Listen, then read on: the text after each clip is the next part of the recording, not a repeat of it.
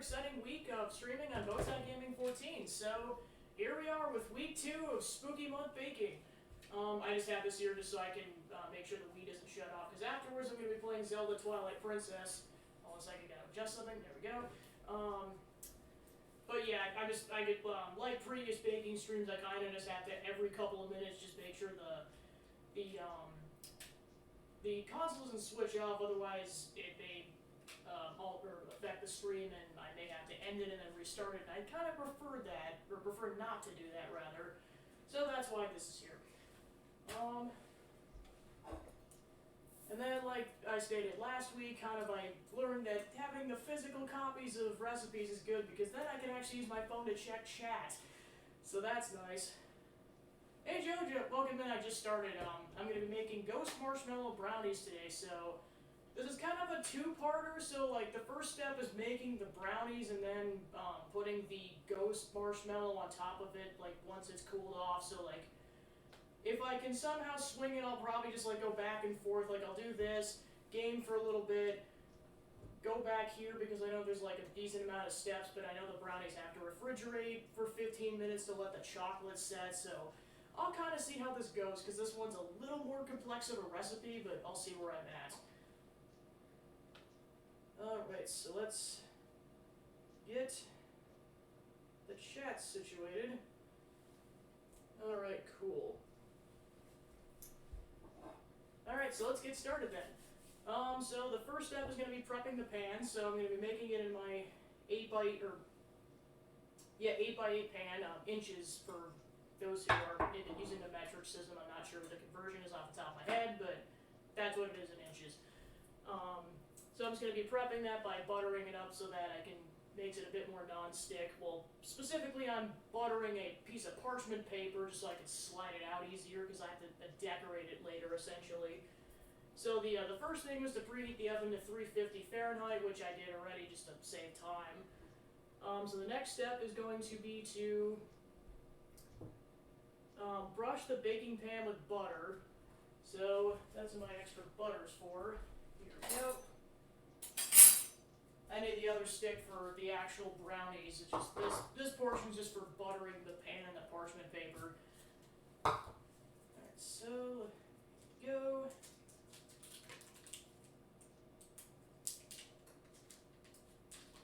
Go ahead and melt this sucker. The microwave's working again, so that's good. Like last time I got the oven, worst case scenario, but still. Yeah, I think 30 seconds was good last time. But yeah, I hope your day's going well, Joe, and like I said, welcome in. Alright, so let's see.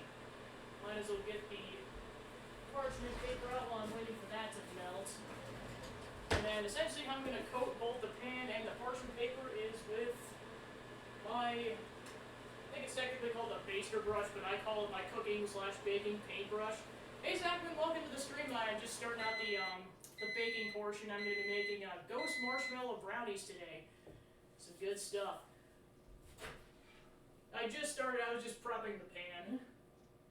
Yeah, I'll probably get to like 15 more seconds. But yeah, I heard you went to, I believe it was PAX Australia. Hope you had a good time with that. Hey Jamie, welcome in. I'm making a ghost marshmallow brownies. So like brownies, kind of like your standard brownies, although let's see, M&M's and crushed Reese's peanut butter cups go in there as kind of the side stuff. Plus, since I'm still using my dark chocolate M&M's, I'm going to make them dark chocolate brownies. I think traditionally you're supposed to go with regular milk chocolate, but I'm just going dark chocolate again because screw it. I had to buy dark chocolate cocoa powder for the last recipe of the cookies. Might as well keep using them. Alright, so now that that's good to go, now I can start brushing the pan. Alright, so first I'm supposed to brush the pan, so go ahead and do that real quick. I know I gotta stop saying real quick, because like, in reality it's probably like a minute or so. I guess it's just one of my sayings, I suppose.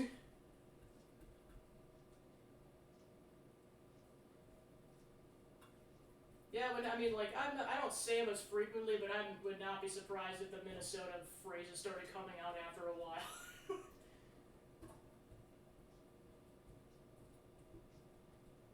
But yeah, to kind of reiterate, for kind of how this month is going to go, normally I do baking streams or cooking streams once a month around kind of the middle to the end of the month. This month I'm doing it every week, just to kind of celebrate this month a bit extra. And I believe I also plan on doing this during December too, because of all the holiday recipes. I'm going to try not to make primarily cookies, but we'll see what happens. I mean, to be fair, this month isn't going to be mostly cookie recipes, but at least one of them's a cookie cake, so try to get a little variety. Well, plus I'm making the brownie, so there's that. Alright. So you don't need too much, just enough to loosen the sides, essentially. There we go. And now time to put the parchment paper on there. So there's essentially supposed to be an overhang on both sides, but not a massive overhang, so I just gotta eyeball this accordingly. I can already tell this is gonna be too much.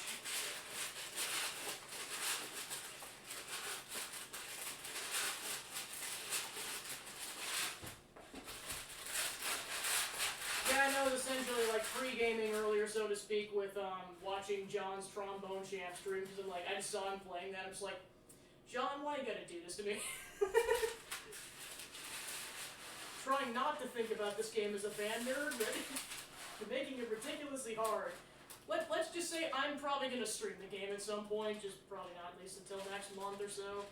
But I really want to. I don't try that much. First, one of the things I'm not the best at is ripping this evenly. Oh, that actually didn't turn out so bad. Yeah, as long as it's not too expensive, and a cool thing I've seen on, at least on YouTube lately, is people are starting to mod tracks into the game. Like I saw through the Fire and the Flames and Megalovania on YouTube, and those are just the two I've heard about. I guarantee you people are probably just going to town on making like modded tracks for that game. I can't wait to see what comes of it. It's gonna be nuts. Alright, so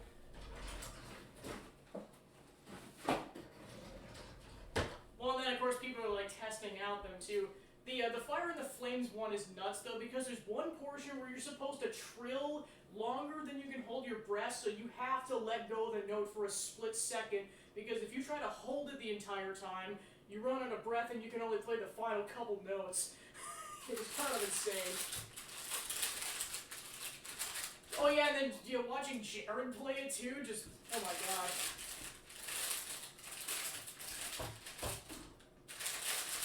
Yeah, and then of course watching Stephen Amell play it was nuts, just because of like all the trombone themed alerts that were going off, and I'm just like, gosh, this is just what I do for humor under normal circumstances, and to see those actually being played as alerts, oh my gosh, I was dying laughing that whole stream. Alright, so might be a little bit excessive of an overhang, but oh well. And now that I'm thinking about it, I think this is why you want to add the butter. It's that so the parchment paper actually sticks to the pan. It's kind of what happens when you do recipes for the first time. You figure stuff out as you go. Because I think I've only done this particular technique when I've made like caramels in the past, not something a bit larger scale like this, like brownies. Oh yeah, oh my gosh, I saw that too, that was insane. Alright, let's see. So now that's good to go. Alright, now time to butter the parchment paper.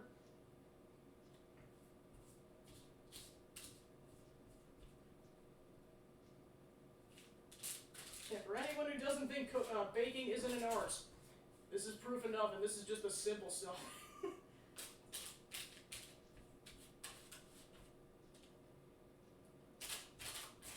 Yeah, of course I saw, when I saw John playing that game, I was like, John, now I gotta draw you playing a trombone. Why would you do this to me? You've added more to my artistic queue. I already only have enough time to do like 1 or 2 pieces a week.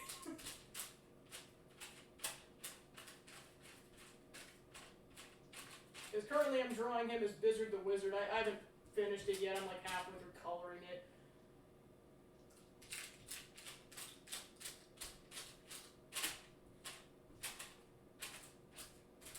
Alright, just about wrap up the sides, and this should be good to go. Alright, and then just as a contingency, I will save the rest of the butter. Actually, now that I think about that, okay, I'll at least keep the brush out, because yeah, I'm just worried about this thing like solidifying and having the brush be stuck in there, because I prefer not to microwave the brush. It's silicone, but it's not that big of a deal, or I prefer not to wreck this thing. Okay, so that's that. Alright, now it's time to actually start making the brownie batter. Alright, so, well, okay, sort of. So next I'm going to be melting this stick of butter with the semi-sweet chocolate chips. In case you're wondering, I need this bag for the entire month, so that's why it's so massive. Of course someone's done Careless Whisper. That's a... Why did I think that was not going to be one of those? Yeah, also, yeah, I was going to say, seeing some of the mean ones, like, Never Gonna Give You Up, like, doesn't surprise me, but I gotta look those up later.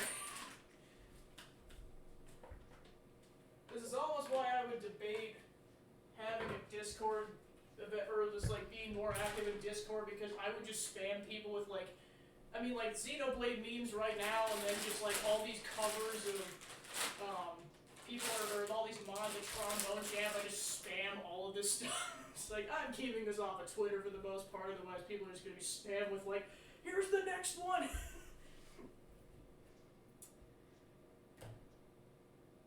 I'll probably consider it, once my audience gets a bit larger, but right now I'm just like, yeah, I'm good with just sharing this in other people's Discords or Twitter.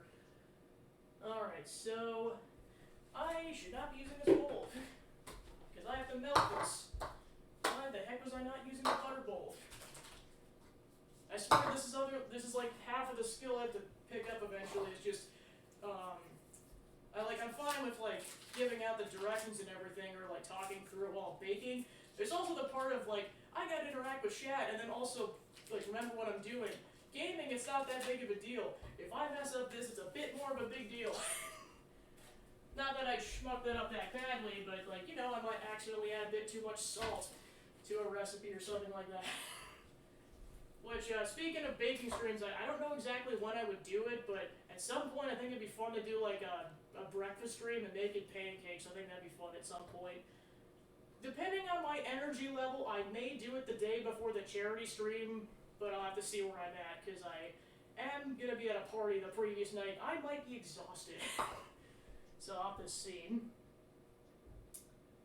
Okay, so there's the butter, and then I need 1¼ cups of the Choco chips.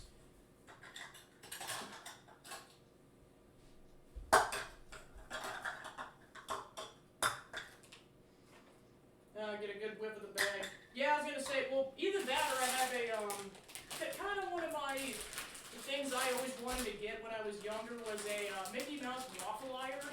I finally got that last year because, you know, I have adult money now. So it would either be pancakes or that, or both. I'll see. It's just for me, so I don't want to make too much food, because otherwise I'm gonna have leftovers for a while.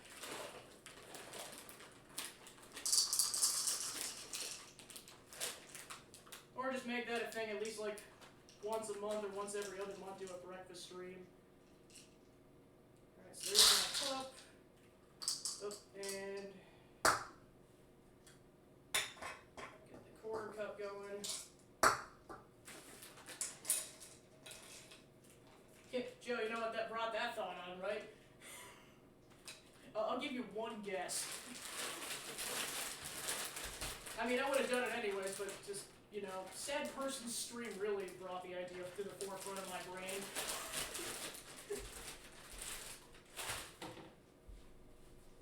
Alright, so now that I got that in there, go ahead and melt all of this. Probably give it like 45 seconds to start. Oh crap. Forgot to add the rest of the chocolate chips in there. Luckily it wasn't going for more than a second. Aha.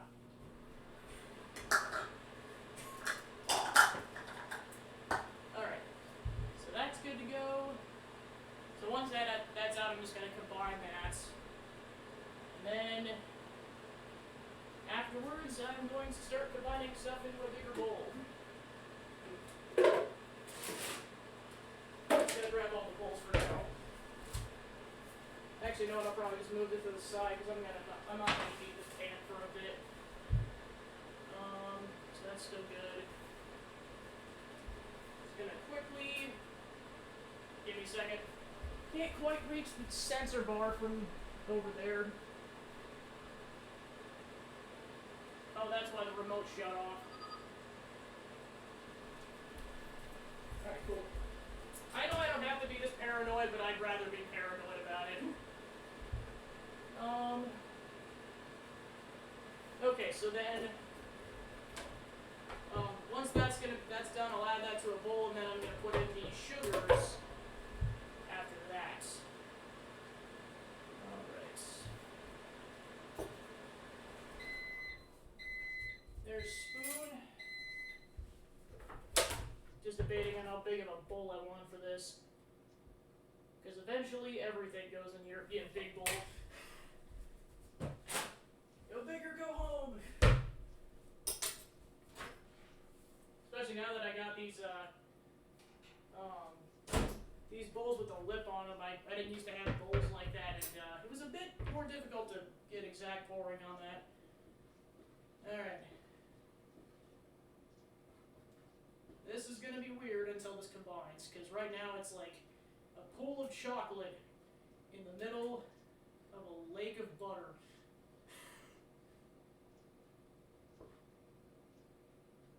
Chocolate's melting up, it just got it. Well, plus this thing is like 2/3 of the way full, and I prefer not to spill this thing because it is hot.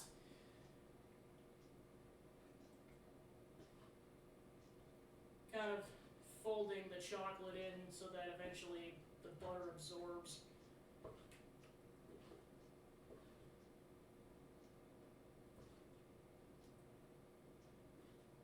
Starting to get there.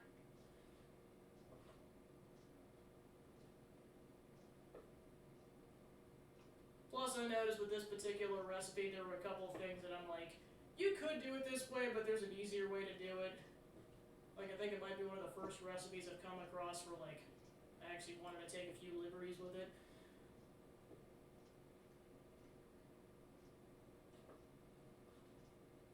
Gosh, now that that's stuck in my head, what have I done? Curse you, Tom Fox! I didn't even say it intentionally, that's the funny part.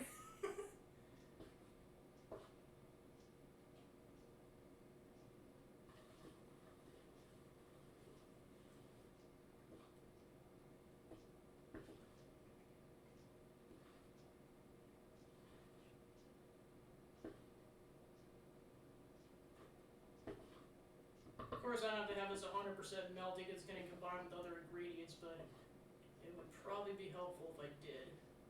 Ah! No, wait, give me a second. Just gotta find it really quick.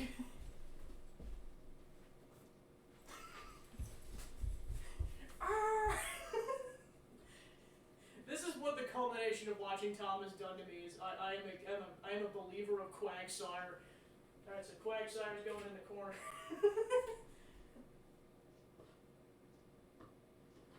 It's the one Pokemon plushie I purchased for myself because I got, like, I think another one for my brother back when he was a kid. He had a Pikachu plushie. Or some of you may recognize that from the Pokeathon stream, and yeah, I love that Quagsire plushie, just my gosh. Hey, Quagsire's Quagsire. You just kind of assume by default that they're screaming. Alright, probably just gonna stir this for another minute, and this should be combined enough. If you're kind of stirring the chocolate, you kind of notice when it takes over a bit more, because it'll be like a lighter brown color, whereas the butter, or the more liquidy butter chocolate is kind of like a darker color with, like, I'm going to call them butter chunks. Well, I mean, they're not exactly chunks. The chunks are like the size of a pencil tip, but I'm still calling them chunks.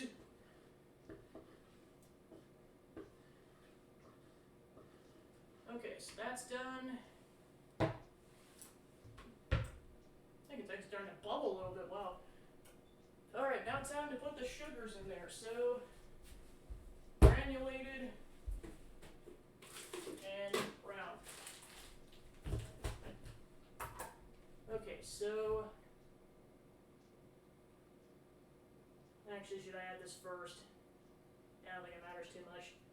Alright, so I need 3/4 cup of both of these. Go ahead and get that situated. Knife. Measuring knife.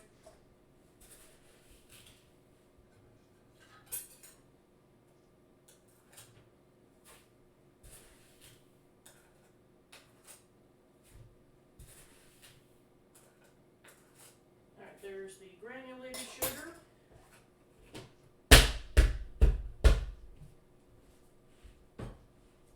Oh, I can really smell that chocolate now. That's delightful. Then kind of how I measure brown sugar sometimes, I kind of discussed last time, is just packing it into the cup so it's just it's made up that way as opposed to the regular sugar where you can just pack it. Okay, 2, or as I call it, sand sugar, because it might as well be called that.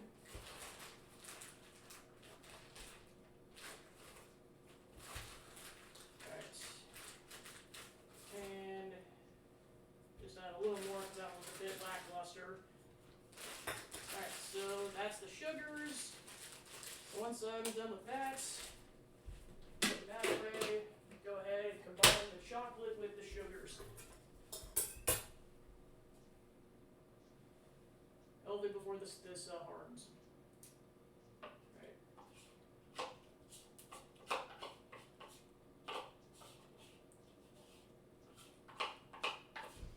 I can smell that even more now that I'm pouring that. Oh man. Someday when 4D or 5D tech evolves and you can start smelling stuff through cameras. Okay, for better or for worse, because there's delightful stuff like this, but if someone farts, you're screwed. Farts or sharts themselves. Gonna try not to talk about that stuff too much while I'm pouring chocolate, but I've said it, so there we go.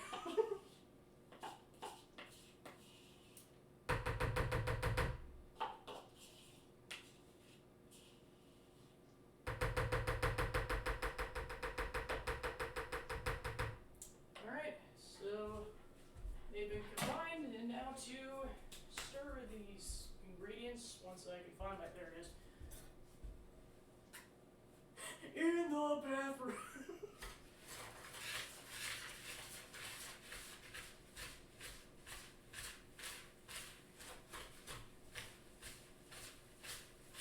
I mean, without even like combining any other ingredients that already looks like brownie batter. I haven't made from scratch brownies too often. I think it wasn't necessarily for my sake. It was always just like whoever wanted to do with me, because of course doing it from the box stuff was always easier, less of a hassle. Because like, oh yeah, we could chuck this together in a few minutes. I'm like, no, I'm making this legit because also now I have the space for it. Although, to be fair, that did not stop me in college. Who cares if I just share that space with, like, 3 digits worth of people? Screw it, I was going to make an elaborate dessert.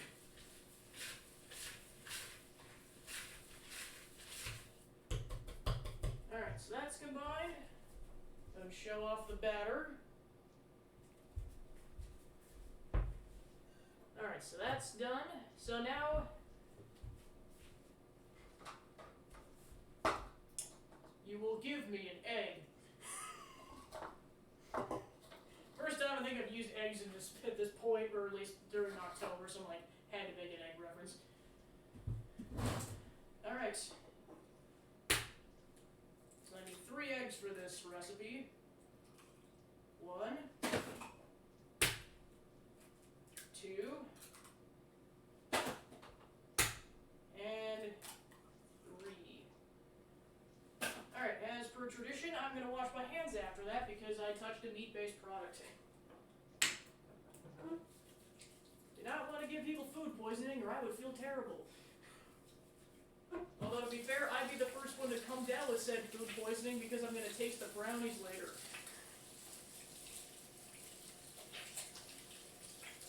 That is the upside to making your stuff to the day prior, if you're taste testing it, because then you don't have to worry about giving anyone else food poisoning, but you may be screwing yourself over. Hopefully not. As far as I know, I've never done it. Hopefully I never have. Because I know some people might be like too modest, or like it's like a potluck, so you can't exactly pinpoint it to one specific thing. But I'm like, hopefully I've never done that, because not gonna let that guilt seep in too much. But oh boy. All right, let's go and plop those eggs in there and whisk away.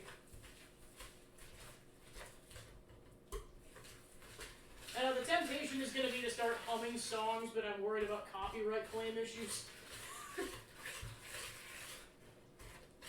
Because I was going to start humming the Cantina theme song from Star Wars, but I'm like, nope, that's probably copyright claim.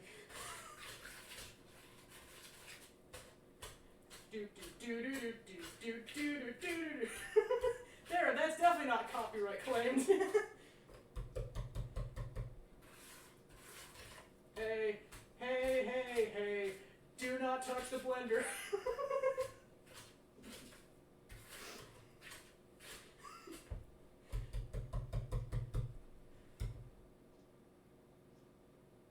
Oh my gosh, that is insane. I was going to try something like that at some point, because that's just nuts. Alright, so that already made the batter look a bit more liquidy.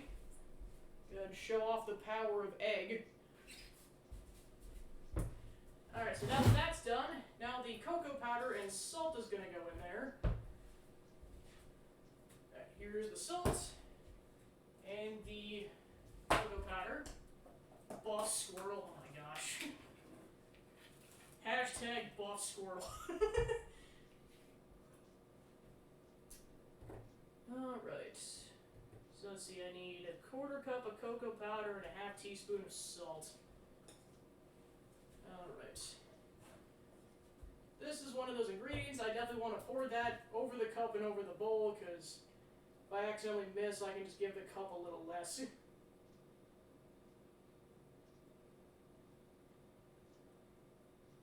there we go. Plop.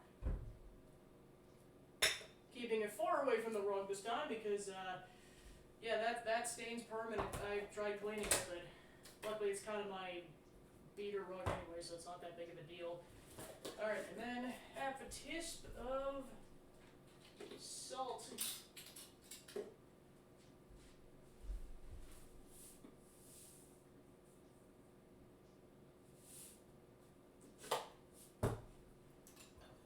Okay, so that's good. So I'll go ahead and start stirring that in. Very slowly, because it's a powder-based ingredient. Plus, as you stir, you kind of have to scrape the sides so you don't lose any powder in your batter. Oh, that made that super dark brown. Wow.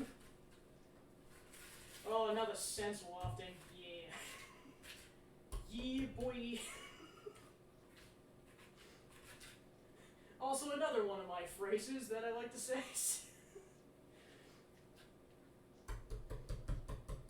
I mean, this probably is going to happen over time, but as I just get more comfortable talking in front of a camera, this stuff is going to just start coming out. And I'm okay with that. I mean, I believe it. Alright, so there's cocoa-infused batter. Alright, now that that's done, then I'm going to put in flour, chopped Reese's Pieces, M&M's. The recipe technically calls for candy corn as well, but I do not like candy corn, so that is not getting added into these things. But you can add it on your own if you like candy corn, or just have friends or relatives that like it. It's not the worst candy, but it's like low, middle of the road at best. Alright, so I think just so I can add everything in one go, I'm just gonna chop the Reese's cups already. Introducing the chopper.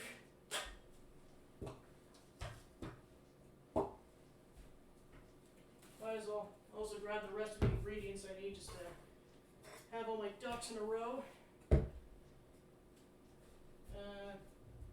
Yeah, I'll skip the bit for now. Alright, so there's that.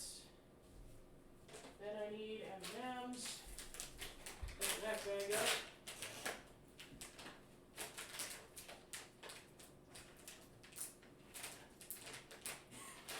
Yeah, I was gonna say, like, that's honestly one of those, I mean, like, people have probably debated it. I've just never been in one of those debates about, like, yes or no to candy corn. I am definitely anti-candy corn. Not super anti-candy corn, but definitely on the bad side of it if I had to choose. Of course, the one thing I will say heck no to is black licorice anything. Like, I say this because my grandma loved black licorice stuff, and I mean loved all capitals. Like, just anything. Black licorice, just eating it on its lonesome, candies, putting it in desserts, you name it. I tried it for the first time and I was like, ugh. I mean, I'm not a huge fan of licorice in general. Like, of course, my preference is the cherry Twizzlers. That's pretty much about all I eat because the strawberry ones are kind of gross. Trying to remember, what's that other brand of, it's not Twizzlers, it's the other brand of licorice. The popular brand, I'm just blanking on it because I rarely buy it. But yeah, that stuff isn't too bad either. But yeah, that stuff is just disgusting, and don't even get me started on Jägermeister. I think that is the grossest liquor I have consumed up to this point. It was kind of a rite of passage when I turned 21. They're like, you gotta try all this stuff, and I'm like, okay, because I'm just gonna get it out of the way. Now, obviously not all at once. I did this slowly over time. Drink responsibly, everybody. But the time that I was offered Jägermeister, I'm like, ooh, I'm gonna try this, and I'm like, thank goodness I had a spit cup. I did not swallow that. I refused to swallow it because I did not know how that was gonna go down.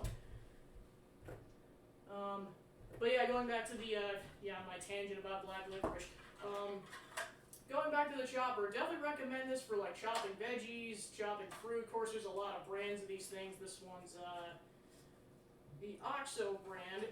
I think even that brand has like several variants of the choppers. But yeah, it's really nice, especially when you get like, hard veggies or anything, because it's like, rather than just like, unless you actually need the slices, if you just need chopped stuff, it's like, just slap that sucker and you're good to go. Especially when you're making soups, because then it kind of just goes in there a bit nicer. Alright, so I got my M&M's. Now time for the actual chopping. Well, first the unwrapping of the Reese's Cups.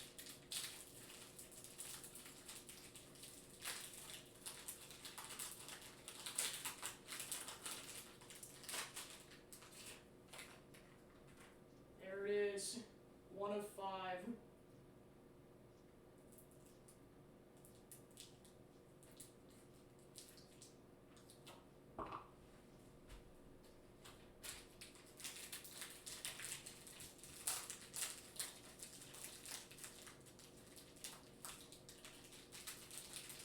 Yeah, and of course, like, there should never be pressure with any of that stuff, and of course, like, even when I did it, it was, like I said, it was ridiculously slow-paced. Well, part of it's also because I was on the younger end of my grade, especially with college, most people were turning 21 my junior year, meanwhile, I was still 20 the entire school year. So, by the time I actually got back for my senior year, I had been 21 for like 3 or 4 months or so, because I had a June birthday. So that's why by the time I got to that point, it's like, okay, this isn't actually my 21st, so I'm not as stressed out about it. Yeah, the actual 21st birthday, that was really, really laid back. I think I just had like I had a hard cider, and that was about it. To be fair, I was going out with my parents that night, so it was just going to be pretty relaxed by nature. Because, I mean, nowadays, it's just, what I do is just pretty relaxed. I either just make a Moscow Mule and just sip on one throughout the night, or I just pour a glass of red wine. Currently, I like Merlot wine just because it's a bit stronger, but it works because you pour yourself one and then you're good for the whole night. You just gradually sip on it for a couple of hours. Yeah, I was gonna say and like, the whole thing with beer is just kind of interesting because, especially kind of around where I'm from, beer is like the nectar of the gods, essentially. It's okay. I mean, the more craft stuff's okay. Just standard beer, I'm like, why do people like this? Because initially I just kind of had, like hard ciders, and then I figured out if you drank too much of those, you get gut rot, and gut rot's not fun. You get massive stomach aches, and that's just on the lighter end of it. Luckily, I only ever experienced the lighter end of it, but I've heard the horror stories about the not-so-light end of it, and yikes.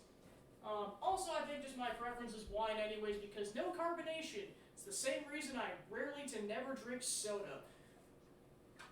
Not that that's necessarily a bad thing, because it's saved my teeth some fears on that. But yeah, meanwhile, wine has typically no carbonation, so it's delightful.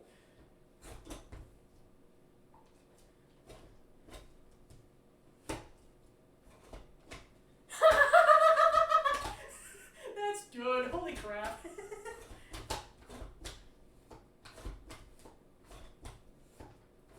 I can only imagine, my gosh. Yeah, the only time I've ever had one, it was kind of like, it was an experiment is what I'm going to call it. Just to see at what point I would get drunk, because I figured I'd test that in a controlled environment in my apartment, where I knew I could get, like, the worst I was going to do was maybe play video games afterwards. So I was like, alright, I'm just going to see how many shots I can handle before I get sick. I didn't get sick, luckily, but the answer was 8. And I'm talking like 40% vodka. I don't know if it's currently like that. This was like several years ago, but I'm like, yeah, I might as well experiment so I'm not doing this in a bar and being subject to who knows what. Hey, that's how you gotta do it.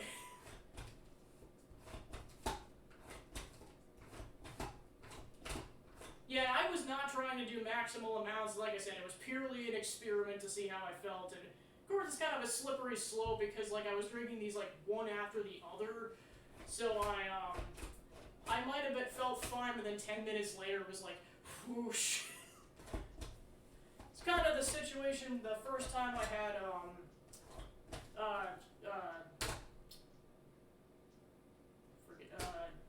iced tea. What's the first word? It's something iced tea. I forget what it's called again. Long Island. There we go. This was like the first time I was just kind of casually, like, I think it was like celebrating after giving a speech for one of my classes, and then went out to a jazz club that night. And I was like, oh yeah, I'm just gonna have my drink, and then another one of the professors at another school that was visiting was like, hey, you guys did a good job, first round's on me. And then my friend ordered something, and I was like, I'll have what he's having. Famous last words. And then, of course, I decided to have 2, because, you know, life choices. Nothing bad happened, but let's just say I was feeling it, is how I'm gonna phrase that. Alright, it's like a remote.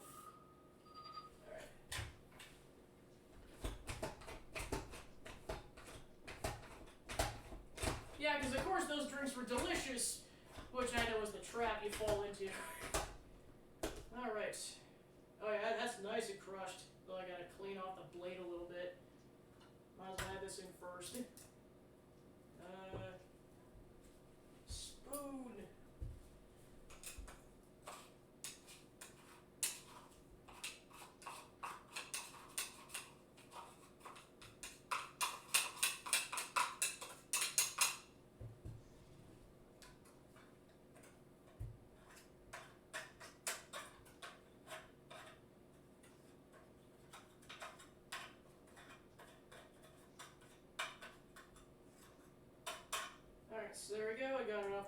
made, so I'll put that out to the side.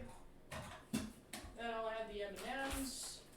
I need half a cup of those. Well, actually, I think I was gonna add a full cup just to compensate for the fact that I don't have candy corn in here.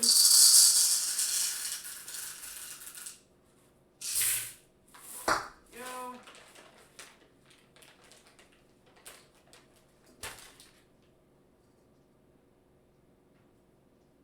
Yeah, I suppose. So I know because you kind of live on that end of Wisconsin, are you more of a Brewers fan or a Cubs fan? Or White Sox, because I know I know most people around here forget about the White Sox, or the White Sox sometimes, because, like, the vast majority of people talk about the Cubs. Okay, so yeah, you're a true Wisconsinite then. I say this because I went to college with a decent amount of people who were from Wisconsin, and, like, the vast majority of them were Cubs fans. Like, I think it was like 80 to 90% of it.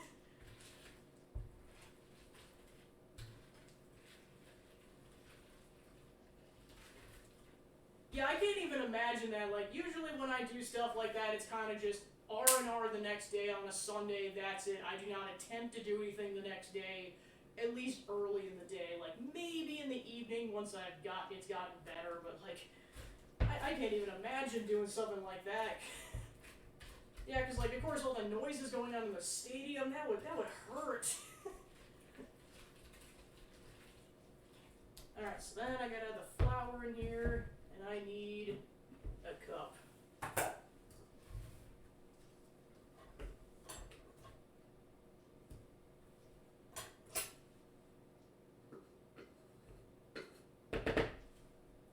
Plop.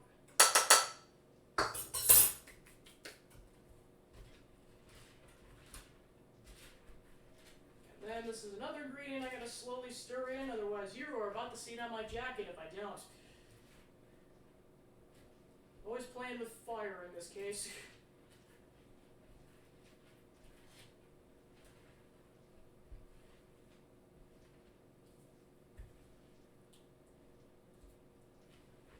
I know I could be making this easier with the hand mixer, but this is a bit more casual to just do it hand mixing, so I don't mind.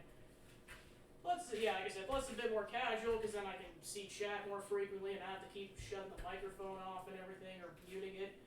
I mean, there's some times when, like, it's strongly preferred to use that thing, because otherwise it would take, like, 10 to 20 minutes to stir it. Whereas brownie batter, it's not too terribly difficult to combine the whole thing. I probably could have done that with the cookie batter last week, but oh well. Might as well get used to doing both methods on stream just to kind of see what my preference is. Well, that's a good arm exercise, so I don't mind.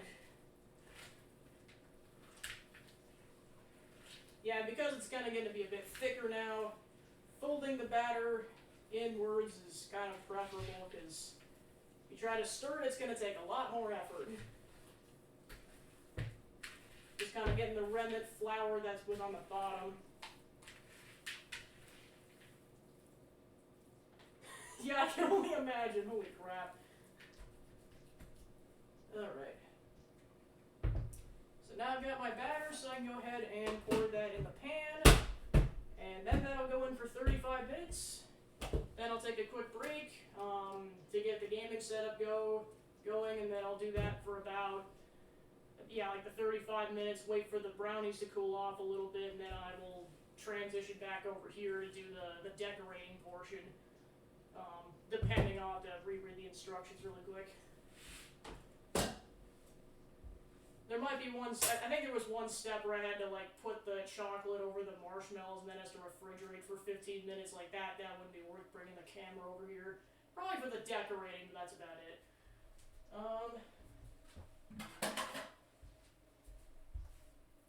Alright, so there's the batter.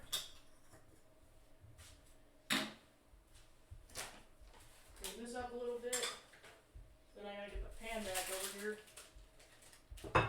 Alright, now time to plop the batter in. Then once I'm done with that, I'll kind of just evenly spread it around.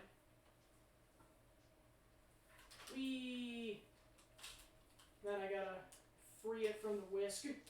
Actually, before I do that, I'm washing my hands again. Down she goes!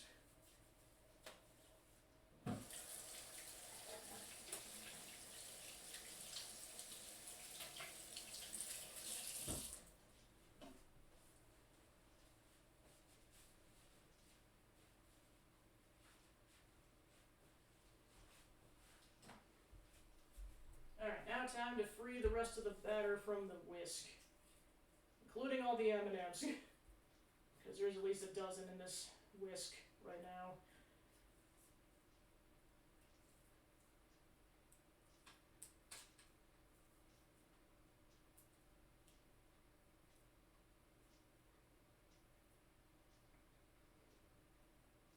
Because to kind of explain what the remaining steps are going to be like, essentially you take a marshmallow, or you cut it into 16 squares, you put a marshmallow over each square on a plate, or just like a cookie sheet, I guess would probably be a better way to do that. And then you melt, white chocolate and, just making sure it's just white, white chocolate and coconut oil together to make your melted chocolate. Then you pour that over the marshmallows, let that set in the refrigerator for 15 minutes, and then add 3 dots to the front so it looks like a ghost. It's about as simple a decorating as you could for a baked product. Out of the one I plan, or the recipe I plan to do for Halloween, it's not gonna be like extravagant decorating, but a bit more extravagant than that. Kind of ties into the costume I'm gonna wear. I'm not revealing that until that day, so go ahead and guess. I'm not saying what it is on stream, so I'm just gonna, it's like, yeah, guess if you want, but I'm not gonna reveal it.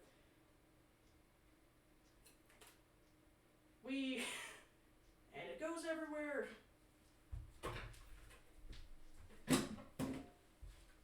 Alright, now that that's good to go, I'm gonna go ahead and flatten it in the pan as much as possible.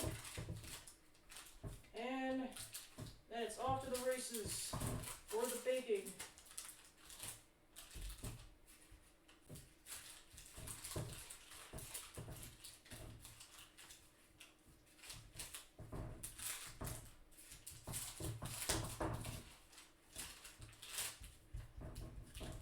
Alright, just gonna wash my hands off and then I'll go put that in.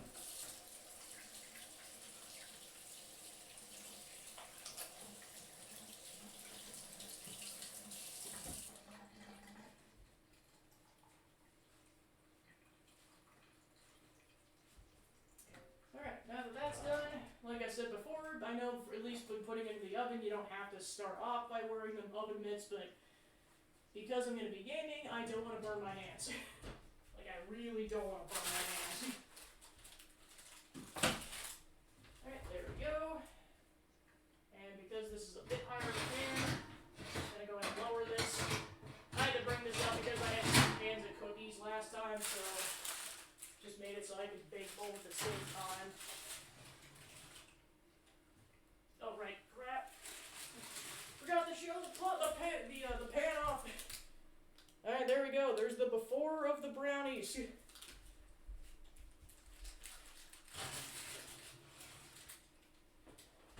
she goes. Alright, then set that for 35 and see what it's like at that point. Safety first, kids. Alright, so, like I said, I'll see how easy it is later, but I'll at least be back for the decorating portion. But yeah, that's pretty much going to wrap up at least baking the brownies in terms of like how to make the batter. So I'm going to take a quick couple-minute break to kind of get set up to the gaming setup, and I'll be back then. So see you guys in a few minutes.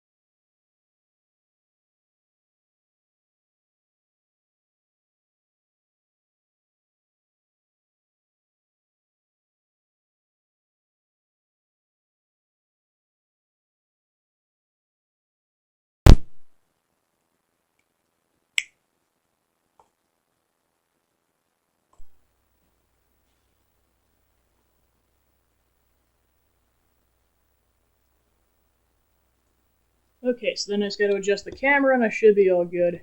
Getting better at this, but I know it could... I mean, I am getting better at this. I almost got it right away. Alright, so then I just gotta grab my mouse, and I'm all set. Also, I had to switch over to the webcam audio because for some reason when I try to do, like, basically non-modern console setups with the microphone, it just crashes the stream, and I'd prefer not to do that. Alright, so, should be off to the races then.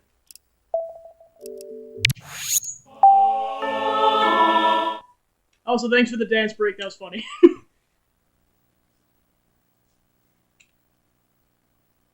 Alright, so last time I left off, I just started the Goron Mines. Considering that's probably, that's gonna be done in about a half an hour, I probably won't finish it before they're done.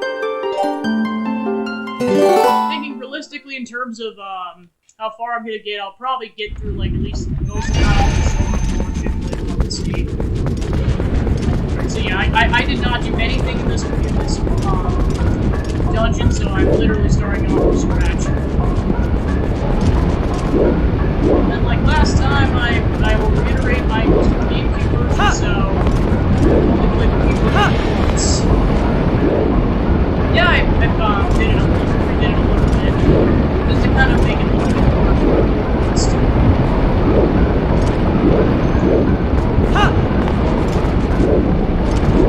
Yeah, I know currently I'm just using kind of default layouts of the Twitch studio to get to it. Eventually I'll, personalize the layout. This kind of stuff I'll probably more likely to do once I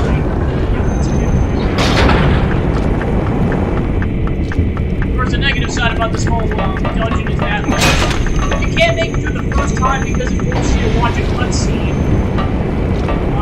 Okay, let me use that.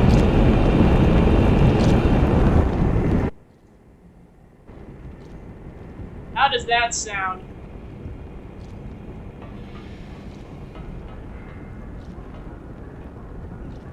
Okay, I'll leave it there.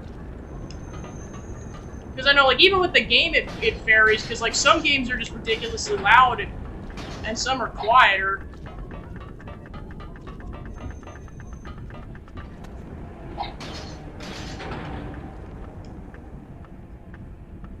But yeah, like I said, I just hate the fact that it, like, forces you to wait for the cutscene, and there's, like, almost no way you can make it through, because you lose, like, a precious couple seconds on the cutscene.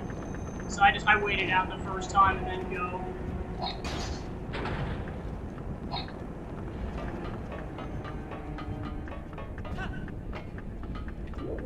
Alright, I'm trying to make it through. Whew! Almost broke my butt.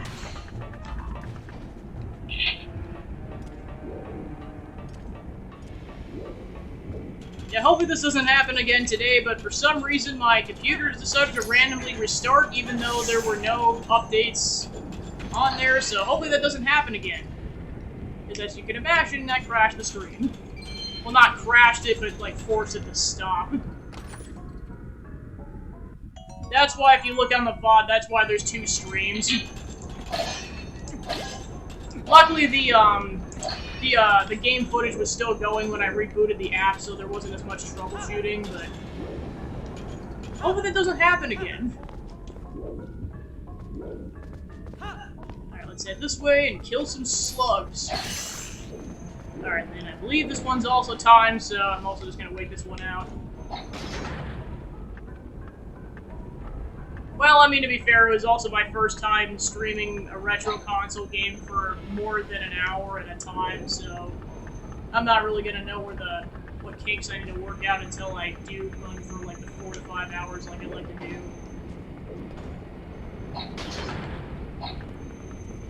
Let's go. Oh, I forgot about the snail! And you don't have the well, okay, to be fair, I could have gotten rid of that with a boomerang. Oh well. Take 3.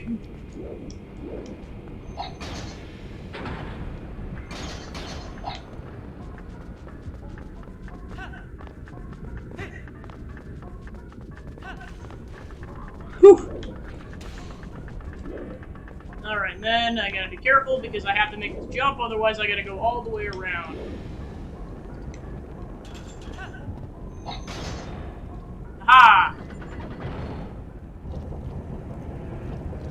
And we're off to the races.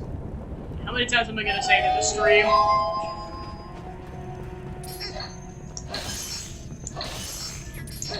Eventually, I'm gonna start a counter. Forget anyone else starting a counter. I think I'm at least. I think I've said that at least like 4 or 5 times to stream so far.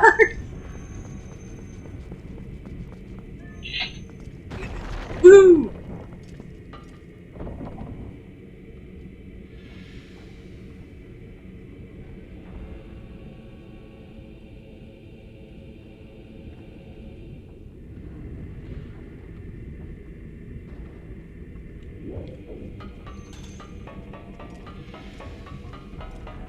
Alright, so let me go down here.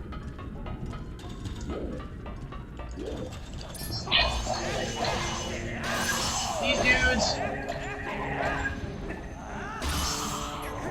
Oh right, I forgot your sword's so weak at this point you can do the finishing move on like these enemies. Or like they're still alive so you can actually do that. You got a key!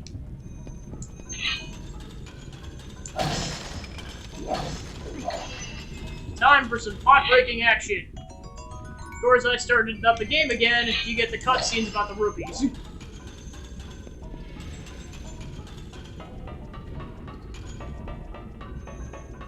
Why they thought that was a good idea, I don't know. I'm far from the first person to say that, but I'm gonna say it again because screw it. Alright, so then you ideally want to make these jumps at somewhat of an angle, otherwise you're more likely to miss. Or like over jump it essentially. Alright, on to the next room.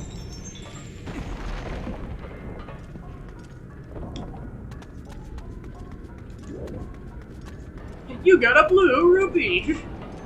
Yeah, thanks, Link, jeez. Oh boy! I got a blue rupee! My boy!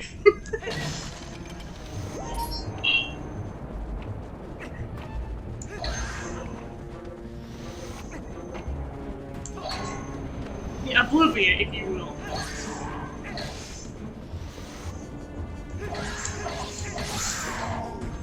D's for die!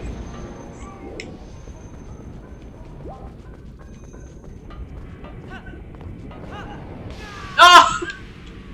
It's so violent! I mean, I get it, you're falling into lava, but it's so violent! Alright, let's see if I can find any health. I'm so hungry, I can eat an Octorok! Also, the sad part is I've heard, like, the YouTube poop version so frequently that I'm like, what's the actual dialogue again? Specifically, PBG's dialogue. He's like, oh boy, I'm so hungry, I could eat PBG. Oh look, what are all those kings? My boy! I wonder what's for dinner. All I can do is make the jokes about it, but because it's on such a rare console that, I mean, I wouldn't get the CDI just for that. I am not that committed. Because that'd be the only reason I get that console. And it's not worth, like, whatever the heck that thing is worth nowadays, just for a meme. Like, I'm committing to Blizzard the Wizard because that game was only like $8 or $9 on a console I already owned. That's fine. However much that would have been, probably not. I'll leave that for John. And whoever else owns the CDI.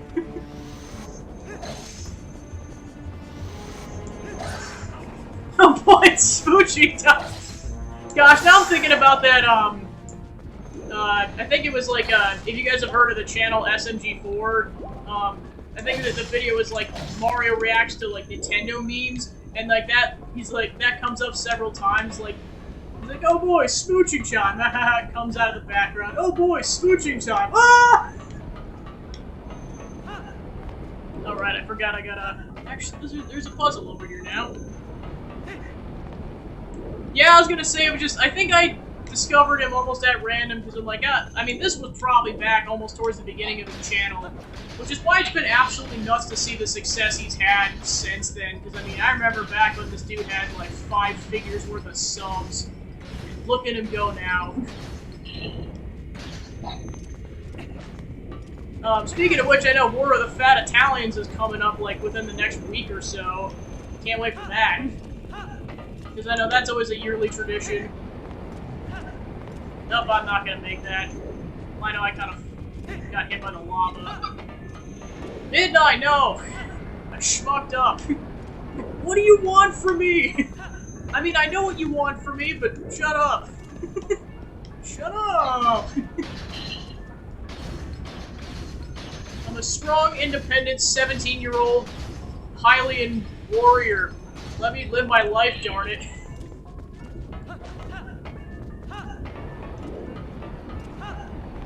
Alright. There we go. That was a much better run.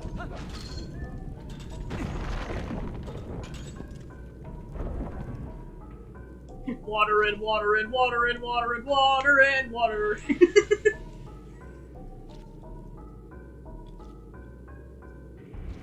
I'm essentially coming up with the jokes that I think are going to play out if John ever decides to play this game.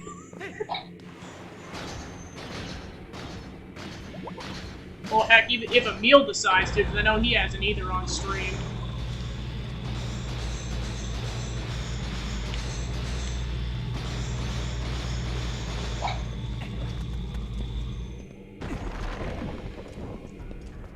Oh. Give me a second, I just realized I gotta tilt the camera down a little bit. There we go, that's much better. Exactly! It's a whole ego boost. Hey, look, a person! I thought I felt a presence, but what a surprise to find a young human! Word has come to me of you, and if Goron has faith in you, then your heart must be true.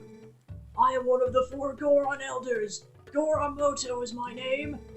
You are heroic young human. Please, you must lend this tribe your power. You got a key shard. That is one of the key shards that, when merged together, form the key to the room where Darbus is being held. He is our patriarch. The key is split into 3 pieces. Each of us elders keeps a piece. We must hurry to the other elders. Also, my back is killing me. That's why I use a cave. Exactly, the poor dude. Because, yeah, let's say Goron is definitely, like, the youngest looking out of the 4 of them. I mean, I'd be surprised if he's only been an elder recently. Or if he was, like, the patriarch before all this happened. Or before Darbus took over, anyways. It would not surprise me. It's like, I'm not going to attempt accents, but attempting old man voice, yes.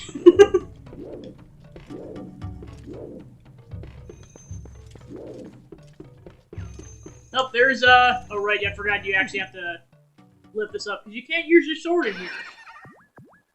Hey, it's creepy bird lady again. Whew, free at last. Gracious, you're that nice fellow who helped me out the other day. Nice to see you again. Well, now that we found each other again, let's stick together for a bit, hmm? I'll be right outside with you, so if you want to warp out, just let me know. And this time, Link isn't creeped out, because he knows what's up. Alright. It's the fact that she has nipples like that, I think that, like, the face doesn't bother me that much, it's the nipples. That's the weird part there.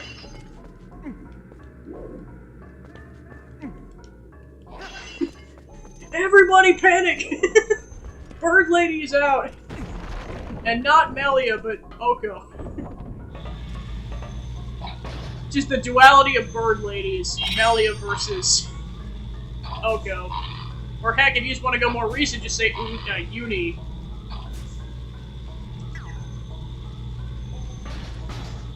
Alright, I forgot I could just duke it out with these things. Just making sure there wasn't a chest over there. Alright.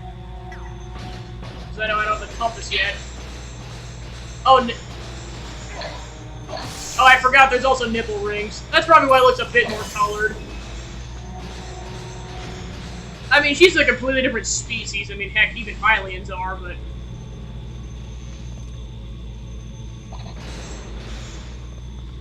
Oh, right, I forgot. That's the annoying part about the foods is you have to make sure they're set at that. Otherwise, you have to go back.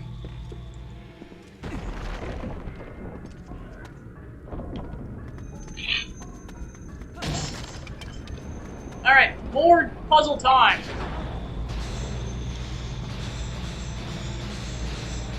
And this is where the upper part of the map comes in clutch, because it tells you where you can actually walk on the ceiling. This is where the stab element really comes into clutch. Okay, that's what I thought. There was a chest over there. You can access things a bit more easily before you have the bow. Whee! Speed, speed.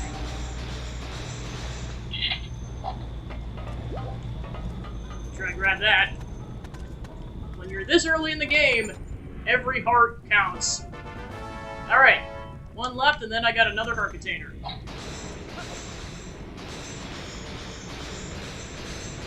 On the road again. I know what the lyrics are, but I think it's a running joke I've had for years where it's like, the second half of that line I just say that.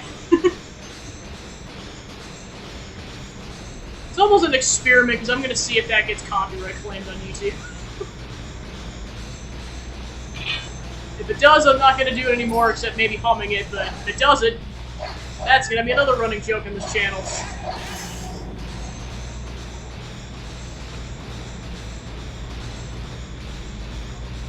Yeah, I think ever since a few years ago, I started, like, saying that little, like, snippet of the tune before I'd go on a road trip. Even if it was for, like, 5 minutes. I'd just be like, nope, I'm getting in the car, we're doing this. So, yes, that means I do this every single time before I go to work. Oh, yeah, I spelled, yeah, the mod.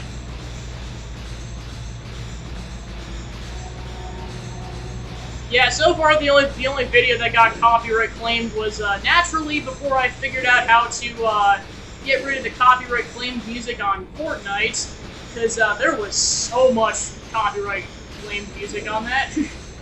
Like, my gosh.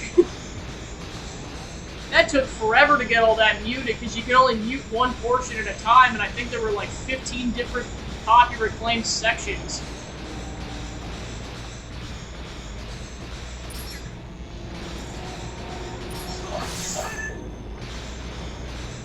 Yeah, that took like well over a month.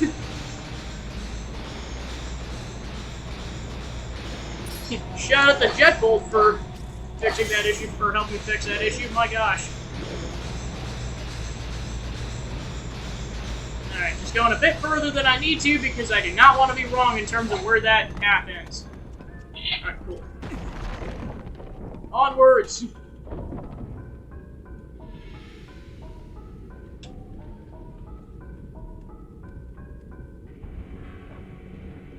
I wonder what that is. Gee, I wonder what that is.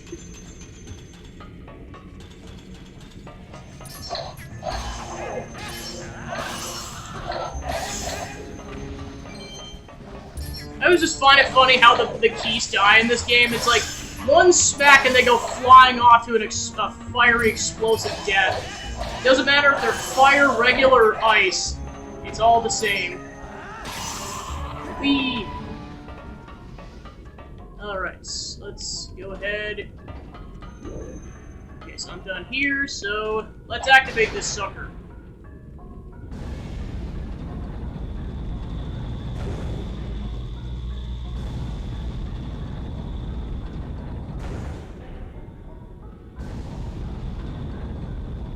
Here we go! Oh, right, I gotta be over there, forgot about that. So I'm trying to go over there. Whee!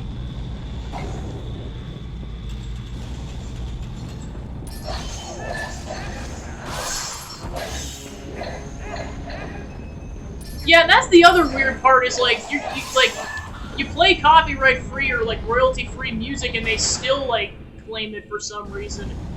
I mean, I know there's still, well, I know it's like, it's far past the time for working the kinks out, because they should have had this figured out a while ago, but it's all we can really do for now until they get their crap together.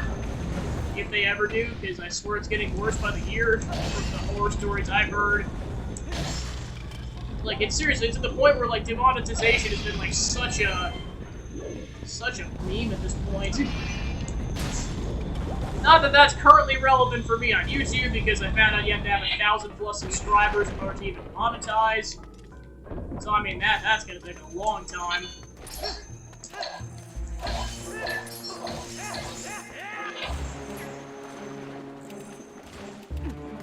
Of course, you hear that joke constantly from, like, yeah, bigger YouTubers are just people that, you know, who have 1,000+ subscribers. Like, yeah, monetization. To the point where there was a certain YouTuber who I am not going to name because he's kind of a scumbag that did a tour around that. Like I said, it was tragic, that whole situation, because, like, fun content, but then pedophile, yippee.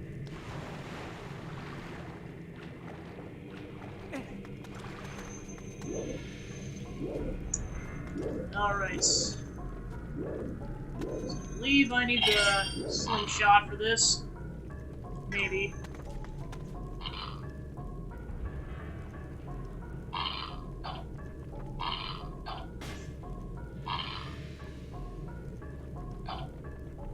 Okay, I guess not. Oh right, I forget. You can't use that right away. You have to go this way first.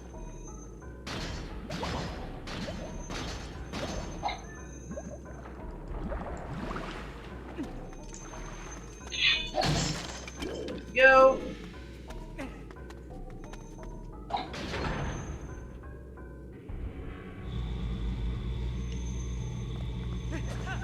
Alright, beat me up.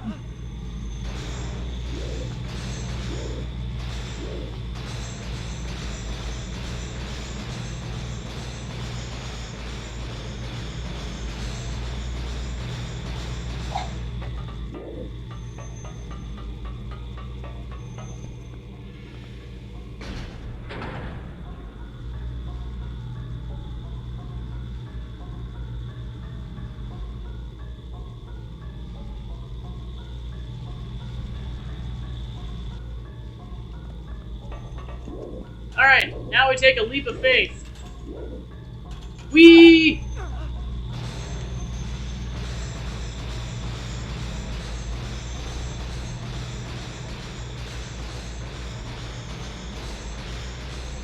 Ta-da! Kitty!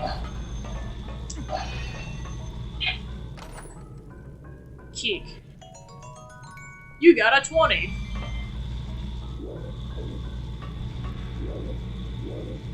Thanks, Jamie, I appreciate it. Yeah, I was gonna say, that's, like, I don't know how immediately, but, like, eventually once I post, like, non-VOD stuff, that's where that's gonna live, but for now it's just VODs. Boys, there are a lot of VODs at this point. I'm trying to stay a bit more on top of it now that now that my VODs only stay on Twitch for a week. Basically, I just stream for a given week, and then that Friday, like, I just try my darndest to make sure I get the VODs uploaded, otherwise, at least the Tuesday one's gonna go bye-bye.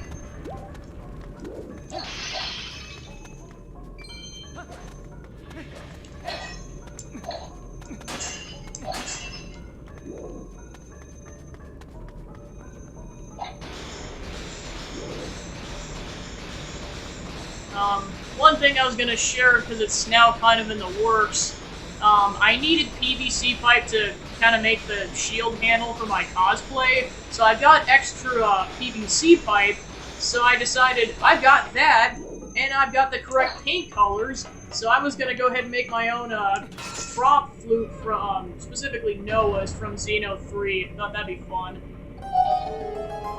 Just to have, generally speaking, but then also I'm pretty sure I could get it done before MagFest, because I know at least Joe saw this on Twitter, but I'm officially going to MagFest.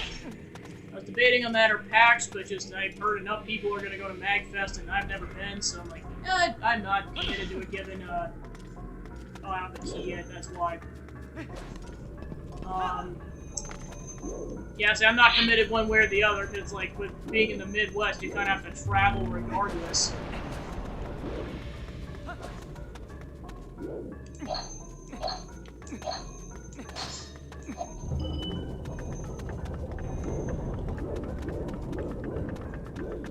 I'm guessing the key must be elsewhere.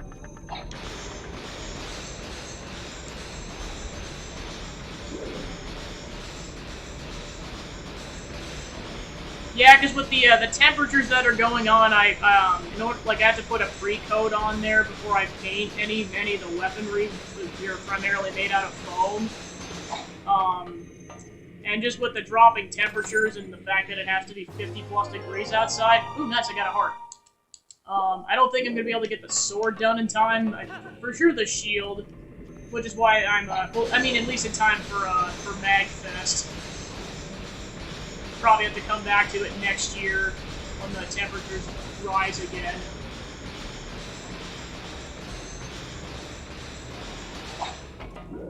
It's not certain one way or the other how that'll pan out. I'm just thinking realistically that's how it's gonna play out. Where the heck is this key at?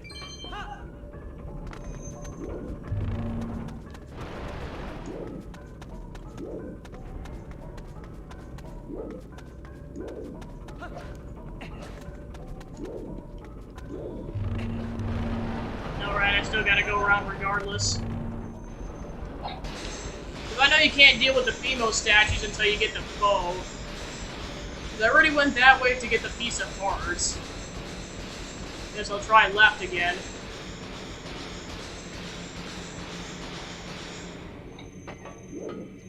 Okay, so there's that. Yeah, I cut that already. Oh, do not fall off. Live, darn it! Yeah, I think I'm safe to drop.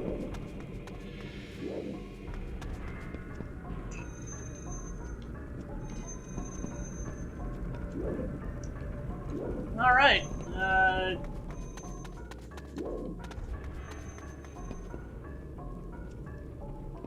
oh yeah, just you're skating on the razor's edge, and that's always the most fun feeling. Where the heck is this key at?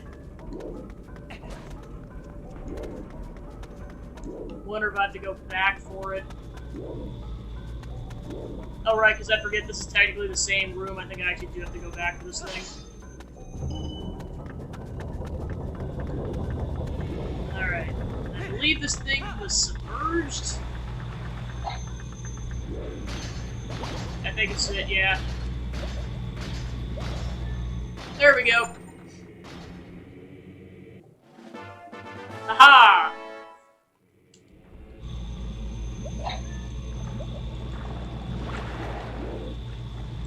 Bad news, I have to go all the way around, but it's fine. So I got, looks like 3 minutes until the 35 minutes for the brownies. Or it's just because of my oven, I have to double check to see if they need more time.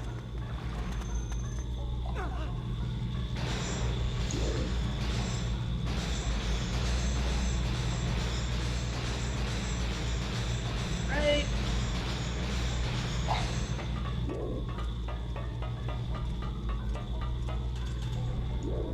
Leap of faith number 2.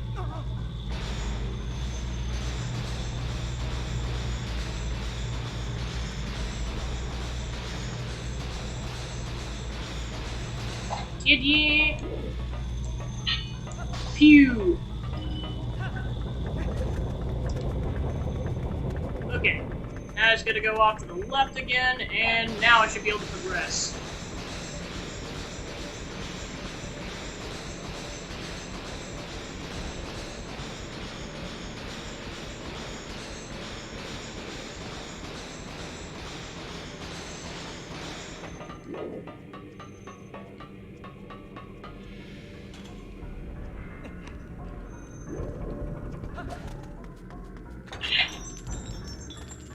Oh yeah, I mean, like, I mostly remember that. I just... Thanks again for the reminder, because, yeah, I know I have to take care of that during my work break tomorrow, is, getting that booked. But yeah, hopefully you have luck with getting the Magfest Hotel, and, thanks for tuning in the stream. Have a good night, Joe.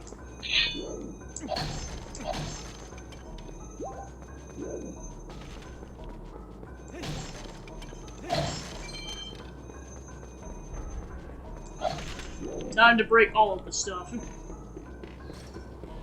Alright, then I need to go off to the right. Then, yeah, that's currently locked. Go this way. Oh, right, BMO statue. Actually, I might have to go that way. Okay, so yeah, I had to go get the key over here and then go to the other side. Currently, I can't progress until I get the bow and arrow.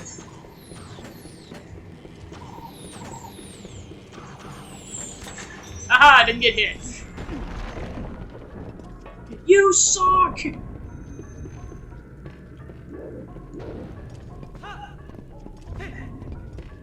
Okay, so then there's the big boy.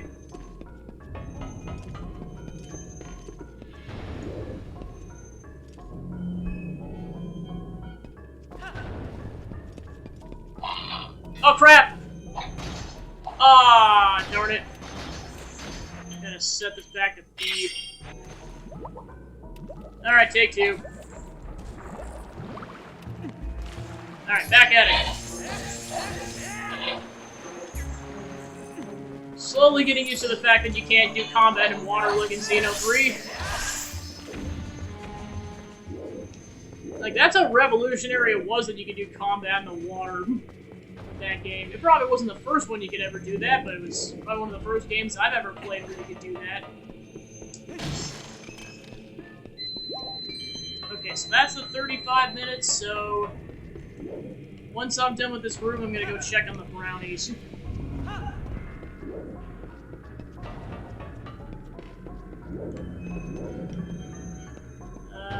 Yeah, I'll wait for the other setup. And gradually walk forward so I get an edge. Wait.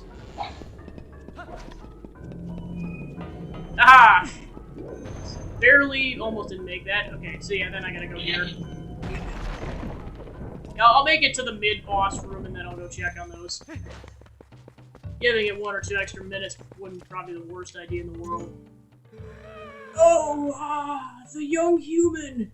I am pleased to see you make it this far, brother. I'm one of the 4 elders of the Goron tribe. I'm called Gorobizo. You have heard of the plight of our patriarch. Otherwise you would not have come to see me. Here, take this, brother. You got another key shard. Now, there is one more shard, but seeing you has reminded me of the dangers that line the path to it. There is something that may help you. A weapon is said to have left in this mine by a hero of old. It is beyond price, so we have protected it through generations. Now, when our tribe balance is on the brink of ruin, it could aid in our salvation.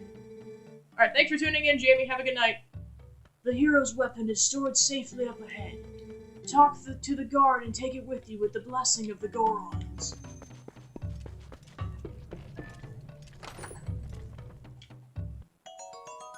Not the rupee. Alright, so... Come on! Oh, right, I forgot you have to... You can't use your sword in this room. Alright, so let's go up. Whee!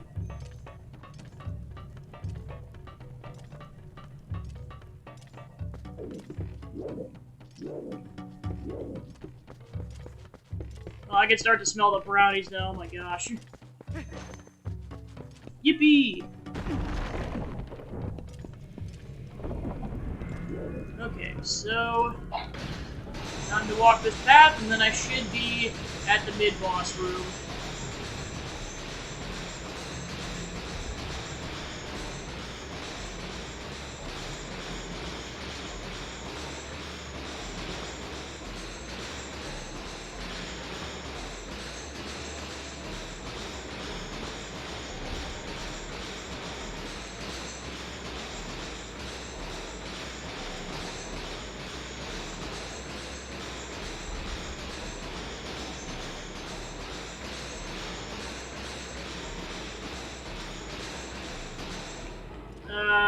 hopefully I'm not too far. Alright, cool.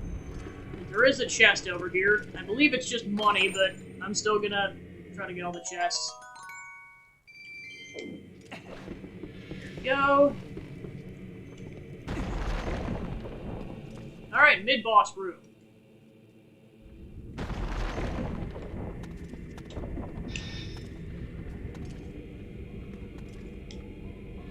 Okay, so before I tackle the mid-boss, I'm gonna go check the brownies. I will be back in a minute or so.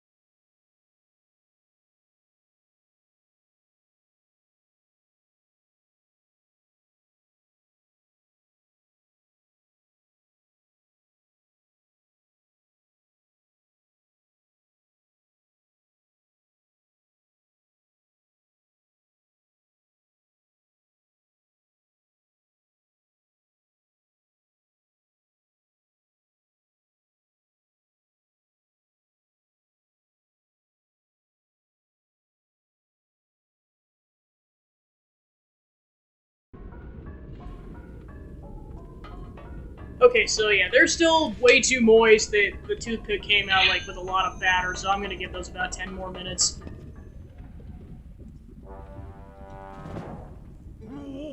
Whoa, human? What business does a human have coming here? None! No business! This is a forbidden place. I will protect this treasure from you. Yay, misunderstandings ahoy!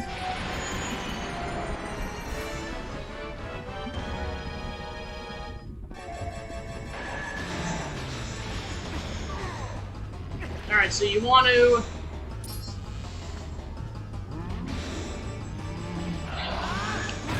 Oh, right, I forgot you're supposed to attack his belly.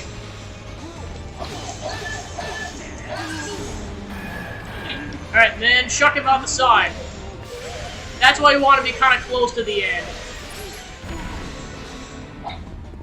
And then get to another end of the map. And egg him on.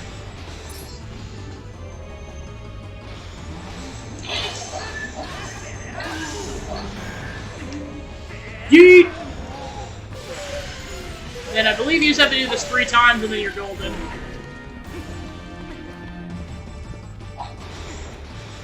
Whee!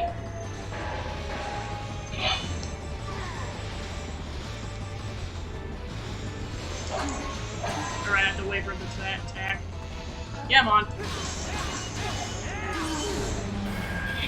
So it looks like you don't have to hit him 4 times, you only have to hit him 3. Alright, done.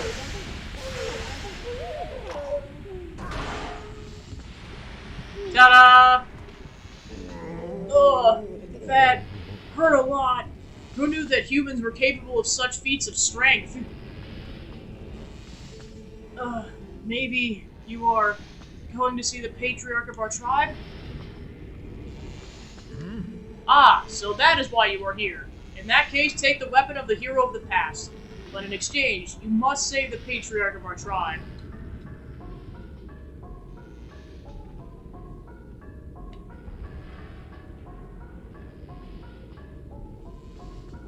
Thus we claim the first part of our birthright, which is this bow.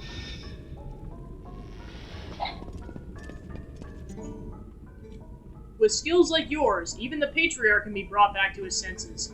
Take the hero's weapon and save our patriarch. Still too close to him. Yeah, that guy is really tall, holy crap.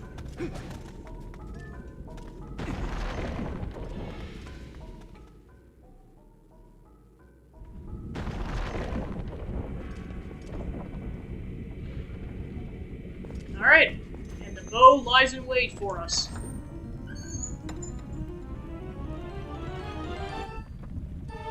You got the hero's bow. This Goron treasure once belonged to a hero of legend. You can hold up to 30 arrows.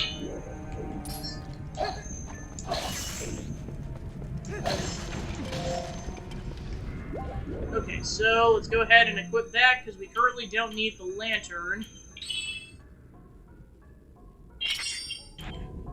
Then we're going to want that as our primary weapon for now. And then you just have to cut one of the strings, and there you go. Yeah, so the slingshot will not work. You have to use the bow for that. Alright, and then now you can take out the BMO statues, which some of them should activate soon.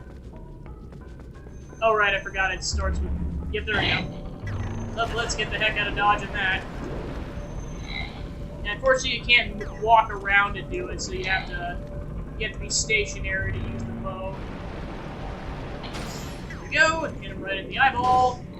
And this thing has pretty much unlimited range, so if you hit the red spot, even from here, it works.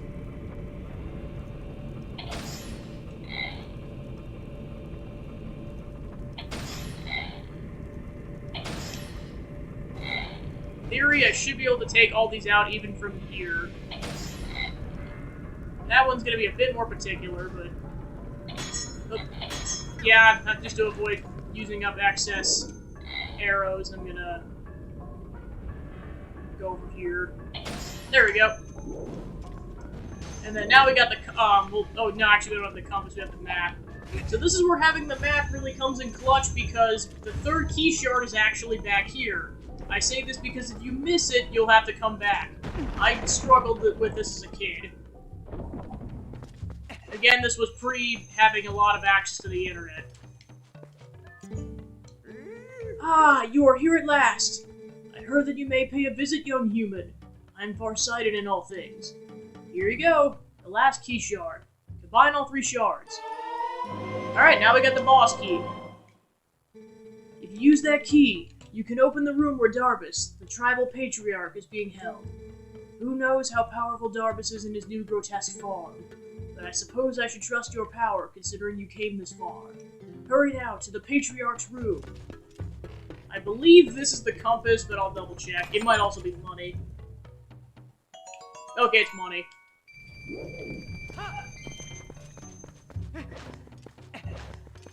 Alright, obviously there'll be chests to go get too, but that is all the stuff you have to get in order to go to the boss room. And then some of the, at least one of these I believe has a chest. I just have to double check. It might be that one. Yeah, it's this one. You know, one of the ones you have to move. Forget if this... Okay, this is the compass.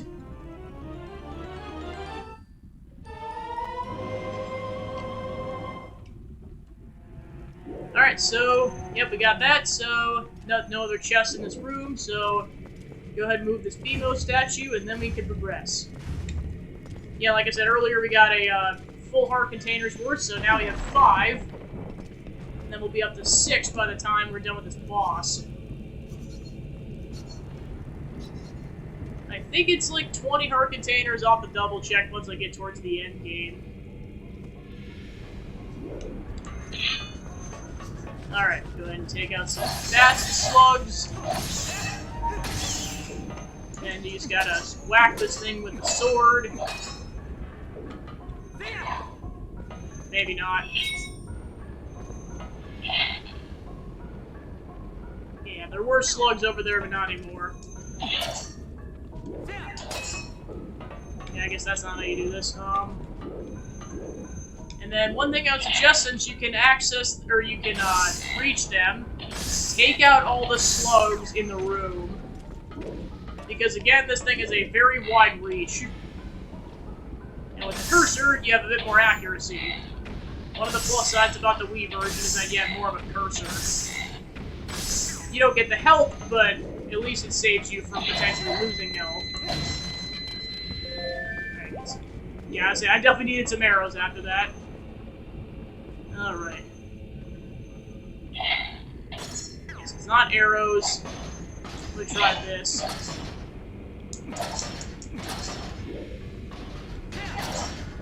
Nope.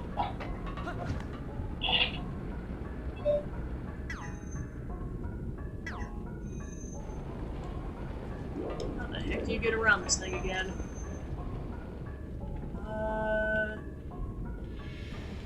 Like, there has to be a way to do... Oh, there's more slugs.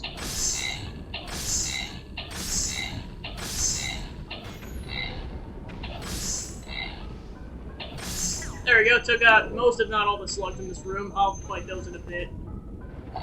Might be able to reach the tail.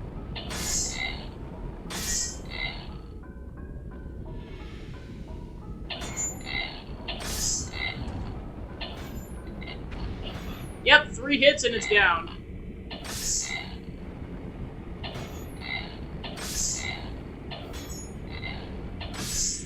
Yep, and they're dead. Almost out of arrows, but it was worth it.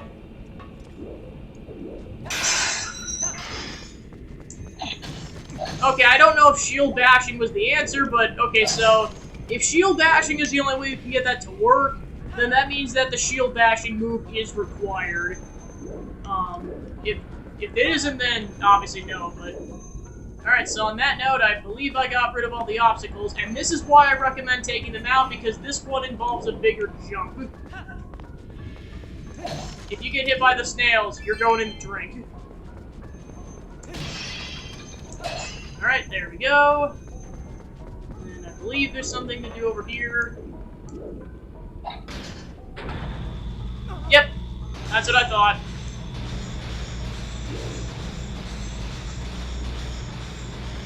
Alright, unfortunately I only got 2 arrows, so gotta use them wisely. Oh right, I forgot, I totally need that for the puzzle. I should save that for the puzzle. Okay, I just have to get far enough. Try not to get hit by the fire breath. Because I need that to open the door. Alright, and drop. Yeah, because I've only got 1 arrow, so I gotta be ridiculously careful. Alright, then go ahead and grab this chest. Nice 50. Trust me, I mean, like, I know you can only hold 300, but trust me, having all this money is useful because you're gonna have to buy bomb arrows after this. Like, trust me, you have to have bomb arrows. It is a requirement. Alright, so then, with my last arrow, loosen that thing. And in order to do anything else, I need more arrows. Oh, never mind, I got 30 at some point. I'm good. Alright, and then essentially, we're backtracking. Towards the entrance.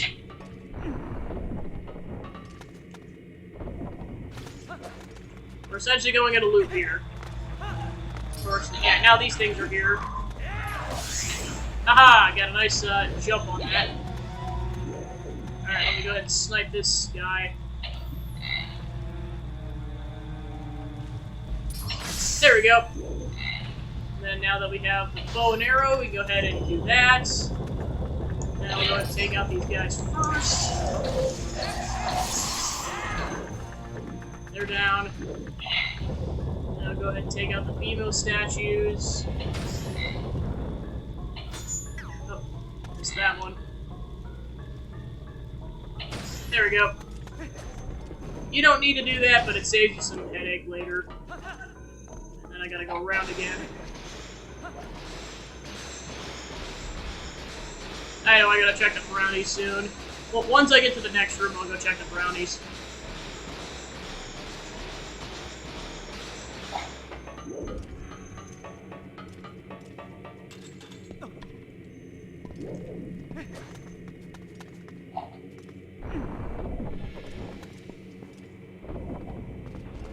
Alright, I'm gonna go check the brownies then.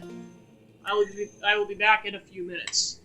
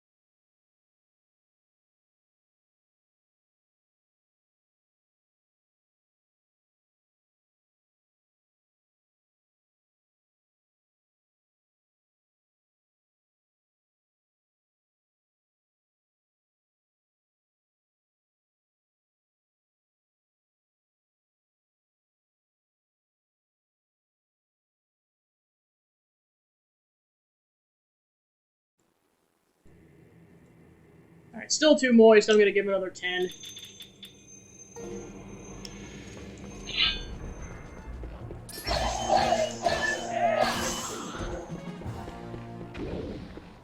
Alright, then time to use that bow and arrow and snipe these guys, because they get insta-killed with the bow and arrow.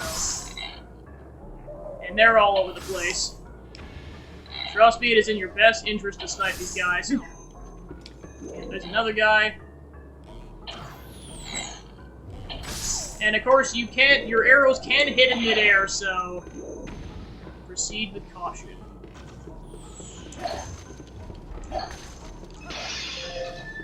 Yeah, I definitely needed arrows on that. So yeah, the refills look like they give you 20. And then also be careful because some of these are explosive. So yeah, from this range, they're not going to be able to kill you or hurt you at all. So, I'm going to snipe them out from over there. I don't believe I currently see anyone else, although there could be someone else popping around the corner somewhere. Alright, then we're going to take out this BMO statue. Done. Because it's currently on a platform where you have to get it off of a switch. And then that door opens.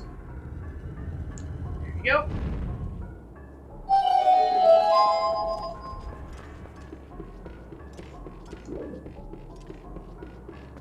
So it looks like there's two... Oh gosh! I knew there were some more lying in wait. And then what you want to do is aim for the barrel, because then it kills both of them. Alright, then we gotta go ahead and activate this switch.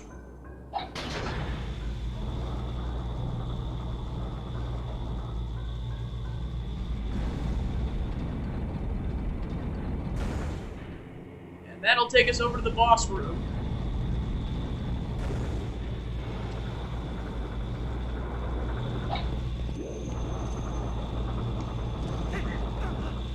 Alright, there we go. Then we have to take this out while in midair, make a platform, and there we go. Then we just gotta wait it out until we get back.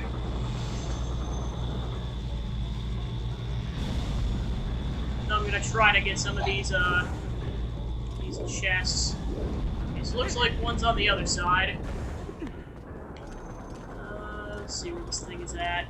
I know that, yeah, there's one up there, and then there's one over around here somewhere. Might have to go back out to go get both of the chests. I might actually have to walk around a bit, because one of them may be underwater. Just so I don't accidentally die or lose my health. Okay, let's see where these are at. Yeah, that one's underwater, so I have to go get that one first. Or I might as well get that one first. Alright, go ahead and break the barricades, and go ahead.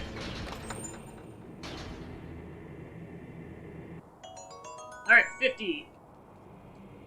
But unfortunately, I have more than 250 rupees, so I have one extra rupee. That sucks. So yeah, if I need an extra 50 later, I'll come back for that rupee. Yeah, that's a negative side about the chest rupees, is that if you have too much, you can't grab it. It won't let you. Alright, then, yeah, there's one more up there. I think I have to go back up to go get it. So let me see if I can go get it. As long as it's on a 50, I can grab it. Alright, how do I get up there? Actually, now that I think about it, I don't think I can currently grab this chest. I believe you actually need the hookshot to grab this. So this is one of those things where you have to backtrack in order to get all the stuff. Alright, so with everything being done, let's walk towards the boss. And knock our head in the process.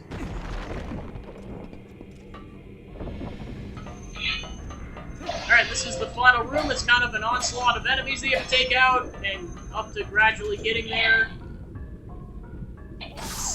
Yep, got that guy. There's two dudes over there. Alright, that's... Oh. Gotta be careful because some of these guys are archers, including that dude.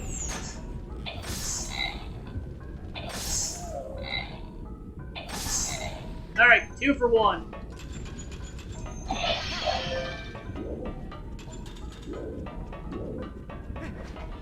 Alright, so there we go. Then let loose another arrow to make our way to the boss.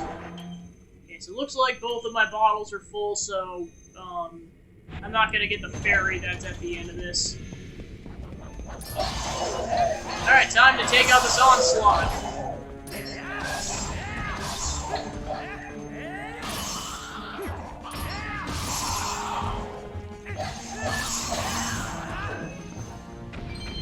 Yeah, it's sad how weak your sword is in comparison to the bow, because the bow insta-kills these guys.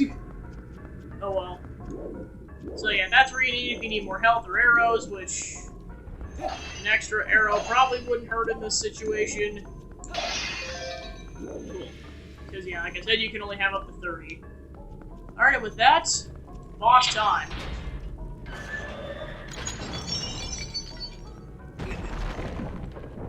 Time to go free Darvis from his predicament. Because boy is he in a predicament.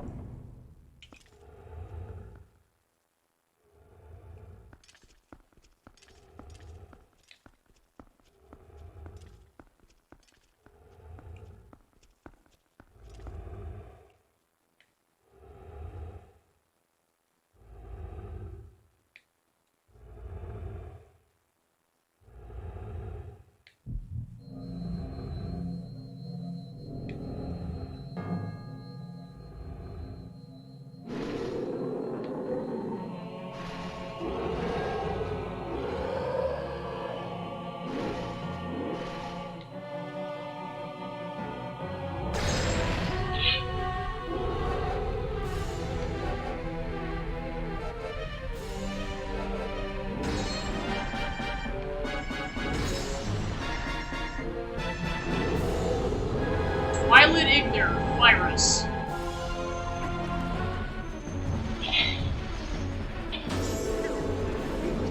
Alright, so yeah, you want to shoot it with an arrow. Go ahead and put the boots on. Alright.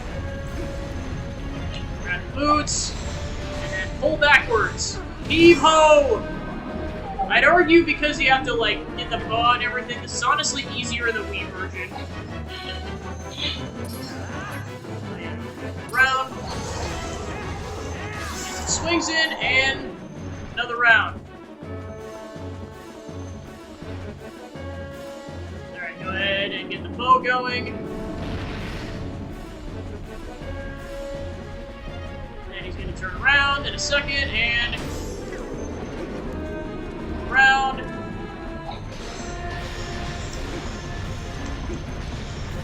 Grab. Come on, Link, grab. Link, gosh darn it. Yeah, unfortunately you have to grab. You have to grab. Yeah, then you only get a couple seconds, which is the kicker. Alright, let's try this again. Yeah, that's why you have to grab, then put the boots on, otherwise you're going to be fumbling around.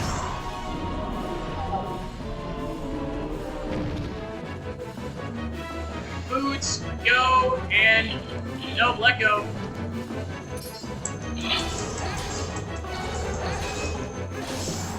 Alright.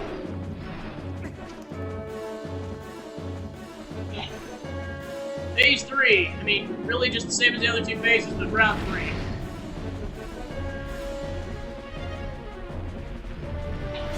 Oh, missed that one. Come on, Link. There you go. Grab, and boots. Heave-ho!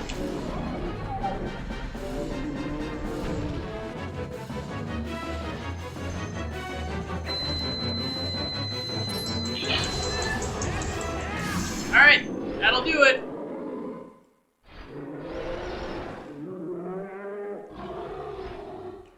Alright, dungeon complete.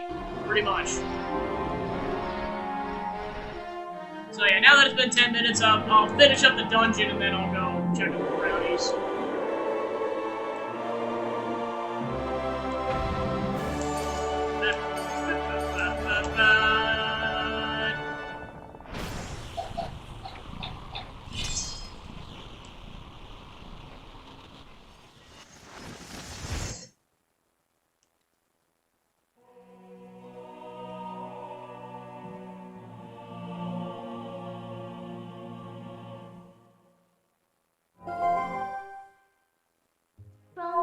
Hee, well done. Now we have 2 fused shadows. You know, you've been very helpful so far, so as a reward, I'll tell you an interesting story. Zant. That's the name of the King of Darkness who cast his pall of shadows over your world. He's very strong. You would be nothing to him in your current state. But Zant will never be my king. I have nothing but scorn for his supposed strength.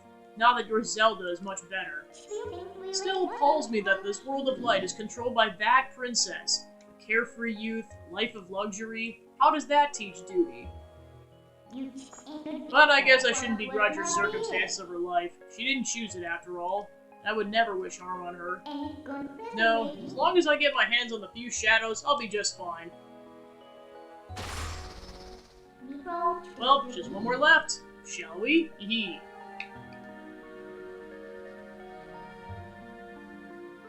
Alright, and Darbus is back to normal, although his head hurts. First heart container. Alright, we're up to 6.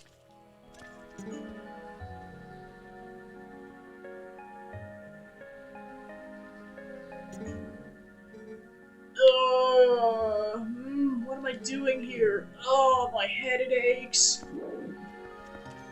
And we won't see him until later in the game. Wanna go outside? You all done here? Yep. Alright, bye, Darbus. We'll see you later.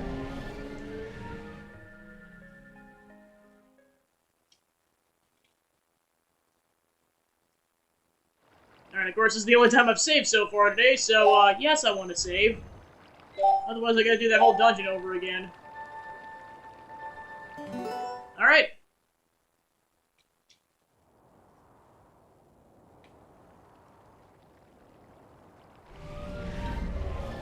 And we're back. Heroic Gabby. North of here, across the plain and past the great stone bridge, in the lands guarded by the spirit Lanayru. You shall find one who you seek. Gosh, I wonder who that is. Hey, Colin's back! Gabby.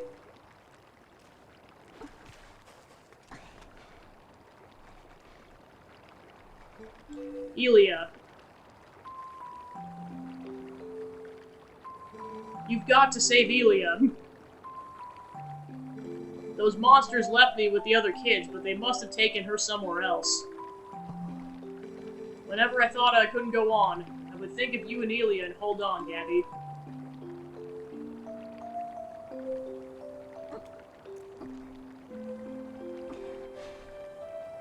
See, I'm fine now. So proud of you, my dude! Remember what I told you back in Oregon, Gabby? When I grow up, I'm just gonna be just like you, Gabby. So you don't have to worry about me anymore. Go help Elia. Leave the children to me. I will watch over them, I swear it. Do not let their fates trouble you. Go to those who need you.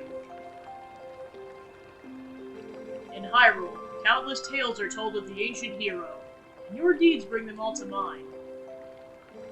May the graces of the great goddesses who shaped Hyrule bear you on your way.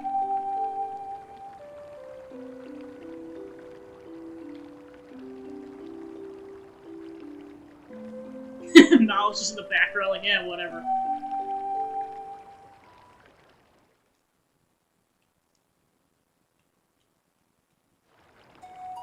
Alright, so eventually there's more you can do in the fountain area, but you're gonna need water bombs, which won't come up until later. So, for now, just ignore all that stuff. There will be collectibles you can get later. And And then now that you've liberated the town, now the Gorons are here, in town, and then now a new thing opens up. I wouldn't spend it on that right away, but... Okay, I guess that guy's in here right now. Eventually, there's like a side quest that opens up, essentially, where like you pay the Goron money, so eventually Mallow can set up a shop in Castletown. Yeah, I suppose in retrospect it makes sense why that's not available yet, because you haven't liberated Castletown yet, let alone fix everything else. Okay, so on that note, I need to go check the brownies, because it's been well over 10 minutes. I'll be back.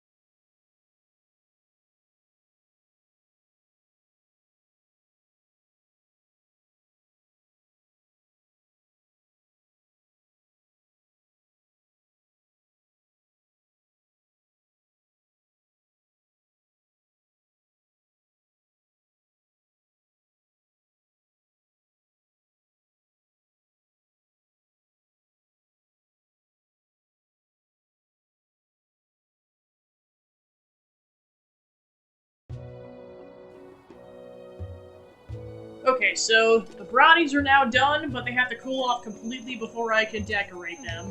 So I'm giving them at least an hour, so... Yeah, in about an hour at the 3-hour mark, I'll go check on the brownies. Yeah. Cat here. Oh my gosh. Alright, now the bomb shop's open. And now you can buy bombs. Hey now, bud! How about this now? Yep, I finally managed to get my numbers together and open up the shop again. Well, sort of. I guess I only got one type of bomb, but hey, that's more than none, right? Only my storehouse had survived. Womp womp. But hey, ain't as bad as we thought that. I have a few more types to go. For now, have yourself that. What's this now? You got a bomb bag for carrying bombs, huh? I got a special offer going right now. Bomb bag premium kit, which comes with a bag and bombs, is 120 rupees. How about it? That's right. Now you get to taste the true height of perfection with my finely crafted bombs. Oh, and you can combine bombs and arrows to make bomb arrows for when you need ranged explosives. I'll send you a letter with the details later so you can read about it at your leisure. And this is why you need a decent amount of money right now, because this is required to progress to the 3rd area. Well, hey, we're open 24 hours a day, 7 days a week, so you just drop by anytime. Yeah, and that's critical information because, like the Mallow Mart, Mallow only has the shop open during the daytime, whereas he's open like 24/7, so you can always buy more bombs. Alright, so... And then just so I don't accidentally set it off, I'm gonna have that in the back. So yeah, you can have them as 2 different items.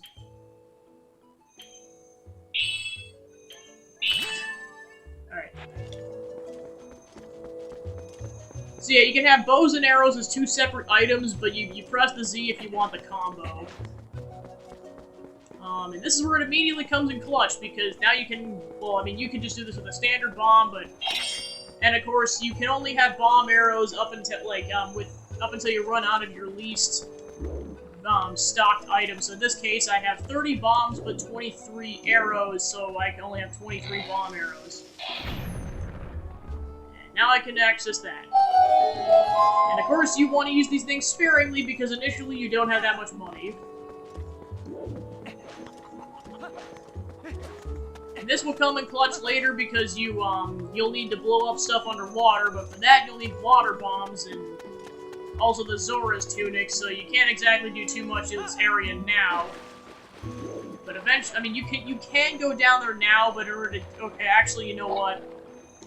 Yeah, in order to get that stuff, you need the water bombs, but I can get this chest right now. Alright, piece of heart. So yep, once I get water bombs later, because I don't even need the Zora tunic for that necessarily, I just need water bombs, and those don't become accessible for a while. Figured I'd do that already while I was at that. So basically, in order to progress forward, we'll have to go that direction. But for now, I'm gonna go back that direction because now there's a cave we can do. Because it was blocked off earlier because it was covered with rocks. Yep, still not there. So yeah, I'm assuming it becomes available later. It might actually be in the second half of the game now that I think about it. Okay, so now that that's done, go ahead and get on Tia and head over to that. And the thing is, like, I think you can go both directions with that. It's just, I think you can't go on to a certain extent. Alright, onwards. Mr. Gabby, wait! Greetings, Mr. Gabby. I've come to deliver a letter. It's a letter. 2 letters, in fact. Well, my business concluded. Onward to mail. Alright, go ahead and check those out. New sun-dry shop. 2 letters? What? New sun-dry shop in Kakariko. If you haven't been to look, I have an item that isn't available anywhere else. Come by before someone else snatches it. Please, no window shoppers. There is referring to the shield, which I got already. Thank you for your patronage. Enjoy the power of our bombs.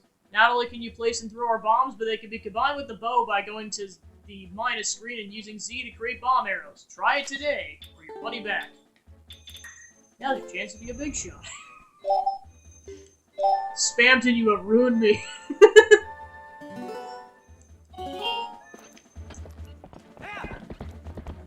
Of course, this is the first time I played this game since Chapter 2 came out, so... My gosh. Okay, so now there's a cave this direction, but you do need a decent amount of lantern oil in order to make it happen, so I may have to go back to go get more lantern oil, because I only got half right now. Alright, make sure I stand back properly and let loose this thing before I get injured. There we go. Yeah, one thing you don't want to do is let loosing bomb arrows when you mean to just use regular arrows. Okay, so there we go, I got some extra money.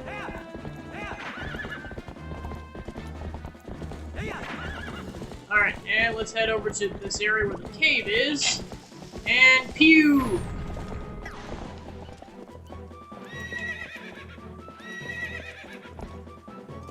Come on, get off. Ah. Alright, let's see how far I can get without that. Alright, so I'm not going to need that for a while, and then I'll go ahead and make it the primary thing. Okay, I guess I got more like 3/4 of a lantern. I'll just try to use this thing sparingly. Because of course you need it in order to get rid of the spider webs, and then to light up certain lanterns, because eventually it gets too dark to see.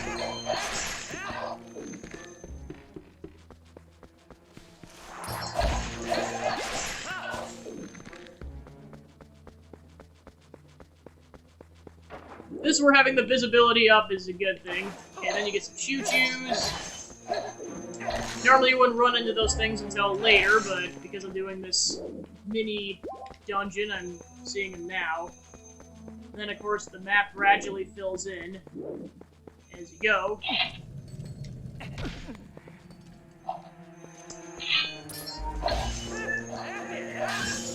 Stamp. Go. So that's the end of that branching path. So now that that's done, there wasn't really any of use in here except for that golden choo-choo, so then I'll head back and try the other path. It's kind of where the end game of the path lies anyways. Exploding bats! Alright, there we go.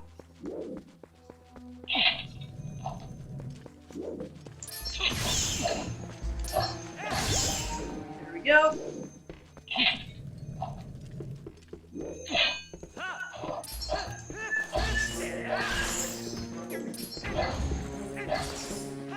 Come on. Alright, then go and use the lantern on this really quick. So now there's 2 more branching paths. I'm gonna go this way first. In terms of exploring this cave 100%, it doesn't exactly matter what order you go in, it just pretty much just pick your poison. Alright, there we go. And then eventually I'll have to come back here because you can eventually start collecting Poes, but you don't get access to that until halfway through the game, so I'll have to remember to come back here. Alright, so that's kind of the end game of the map, so I'm going to head this way first.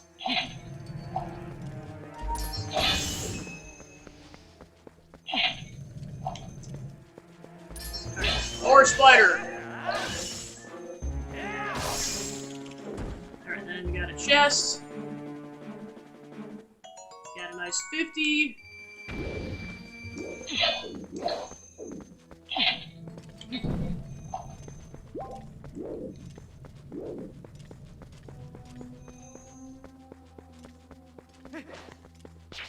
And let's head... Yeah, I'll figure out that path once I go back. Now I'm gonna hit up these 2 paths. Okay, so yeah, that's the Pose Soul. For the sake of discovering the end game of that, I'm just gonna go over here. Come at me, bro. Come at me, bro. And then I get another spider. And then this is where you need the lantern oil because you have to activate these 2 torches in order to get a chest to spawn. So you really want to save it for the end, which is why I'm kind of using it sparingly. Having the lantern isn't 100% necessary for this, except for using getting rid of the spider webs, but there's later caves where, like, you need to see in order to do somewhat accurate platforming, otherwise you're gonna die. Or just lose health. Alright, so I got another piece of hearts.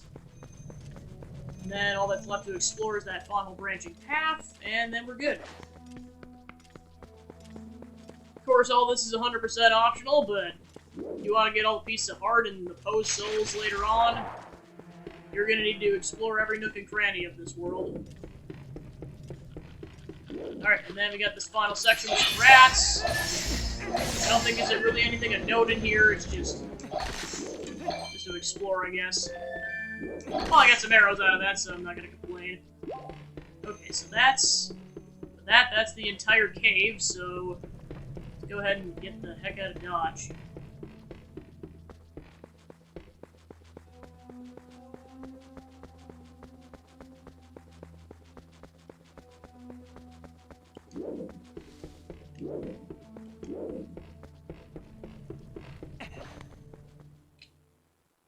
Alright, that's done. Alright, let's get back on Tia and progress.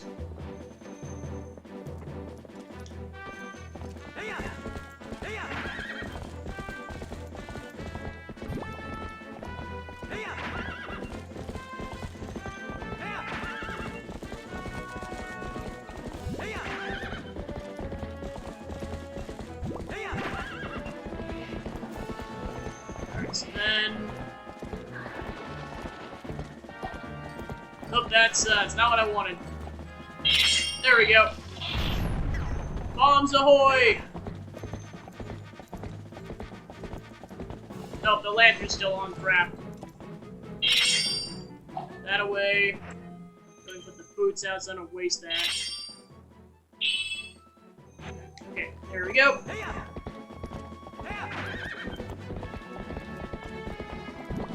Okay, now we're back to the big portion of Hyrule Field. And then I think there might be something I can get over here. It might require the hook shot. I'll just double check really quick. And then, now that we're in this section, I can get the 2 bugs. Or at least one of them, because I know one of them's like in the middle of the field. Yep, go ahead and do this.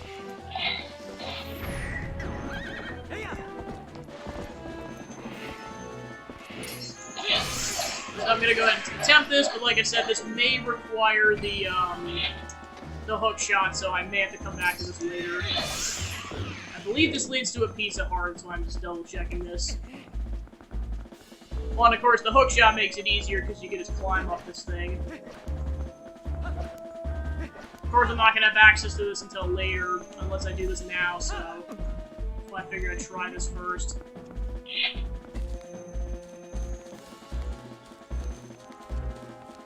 Because essentially, your goal is to head up here to go to the Lanayru province of that is now cloaked in Twilight, as the spirits say. Okay, so then you climb down here, then you have to fire off another bomb arrow, and then... Yep, you can reach. Okay. So yeah, this is possible without the hook shot, so... There you go. And you climb up here, and then I just gotta double check where this chest is at, because I do not want to be wrong. Okay, it's down there, so I believe, then you just jump down there. And chest. Alright, piece of heart. Then I got a heal on that, so not that big of a deal that I took a swan dive off of that and landed wrong. Yeah, currently there's nothing else left to do in the village, so pretty much just head forward. Like I said, pretty much just grab the bugs and that's about it. And of course, you want to do this because, I mean, you can always get access to it later, but if you do not grab these bugs now, eventually the bridge disappears once you get to a certain point past it, so this is your one chance to grab the bugs before you can't for a while. So I believe one of them was by some ruins.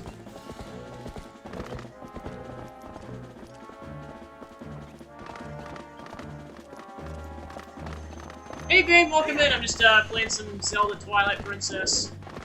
Just progressing towards the Lanayru area. I'm just gonna see if I can find the two bugs in the field first before I move on. I'm playing this on the Wii. I grew up playing it on the GameCube, and then I think I played it on the Wii a bit more recently, but because I rented the GameCube version, I only own the Wii version. Ah, you piece of food.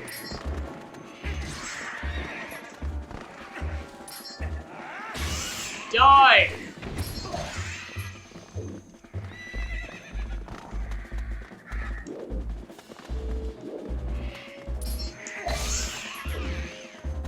I know the other one's by one of the bridge heads, but I'm pretty sure one of them's in the field.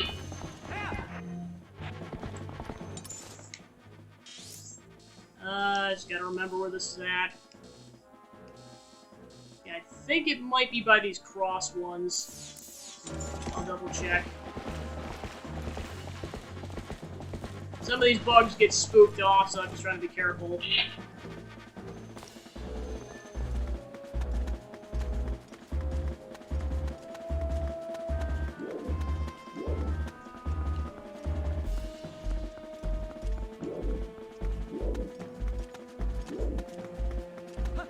Might also be down there, I'll double check.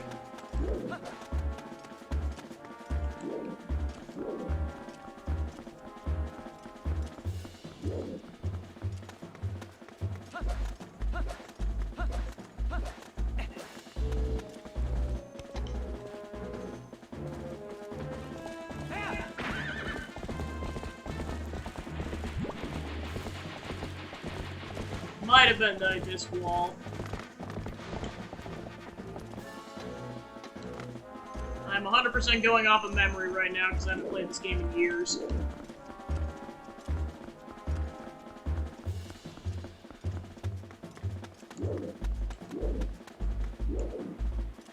Might have just heard it, or maybe I'm hearing things, I don't know.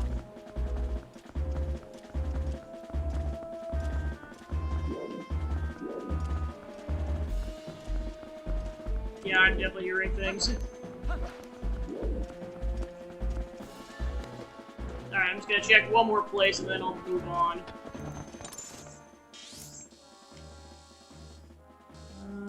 Yeah, because from what I remember, I'm pretty sure it was by one of these ruins. I just can't seem to hear it yet.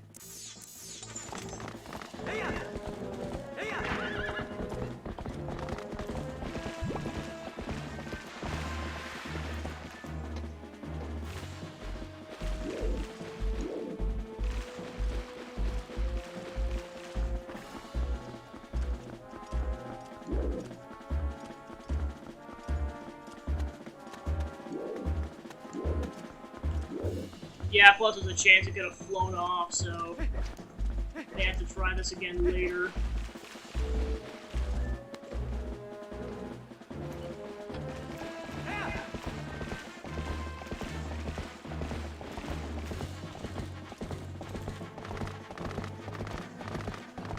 Yeah, I'll go ahead and try that later.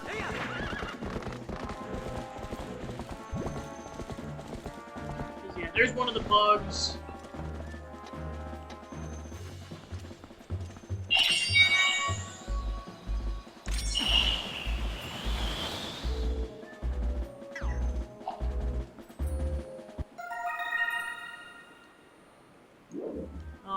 Well, actually, I think there's like 2 sets of bugs. I think that might technically be like the bridge set, whereas there, I think there's also like a field set. The other one, I believe, is on the other side of the bridge. So I'm glad I at least got that one, so I'll be able to get the that one again for a while. All right, onwards.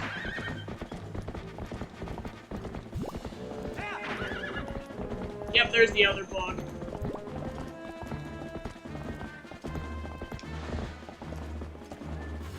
I believe I can get this from here, but I'm not sure if the range will quite take. That's too far away. Alright, let's see if this reaches. Haha!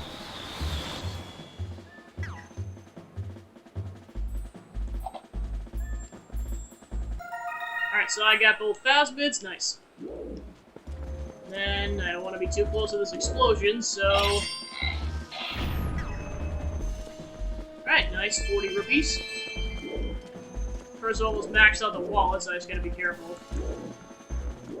Okay, so then I gotta progress that direction, and I can't do that right now until I've gotten a hook shot, so I'll go ahead and move on.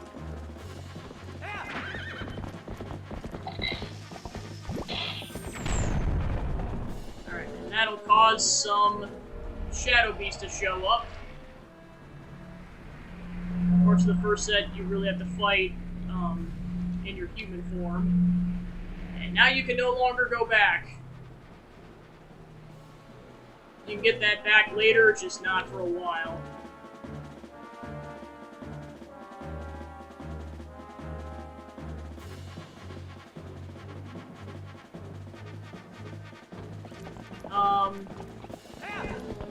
And then, of course, you can attempt this now, but it's easier to do it in your wolf form. You know what, before I potentially die.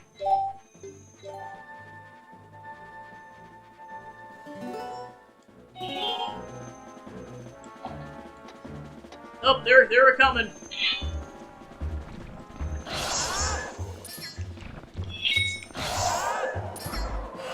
Yep, I missed one of them.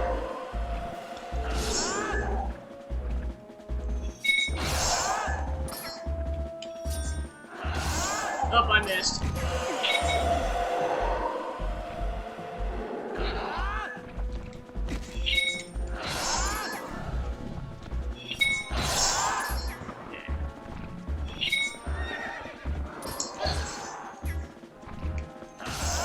Yep, I missed.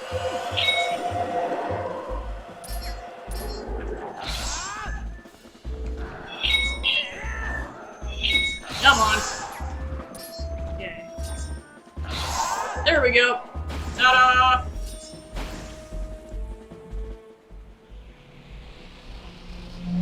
Because I'll need that later when I want to get the bridge shard back.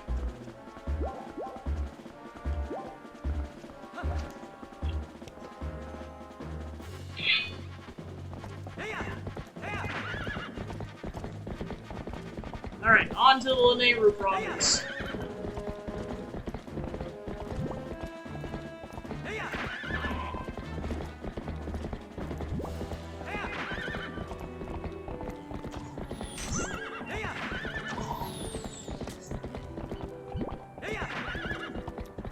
Alright, we have arrived.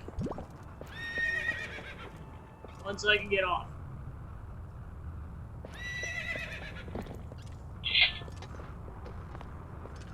There we go.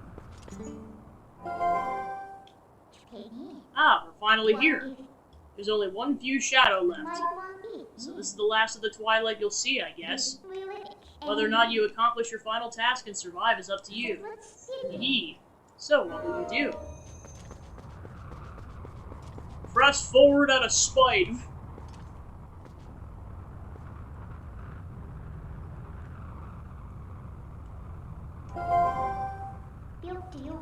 Want me to let you into the Twilight? Yep.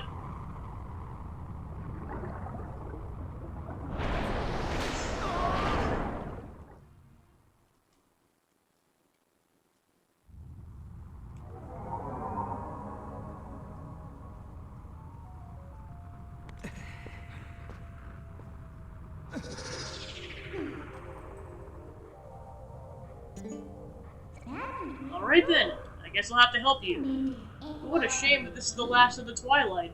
I'd become so fond of seeing it covering this world.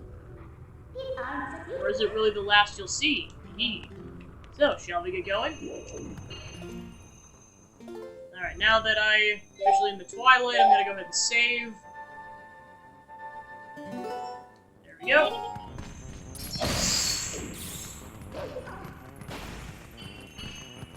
Alright, so the goal is to liberate Lanayru.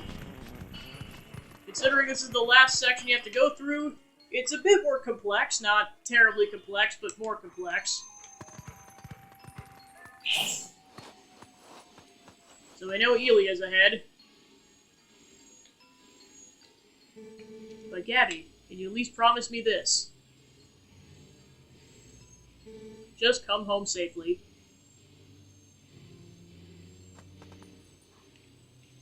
Forget the use scent and learn a new smell? You learn the scent of Elia. You smell the girl, don't you? I can tell by the look on your face. Well, good. It's another clue then. This scent could be quite old. I wonder if she's still alright. You're enjoying this, aren't you?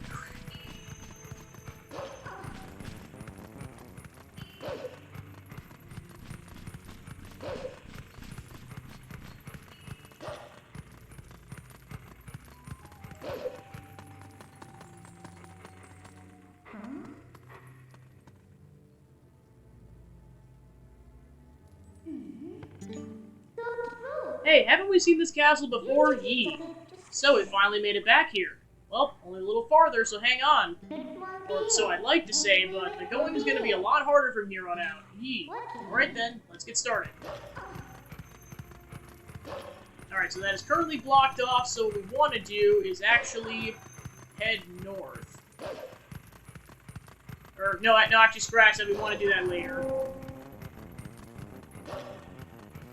We actually want to go this way towards Castletown first. Because then you eventually figure out that the lake is dried up, and then you have to go north to figure out why.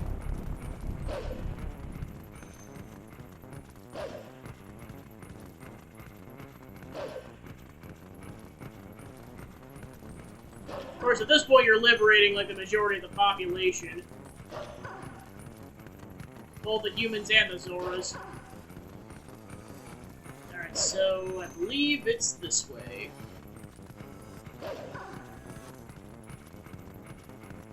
Because the other way is kind of like a go-around if you don't want to go straight to Castletown.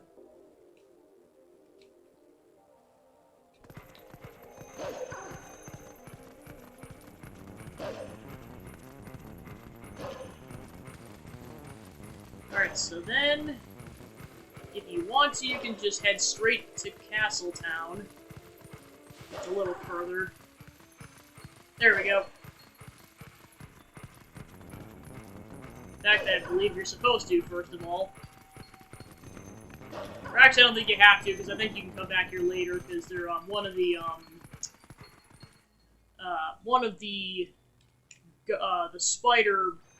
phantom spiders,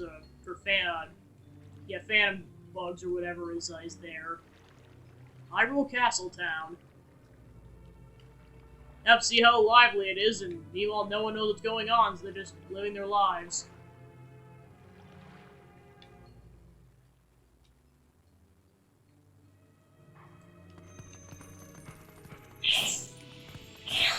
Yep, and once you turn your senses on, you can see everyone. Well, yeah, I suppose you're supposed to do this because you're trying to find Elia. and you find out later she's actually in town.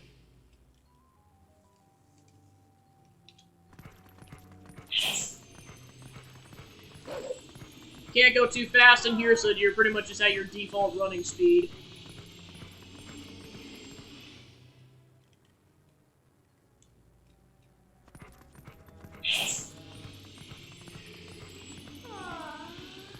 Alright, then she went over there, and then she went down. So she clearly went to go visit someone, and then went this way.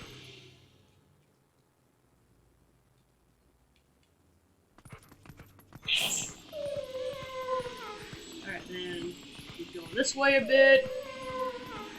And there's a couple of branching paths you could take that kind of go into some side streets. The rest of these are just,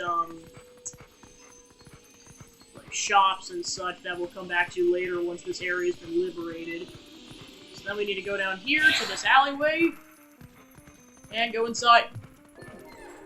Whee!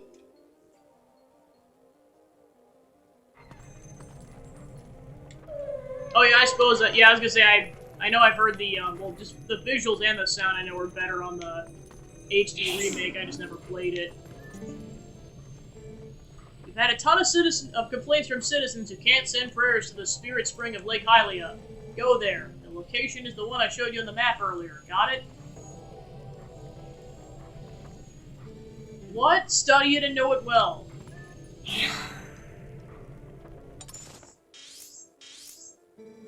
I've received orders from about to go investigate why we can't go to the spirit spring in Lake Hylia. Got it?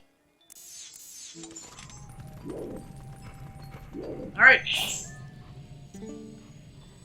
And we found Elia.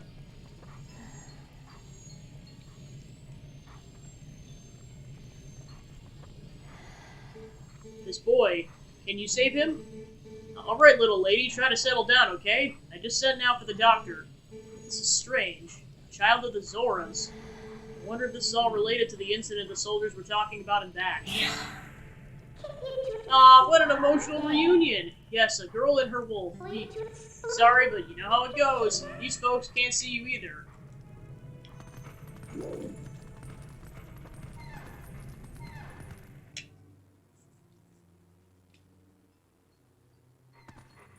So now we have an idea about where to go find the spirit, so time to head to Lake Hylia.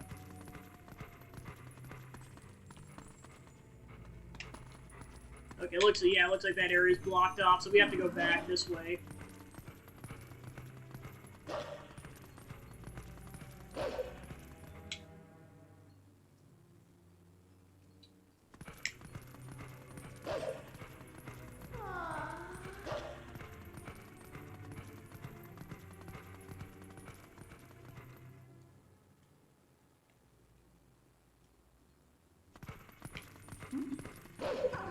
So, back this direction. Now what we want to do is take this branching path and it takes us straight to the lake. In a manner of speaking.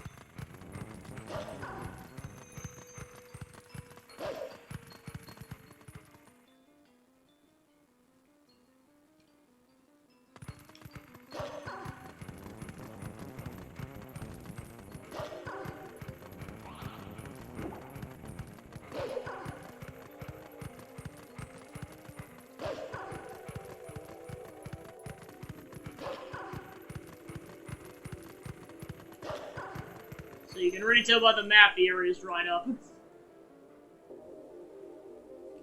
The Great Bridge of Hylia.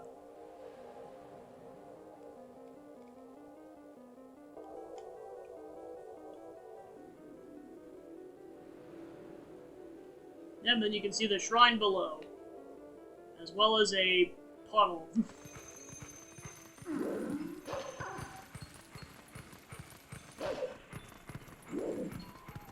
Alright, so then what we need to do is start heading across the bridge. Hey, do you smell anything funny?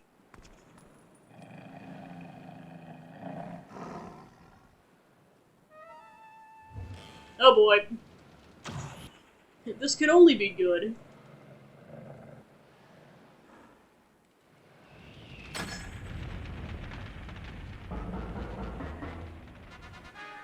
Well...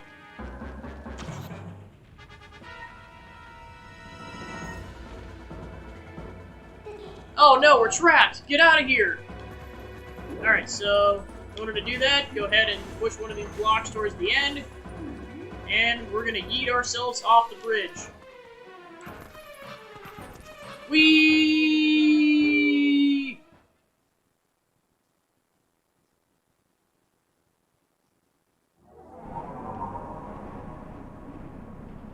Alright, we made it to the lake.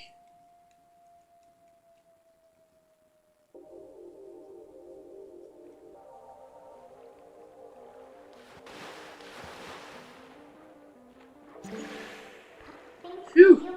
That was a close one. You're lucky there was a puddle down here, huh? So this is Lake Hylia, but there's so little water. Sounds like the Spirit Spring should be around here somewhere as well. Anyway, let's take a look around. And then, of course, this is a hint to where the temple's at because it's still covered in water. The drop in water has been faster than predicted. At this rate, Lake Hylia will dry up. It's a race against time. We've had absolutely no water flowing from upstream. There's no mistaking it. Something must have happened at the water source in our home, Zora's Domain. Yet how are we to return upstream to our home? With the way things are now, we can't even walk back there.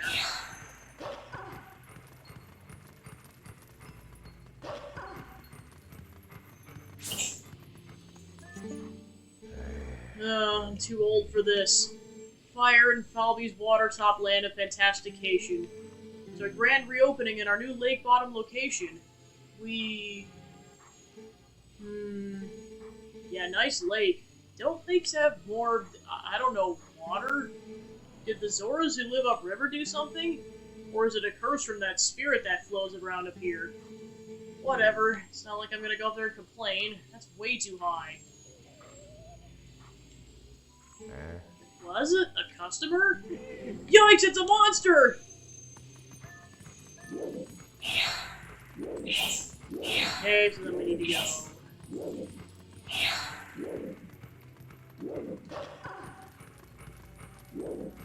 Figure who this dude is again. Might be over here a bit. Yep. Alright, time for a mini boss fight.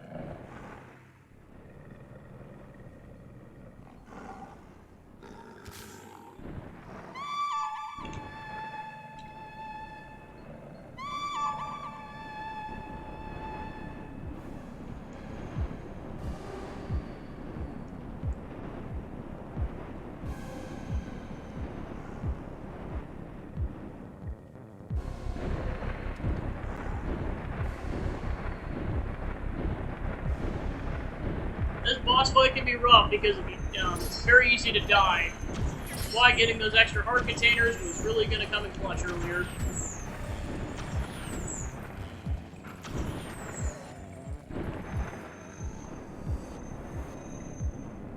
You kind of have to wait for him to come to you and pounce.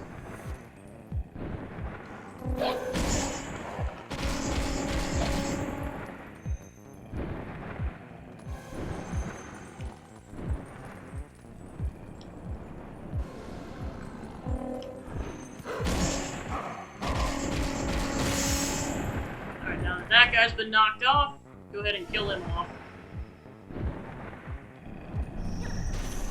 Ta-da!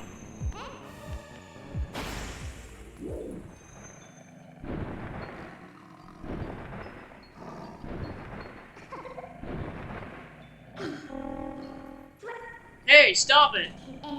I'm your new master now. Settle down. Hey, why don't we use this guy to get all the way to the lake's water source? By the way, that wasn't a question.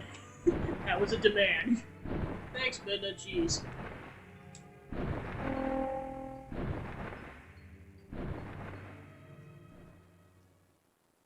Alright, now time to ride upriver.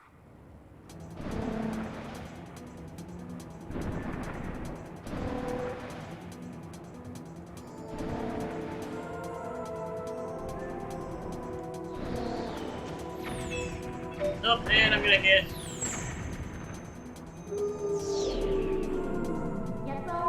Hey, careful now. What do you think? Should we try it again? Yep. Yeah, because I know the this game is like has the plus and minuses of motion controls. Because like with the GameCube, because you don't have to deal with motion controls, it's a bit easier to navigate. But then of course it makes it easier to work with the arrows. So kind of give and take at this point. As much as you want to speed up, you kind of have to worry about aiming your cursor appropriately.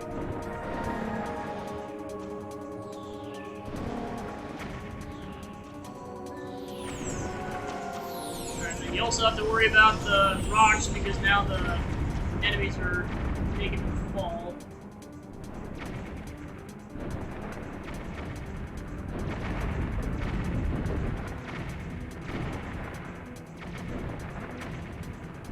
In terms of these tighter sections, you really just want to slowly navigate around.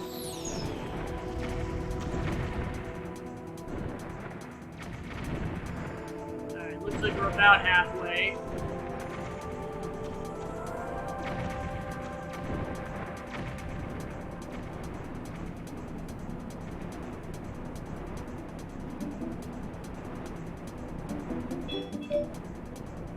Yeah, this is the lowest I can go, otherwise it gives me that error message. Watch out for the falling rocks.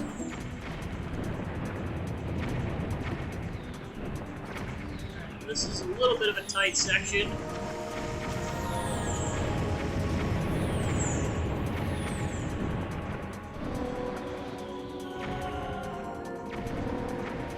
Alright, then.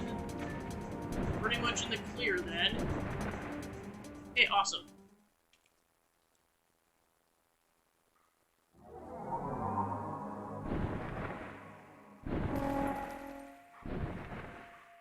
Bye-bye!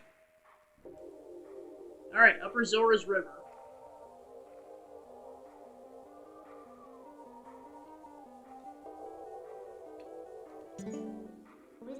Ah, we're ready here? That bird turned out to be more useful than I expected. Well then, where's the village of the Zoras? Let's look for it.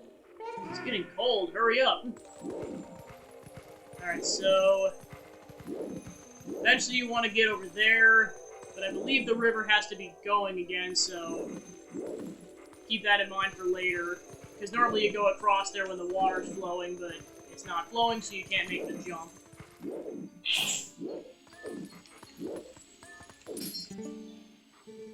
I mean, what are those Zoras up to anyway? The rivers run totally dry, right? I can't work like this. Cold. I miss my fur coat. Alright, so... since we really can't do anything else right now until the water's flowing again, pretty much just head straight for Zora's Domain. Because we do have to come back here to get more of those shadow bugs, so we will be back.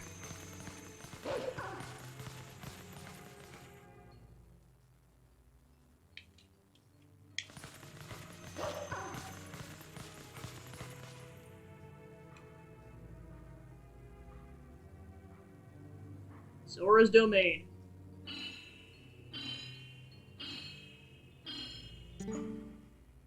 Oh, hey! What's going on here? I thought it was getting colder, but who'd have thought it would have all been frozen?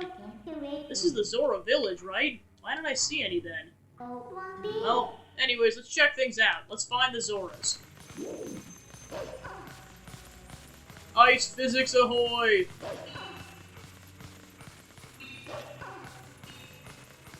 Alright, time for some platforming. I think you can get up from here. Let's go.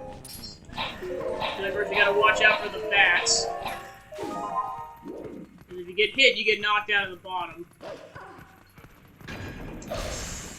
And then pretty much just take out some ice shards on the way with your attack. And with this, you have to be careful because there's one point. Yep, see, yeah, I was gonna say you gotta be careful with the ice physics, otherwise you fall down. You can't take the jumps too fast. Also, there's one point where you kind of have to turn around between jumps, so take it almost at a snail's pace. Oh. Alright, game, I see how it is.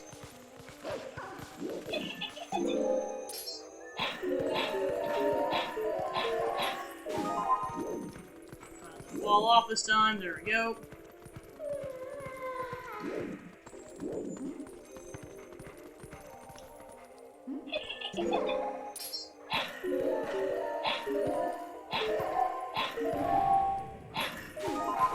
Yeah, and that's where you have to be careful because otherwise you could fall off. And of course you also have to be careful because then there's ice shards that fall, and if you get hit, you go to the bottom. Alright, onwards to the throne room. Alright, Shadow Beast ahoy!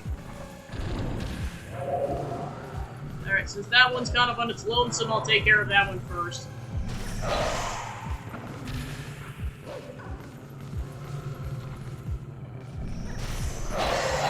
Then you gotta be careful because if you hit the barrier while you're trying to attack it, it cancels out your attack and you might have to start over.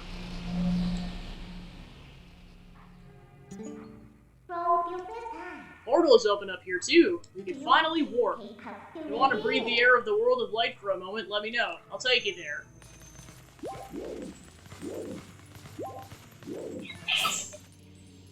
And there's the Zoras.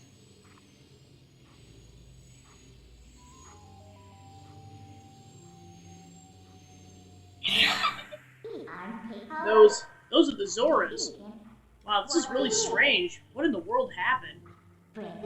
Hey, what do you want to do? We can't just leave them like this. I think all we need to do is thaw them out. It does us no good to just stand here thinking. Let's leave and come back later. The portal should work for us. We need to find a way to melt the ice and then come back here.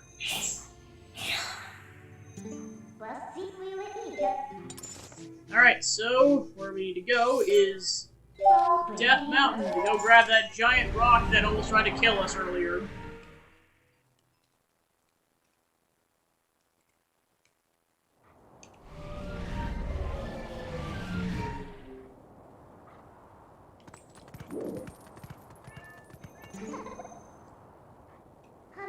This thing has been here for now, but it's still pretty hot.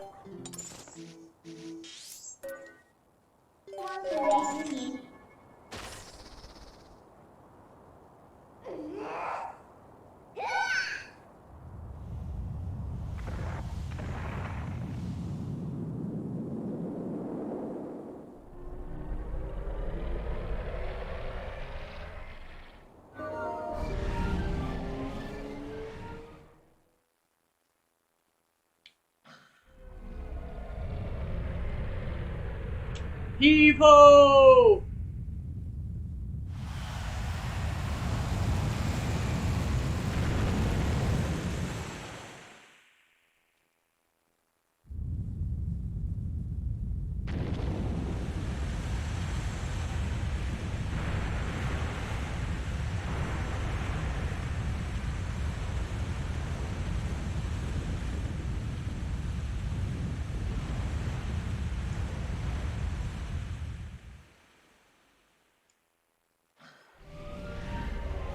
Alright, there we go.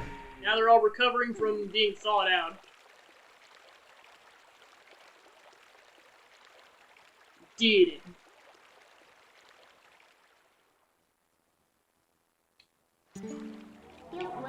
Who knew that something so dangerous would come in handy? Alright, the Zoras are safe now, so let's go. The ice melted and restored the water flow to normal. Can we finally meet the spirit of Lake Hylia? Wait.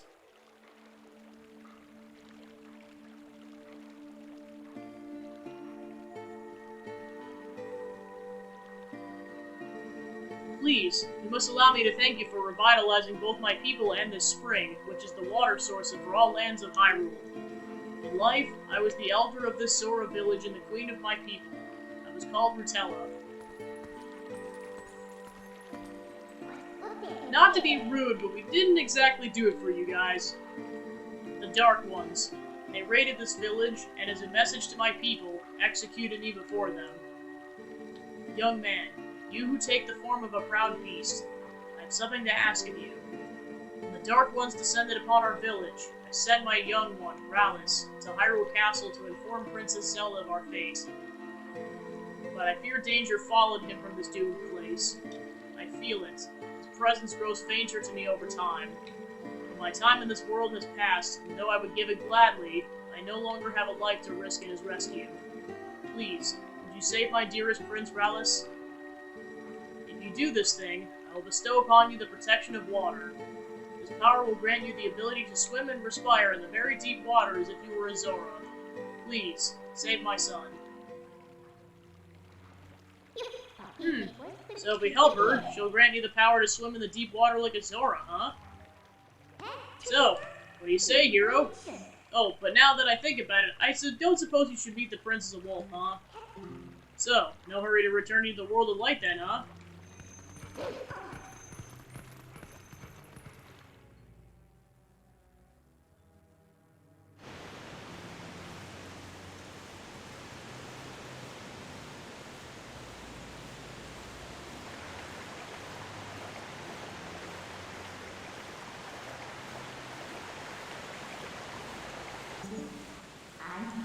Looks like the shock of that impact not only raised the water level, but it sped up the flow, too. This water should flow all the way down to the lake.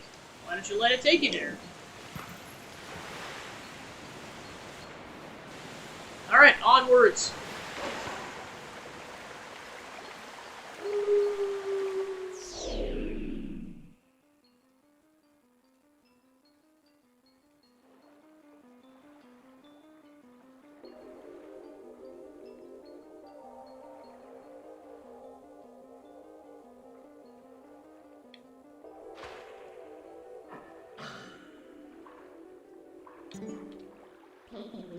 Aren't you awake yet? Look, we got washed all the way down to Lake Hylia, just as I predicted. And it looks like we're right in front of the Spirit Spring to boot. Talk about lucky. Well, let's go. Snap out of it and get to the Spirit.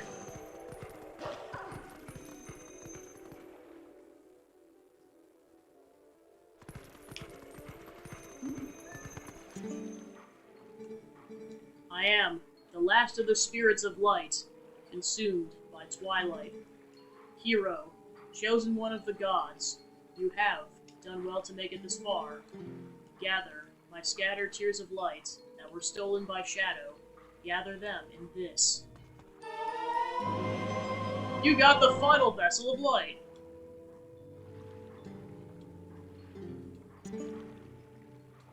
I am sure you know by now the forms that these dark insects take when they steal our light. In this shadow realm of Twilight, the insects are invisible like the humans of this world. Collect my light, lift the final cloud of Twilight that threatens to cover all of Hyrule. Alright! Collect-a-thon ahoy!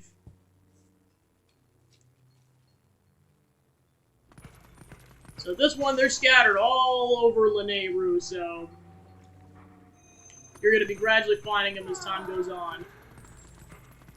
So eventually you have to go over there to go up the river, so for now I'd recommend hitting these up first. And then pretty soon you'll hit the spawn point where you can come back to the lake. Because of course, just because of this is where the spirit is, you will have to come back here.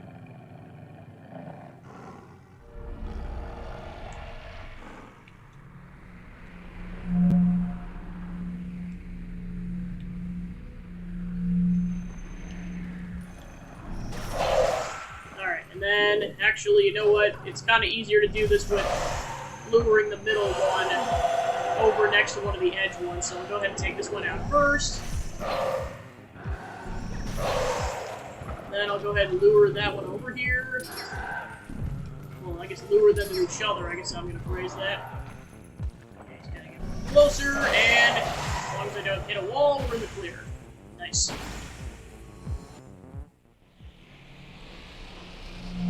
Alright, cool. Now time for the bug hunting. So one of them looked like they were over there somewhere. Yep, there it is.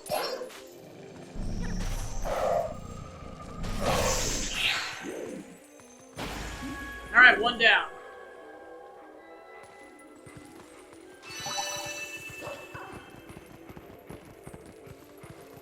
Alright, I'll go ahead and grab that one next.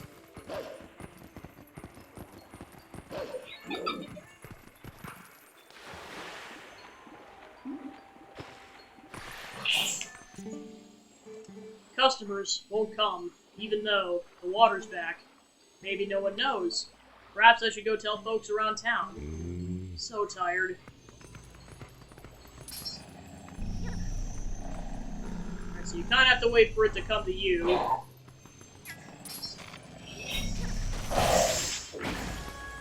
There we go.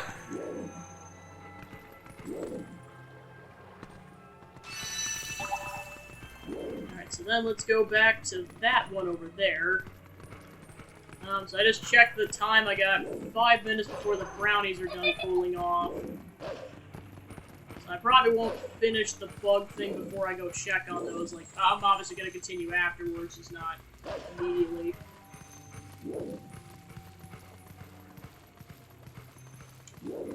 Right. Then we gotta get around with some platforming over to where the bug's at.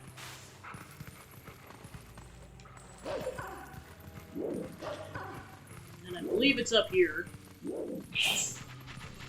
Yep, it's in the soil somewhere. Yep, there it is.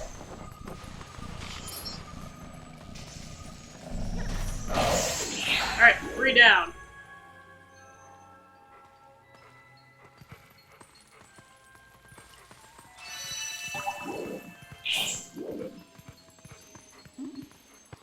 Then you can kind of see over there's a... Or never mind, that's a dude. There might be a post over here, I forget. Actually, that might be in the World of Light, but there is one around here later. Okay, so now let's go over there. And that's where we can catch the bugs that are going upriver. Because there's at least a couple of them.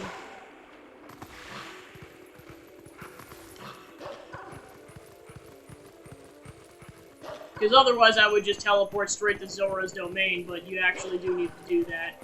Plus, like I said earlier, we have to go activate that, that wind rock.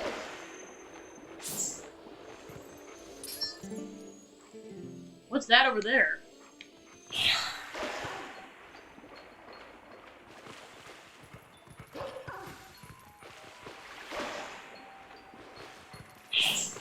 Yep, there's a bug.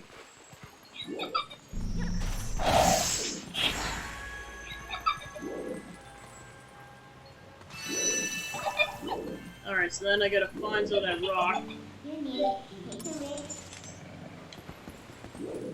Or that grass, rather.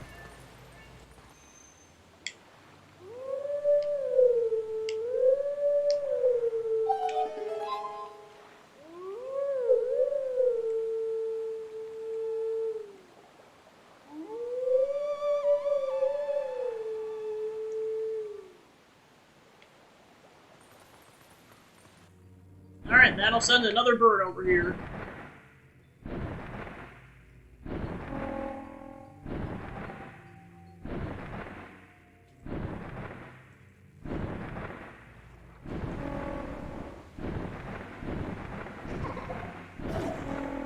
Alright, onwards.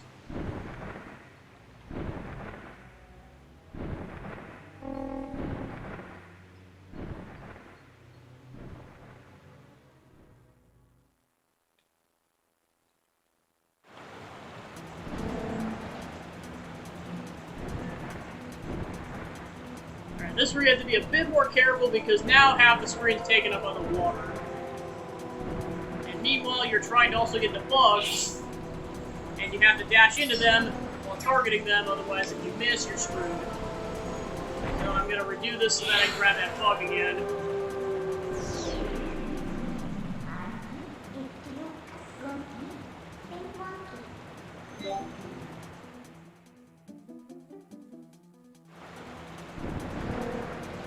First, you have to be close enough in order to target them, so it looks like there's 4 of them. 2 at that section, and then 2 more at that section, up further upriver.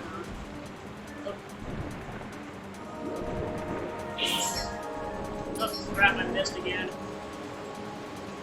Alright, let me crash again until I can try this again.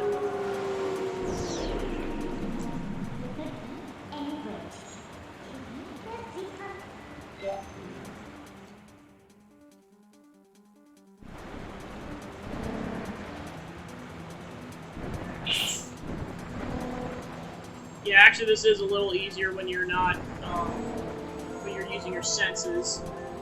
I'd recommend doing that. There we go. Got it.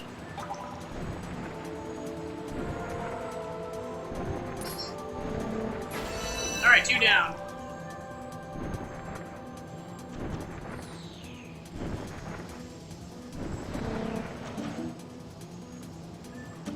Alright, there's another one.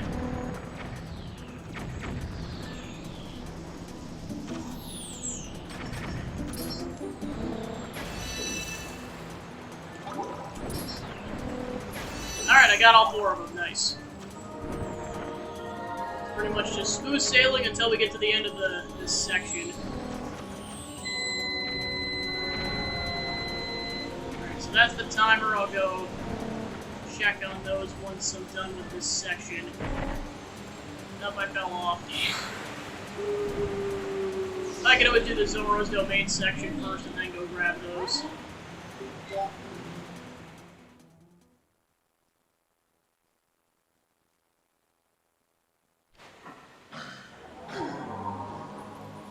Okay, so then let's go ahead and warp to Zoro's Domain.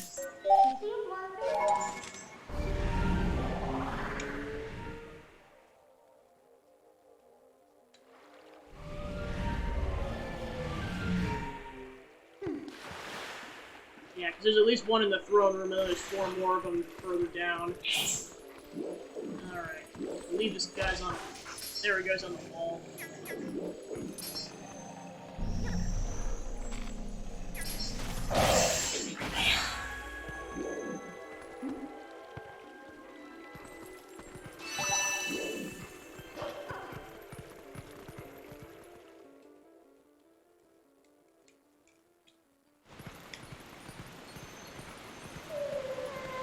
Alright, so those kind of involve platforming down to go get them. Just because it involves platforming to get them, I'm going to go to the bottom and get these ones first. And then work my way up again.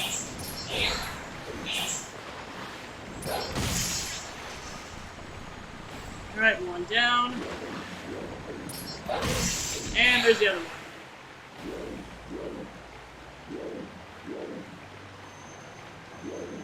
Where the heck is the light spawning at?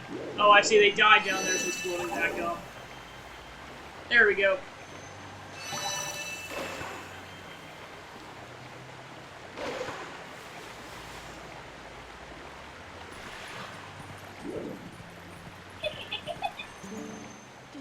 Hey, if we can climb up from here.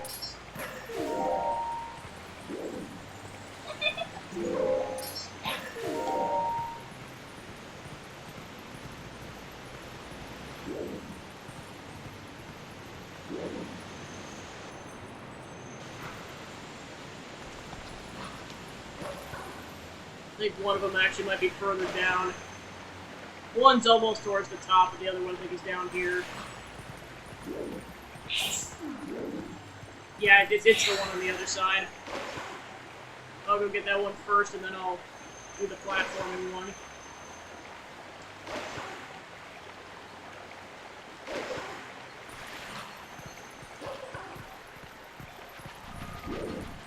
Right, there it is.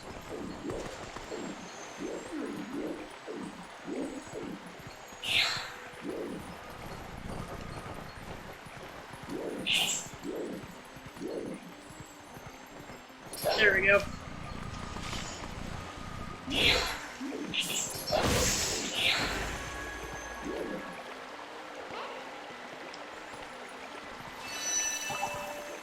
Alright, so then let's go to the other side and go get the other one.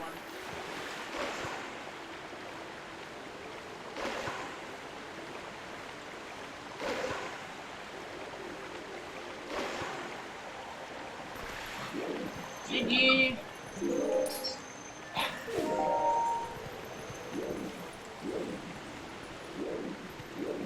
Oh, almost fell off.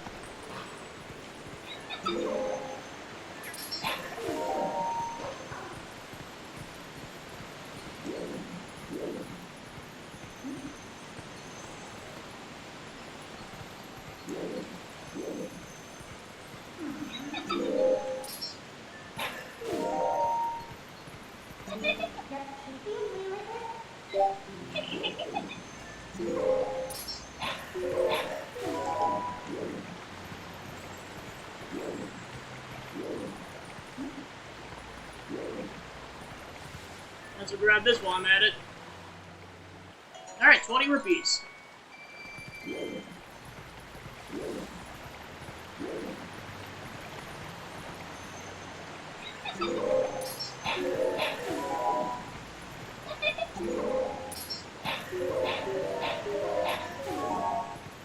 Alright, and then that would normally take you up to the top, and you want to go this way instead.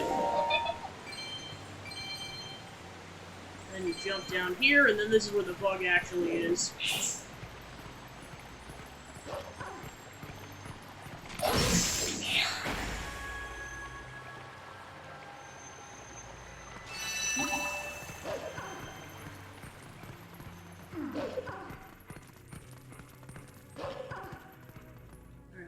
Gonna double check what this is.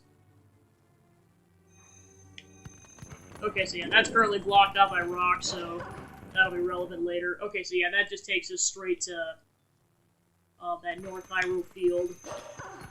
In order to get to Upper Zora's domain, we have to go this way. So yeah, there's 3 left. There's one over there, there's one in Castletown, and then the last one spawns in after you've collected the other 15.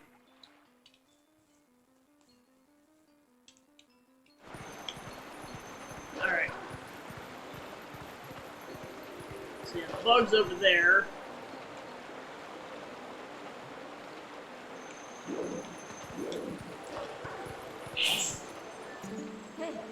You think Prince Relief's passed through here? He must have. This is the only waterway that connects to Hyrule Castle. Come on, let's follow the path and search for him.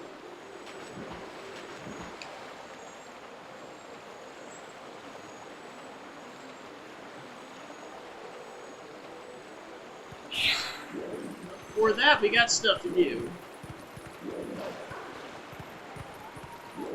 I'll get the bug first, and then I'll go ahead and take care of that gossip stone.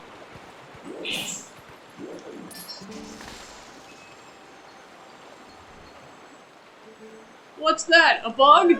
Ew, nasty! Why is it so big? Golly, I'm so sick of roughing it up in the boonies.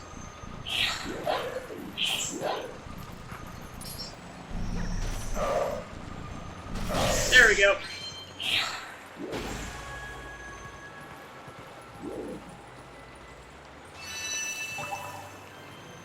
That's done.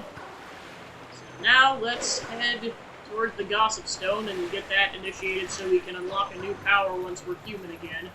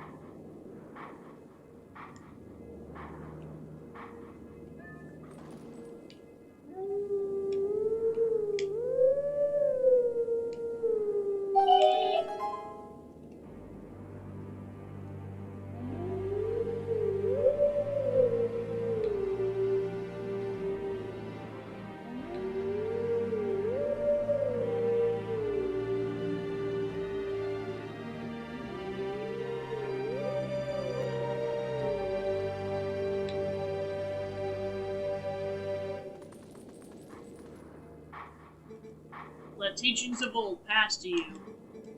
Take sword in hand and find me.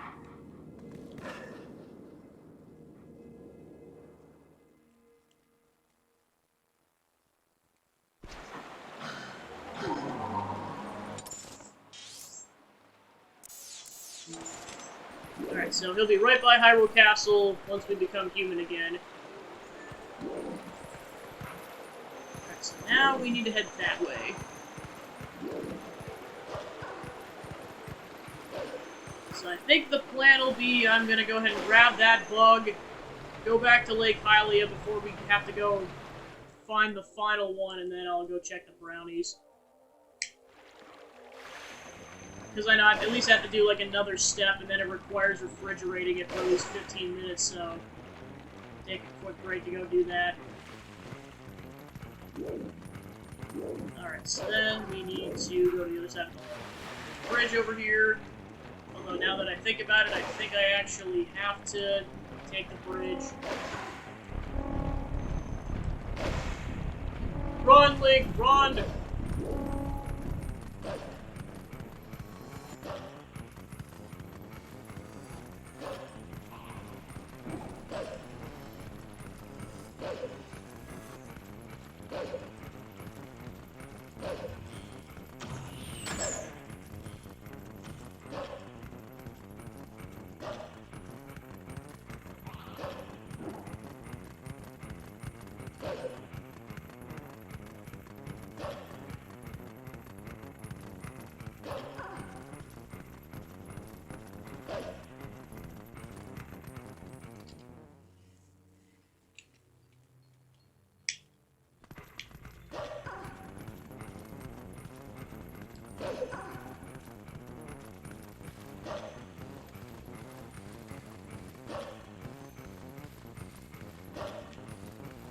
Yep, so there he is, but you have to wait.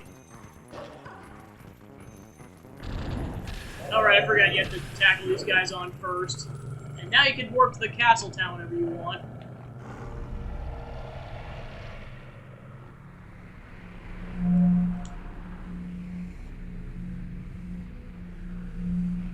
Alright. I'm gonna take that guy on first, and then we'll go ahead and lure this guy closer to the other guy. And let's do this. Oh, missed.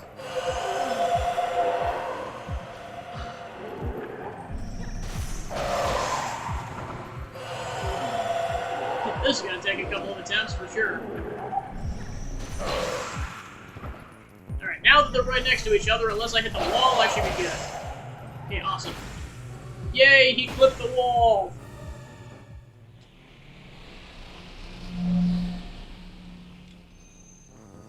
Alright, and we didn't need a heal, so let's progress.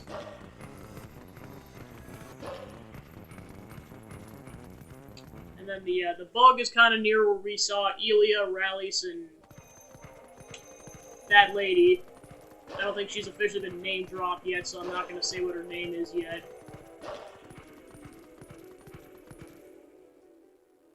But I mean, if it's like if you haven't put two and two together on that, like that guy was Rallis. All right, so then, yeah, so yeah, you can't go over there until you're human, so don't even bother for now. I believe this guy is in the box.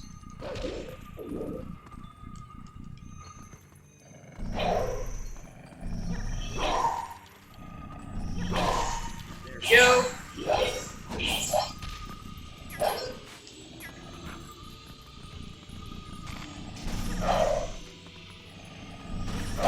Alright, there we go.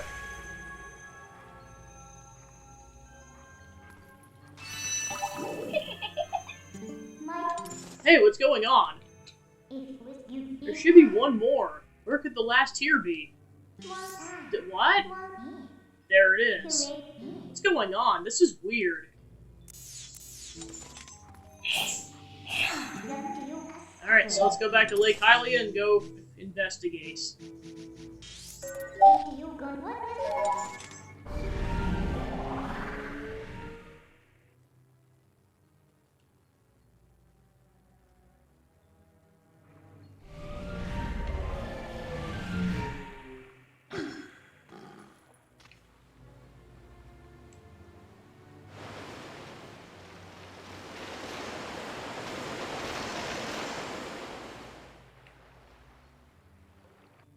Alright, so that's where we need to go. And appropriately, the thunderstorm rolls in.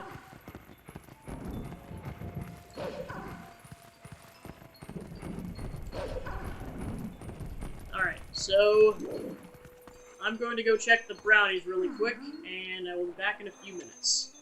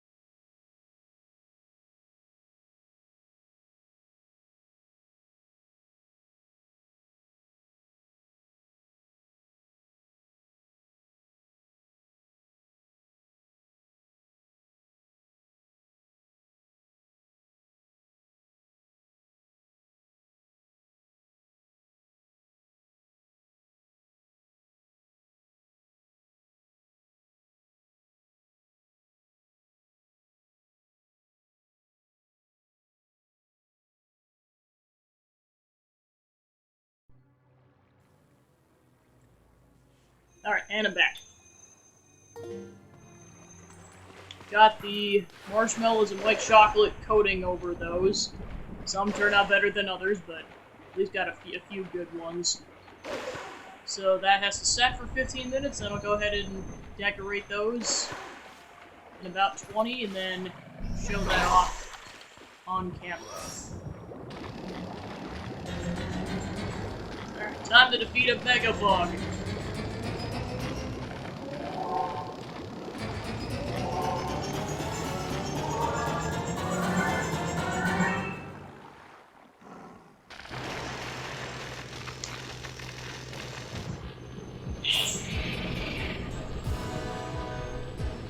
Alright, our last obstacle is stopping us from bringing this world back to the light.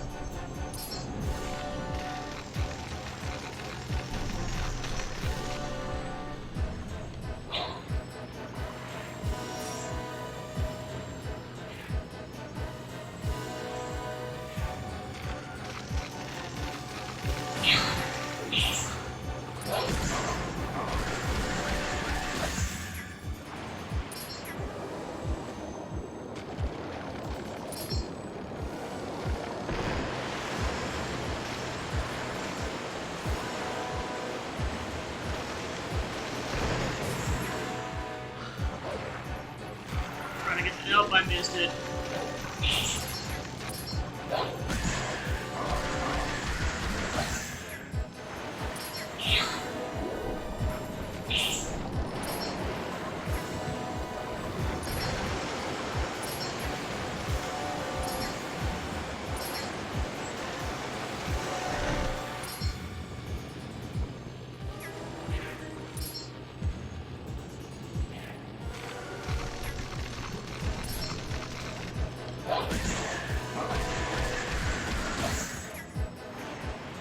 Alright, time to finish him off.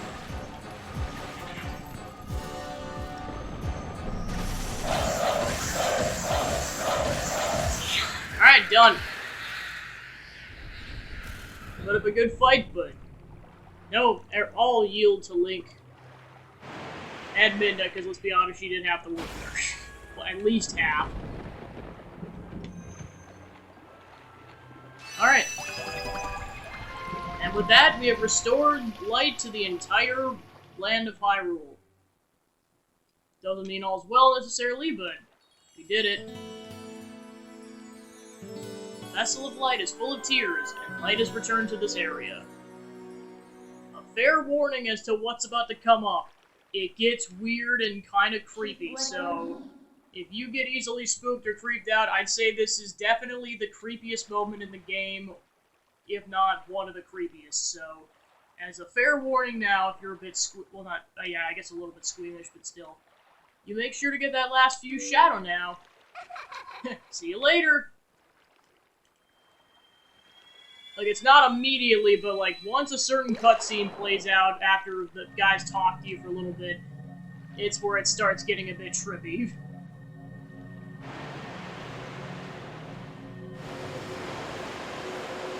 Giant spirit snake. A serpent, really, because it can swim, but I'm calling it a snake. Now I'll go with serpent.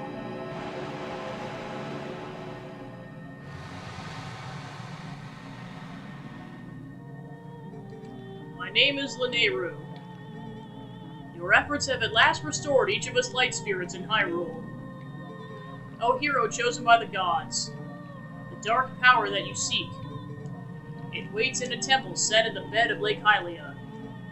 Before seeking it, you must now bear witness to something, and never forget it. You must know that it was by the will of the goddesses that we locked away this forbidden power.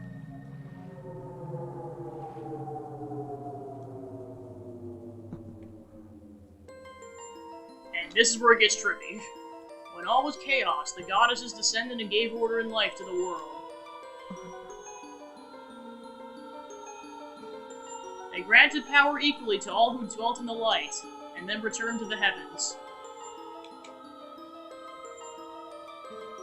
The lands where the goddesses descended came to be known as the Sacred Realm.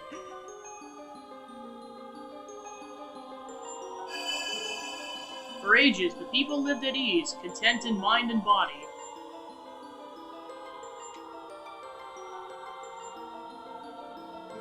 But soon, word of the Sacred Realm spread throughout Hyrule, and a great battle ensued.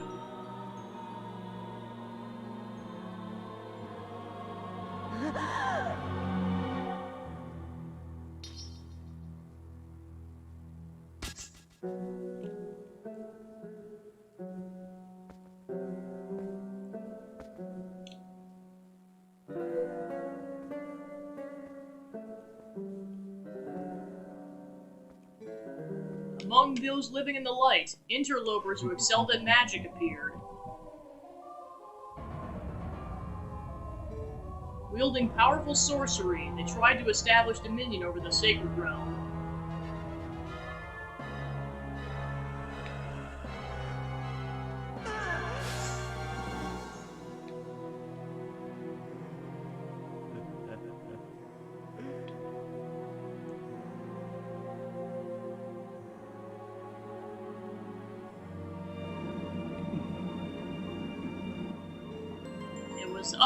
It was then that the goddesses ordered us, 3 light spirits, to intervene. We sealed away the great magic those individuals had mastered.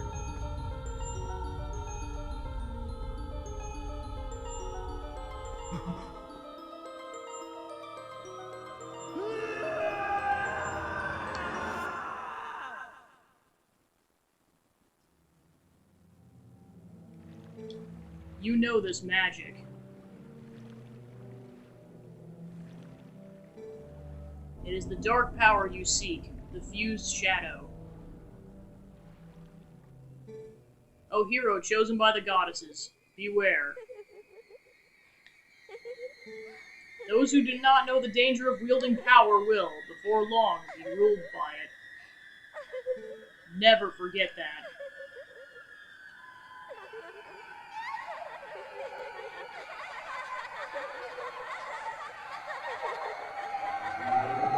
What the frick?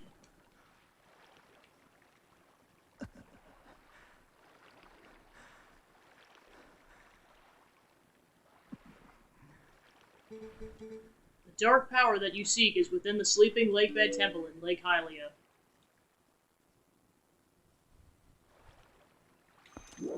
Alright, so now we know the truth about, well, somewhat of the truth as to what's going on. Like, obviously Min is disclosing certain things, but that is what the power is. Sort of its history. So we're trying to go down there. And of course, now we're stuck in human form, so we cannot warp. So we have to somehow make our way upwards. So we have to go over to there first to go do that.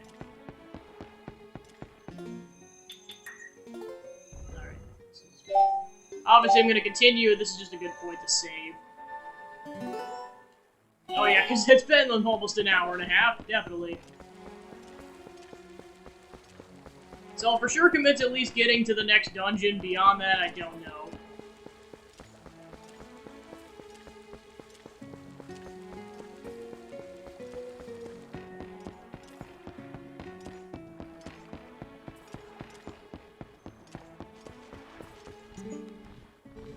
I'm a member of the Zora tribe, the proud people who care for Lake Hylia. The other Zoras are all on guard patrol at the bottom of the lake. Yeah, of course, now they're actually in the lake. Alright, so now we need to go talk to this guy. Some of the Zoras are still alive down under there. I thought maybe they dried up along with the lake.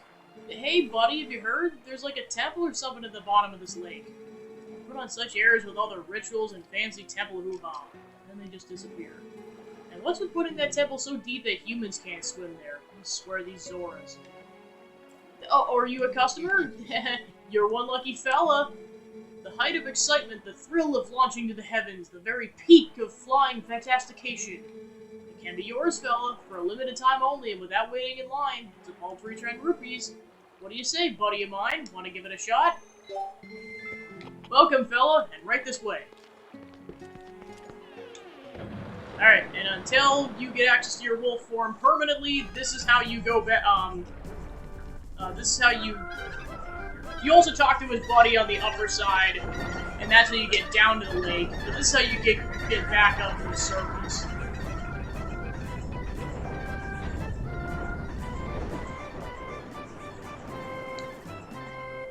Whee!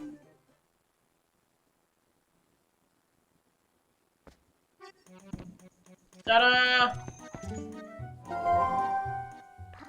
Whoa, that reminds me of something. Didn't the late Queen in Zora's Domain ask you to do something? She asked us to find her son, the one who's been missing since we arrived at Hyrule Castle. I think she said something about granting you some special power if you rescued him? The final piece of Fuse Shadow is on the bottom of Lake Hylia, then it looks like we're going to be needing that ability. So yep, we'll come back here once we've gotten that. Giant door!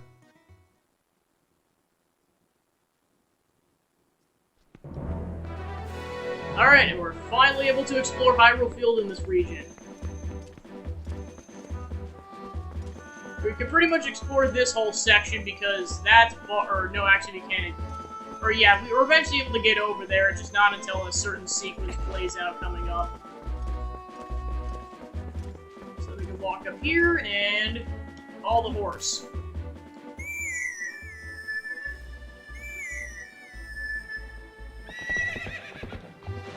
Alright, back at it. Nope. Alright, so eventually we'll have to go that way, but we'll naturally do it with story progression, so it's not worth it to go check it out yet. Although we can do is this, because it involves blowing it up with bomb arrows. Or technically bombs, but bomb arrows work just fine.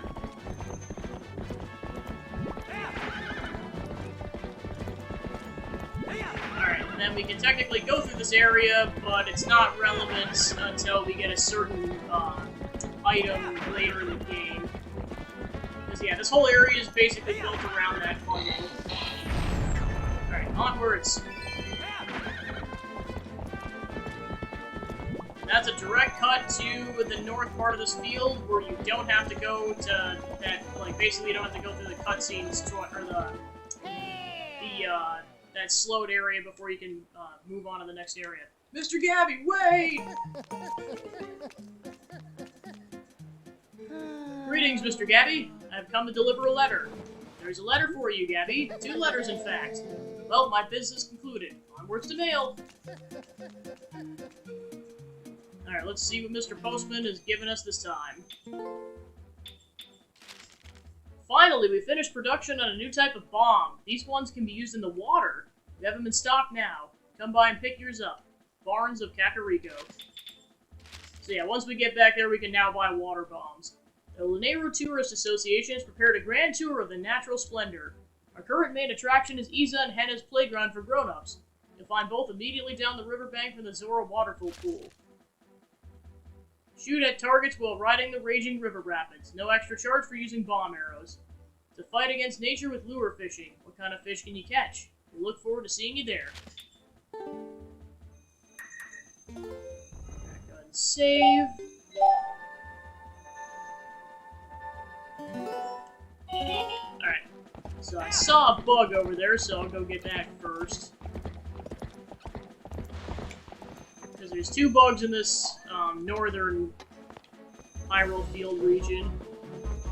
Go ahead and break this out, because I'm probably going to need this. At least I'm pretty sure I saw one.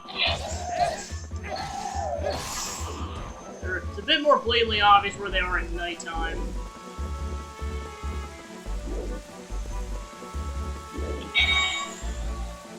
Okay, I thought I saw it, I guess not.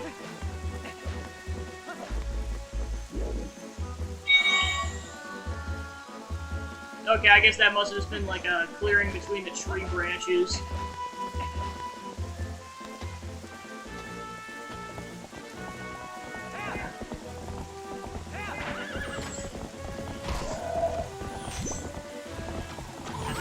If you get injured too much here.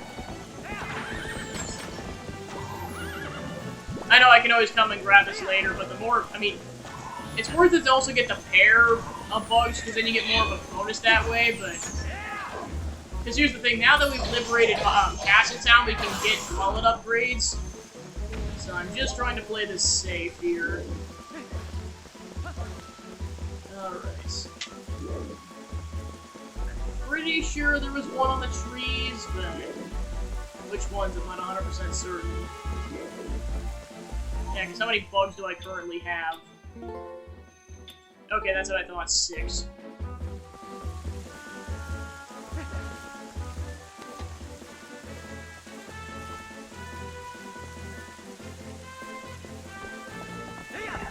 I don't currently see any.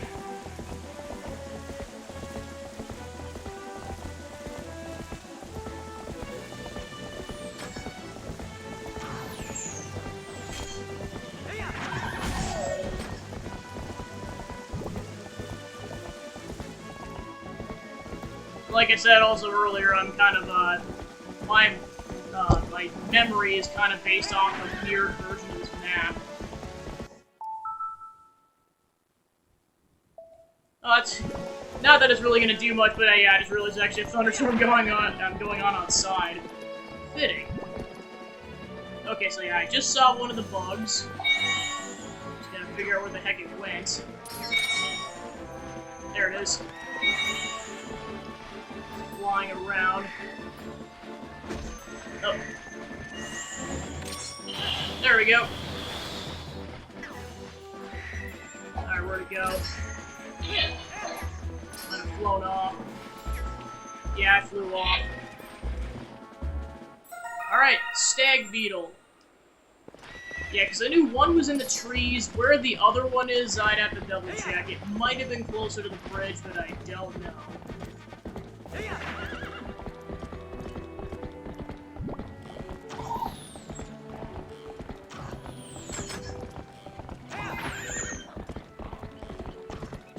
I don't hear it. If I have to come back for it later, I will. It just... at least got one of them.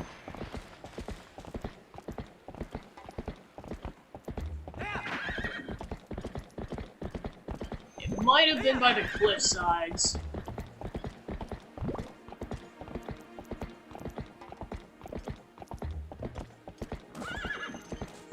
Alright, then we can't do the puzzles yet, but I'm at least gonna open that. Okay, I heard it. Gotta figure out where it is, but first I gotta kill this dude. Okay. But I heard the bug, so it's gotta be close. There it is.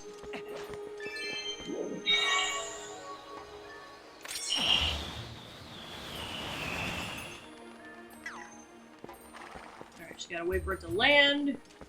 And... alright, cool, I got both the stag beetles. So that's a third of the bugs down.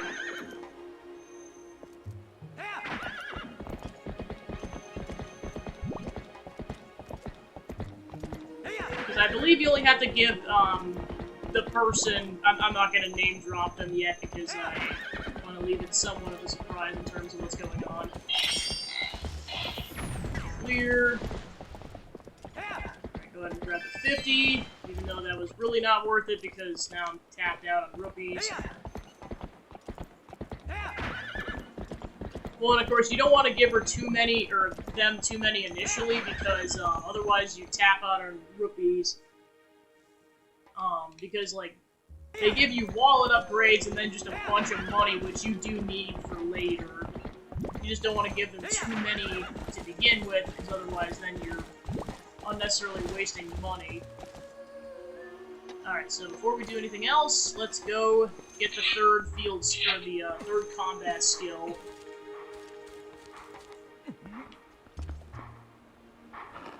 Or the second optional one, or the first optional one if you count, because like I said, I'm pretty sure the shield bash might be required.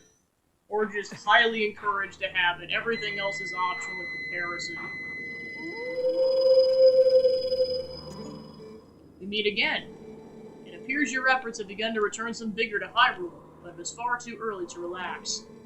Do you feel ready to earn another hidden skill to seal yourself for the forthcoming battles against more powerful foes? I do. Very well. Before we begin, I must test you to ensure you have mastered the last skill I taught you, the shield attack. Now then, come at me.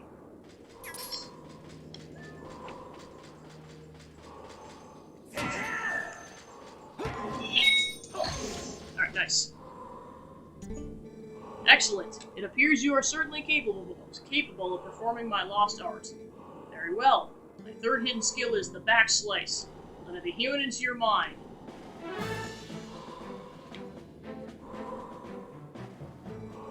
A mere shield attack is no match for an enemy protected not just by a shield, but by a thick, full body coat of armor. Such enemies are often focused on guarding against frequent frontal attacks. They often leave their rear end unprotected. This is when you see target, press A while tilting to jump and roll around your foe, then perform a jumping slice. This is the back slice. Now try it. Clinkies. There we go. You carry yourself well, but do not forget the proper timing for swinging your sword while you jump. The third hidden skill, the back slice, has been passed on. So, like, this is the first one that I would say is optional, but it's really helpful later in the game, like, trust me on this. You learn the third hidden skill, the back slice. Circle around heavily armored enemies to strike their unguarded rears. There are still 4 hidden skills for you to learn. Do not neglect your daily sword training between now and the time you come to learn the next skill. Maybe meet again. Alright, I believe this is the last one you can learn before, or like in the first half of the game, so like this is all you have to work with. Also just, you know, the weaker sword.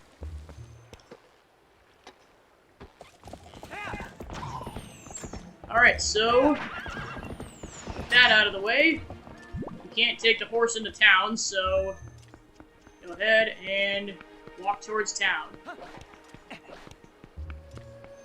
And then kind of how it works is that time passes faster when you're outside. When you're inside, it actually goes slower.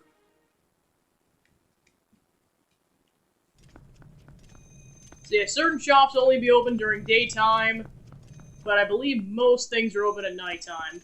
That is kind of a way for you to get, like, extra stuff. I believe it's to increase your quiver, but you need the hook shot and eventually the second hook shot. So I wouldn't recommend doing that until later. And in terms of story progression, we have to go see where Elia's at, so we'll save that for a few minutes from now. First things first, let's go ahead and get some wallet upgrades. Or at least an upgrade. Because, like, the most expensive thing you have to get in this game is 300, but I mean, you need your wallet full for that. So technically, you don't need any wallet upgrades, but boy are they helpful for doing the big money side quest later. Oh boy, I thought you were a giant grasshopper. But you're not a bug, you're a person. Still, you're wearing those clothes, so that tells me you like bugs too. Oh boy, I forgot the formalities. You have an audience with the Princess of the Bug Kingdom. Agatha is the name. I've invited the 24 golden bugs of the world to the ball, but I don't know if they got lost in the way or what. But they're not here, that's for sure. If you see them, would you please bring them to Agatha's castle and tell them the princess awaits? Oh boy, if you have a bug with you now, please give it to me. The ball must begin. So this is why I wanted to save beforehand, because if you get money the first time, I don't want to get any extra money. So it doesn't really matter which one you give her first. You get more money if you give her the pair. Oh boy, who's your friend? You're a little male Phasmin, aren't you, you little cutie? Little Phasmin. I want to tie your long antenna into bows. Oh boy, thank you so much, I'm so happy. You actually went bug hunting for me, didn't you? To be honest, I doubted you would. I guess some might consider me a poor-mannered princess. From now on, if you bring me insects, I'll share my happiness with you. You can keep it in this. So yeah, so the first one you give her gives you the big wallet, so now you can hold 600. I wonder if there's a partner for little male Phasmin somewhere close by where you found this one. If any bugs become part of a pair, I'll think I'll be able to share great happiness with you. So I wouldn't recommend going too gung-ho on this because, you don't want to, like, gain excess money.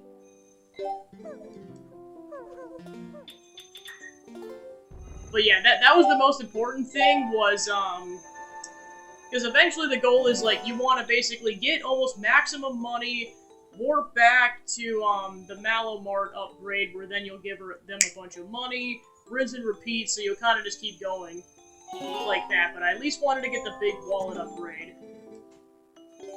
Alright, Alright, so I at least want to give her the pear to get more money out of it.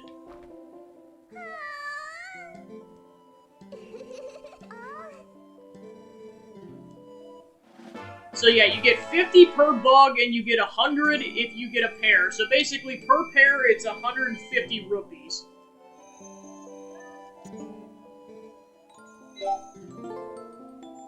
So at this point, I think I'm going to give her two singles, and then call it at that point until I can get rid of some of my money.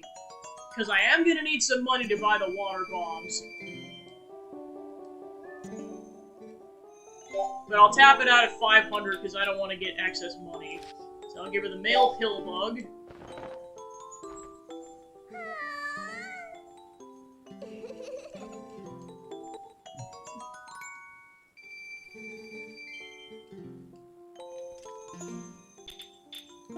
Alright, so yeah, basically that's 200.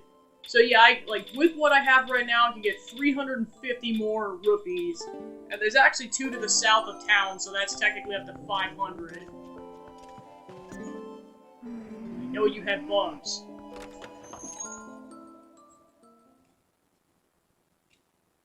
Alright, so then once we pretty much depleted our wallet, we'll come back, and once we can warp here, we'll come back and give her more bugs.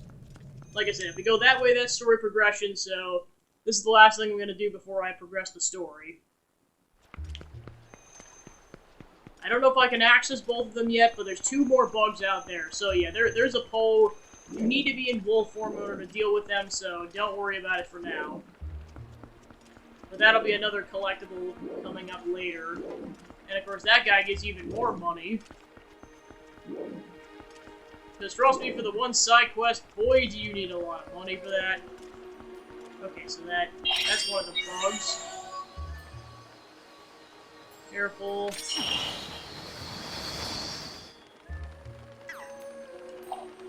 Alright, where to go?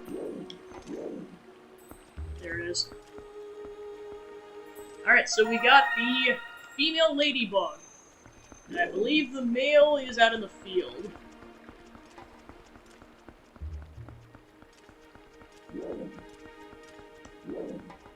So eventually you'll be able to go out the south end, but you need basically that whole side quest needs to happen in order to that whole Malomar side quest. Yeah, of course that's why I wanted to wait, because I knew I was gonna get some money out here. Alright, I'm gonna spend a few minutes searching for this bug. Okay, I hear it. So I know it's close.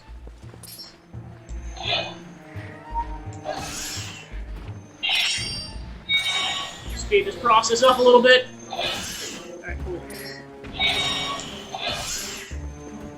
Okay. So many of these things, oh my gosh! So yeah, I know the bug's around here somewhere, I just have to figure out where it is, but I'm being bombarded with birds. There's so many birds!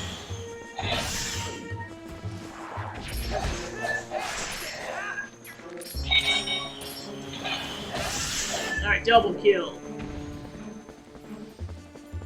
Okay, I hear the bug.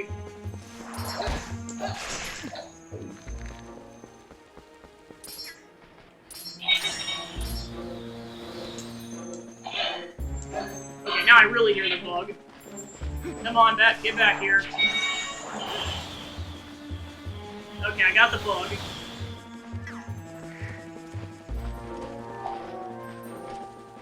Alright, I got both the ladybugs, nice. Alright, so that's 10 out of 24. Like I said, I know I gotta go back here and grab 2 of them, so like, if I would have found the 2 in the field, I could technically have like half the bugs right now, but it's not that big of a deal. Like I said, the biggest deal was getting the upgrade, because you don't get the next wallet upgrade until like further into the giveaway. And you really don't want to do it early.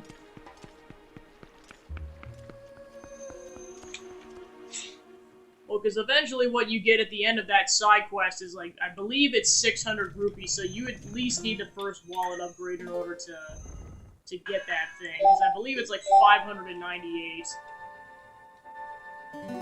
There might be something more expensive in the game, but I believe that's the most expensive thing in the game is 598. Alright, on that note, story progression ahoy!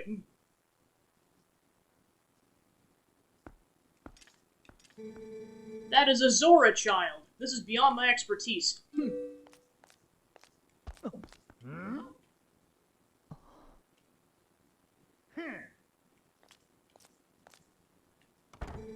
Doctor, wait! If something isn't done, this child will...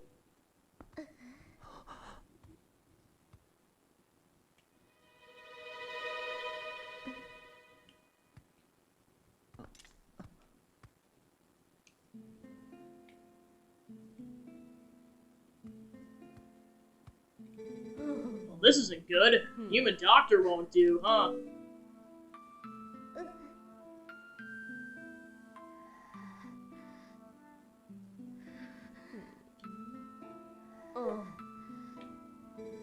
That old coot reminded me, though. I've heard of a shaman in Kakariko Village in the Elden Lands who's tended both Gorons and Zoras. Is that true? Perhaps if we take him there. Inadvisable, too dangerous. We can't turn a blind eye to a pretty girl in need, either. Yes, we'd better escort you. Am I right, boys?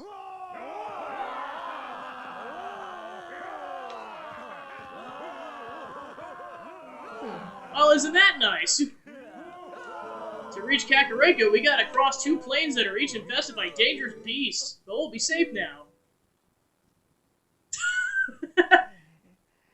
Zelda, you gotta hire better guards. Cowards, don't ever show your faces here again. Oh my. Looks like we got one young swordsman left.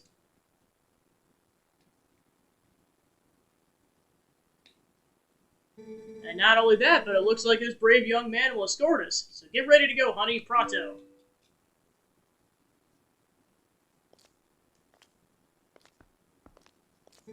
You know that girl, don't you?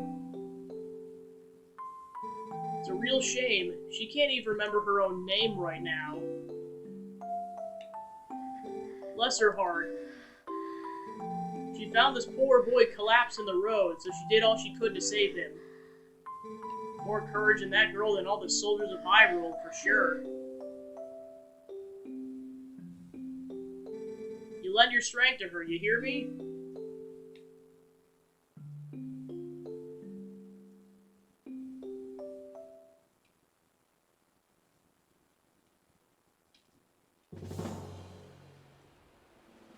Nope. You thought he was dead. Nope. Not even close.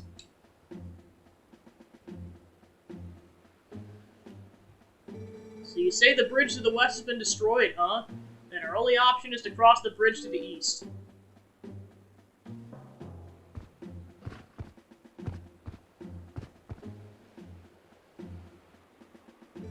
You see what that means? You'll have to deal with that thing.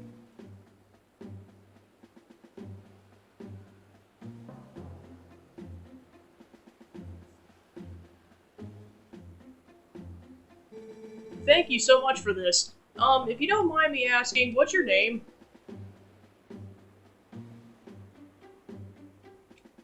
Gabby? I will never in all my life forget your kindness, Gabby.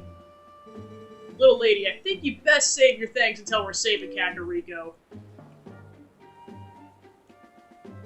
This swordsman of ours has great eyes, honey. They're proud and wild like a feral beast. We need a beast right now to keep the true ones at bay. If we make it to Kakariko safely, we'll just thank them then, huh? Yeah, definitely Tetra vibes for sure.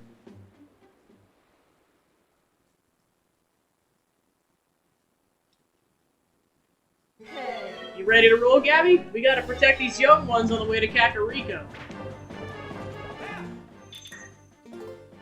Alright. Just so you don't have to watch that sequence again when you're playing it, I'd highly recommend saving before you start this. So that's generally the route you're taking. You're basically going along the entire southern stretch, and And then, one other thing I'd recommend before you get going, disequip the bomb arrows.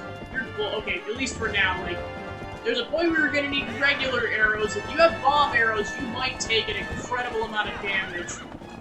Especially with having this low health, because, I mean, you could have as low as 5 at this point.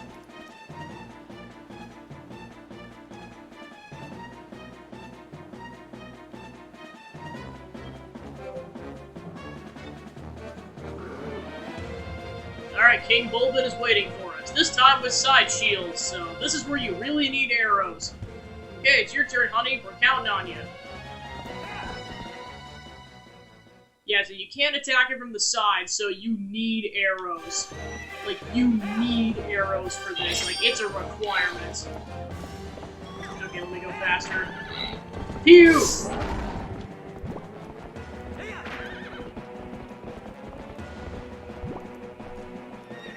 you're not trapped this time, but you still have to defeat him. Okay, now that we got some momentum going, let's... Yep, 2 arrows and he's down.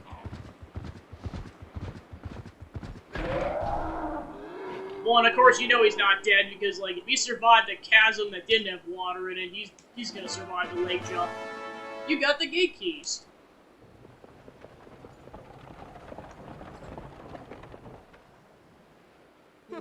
Nice, honey. Keep up the good work.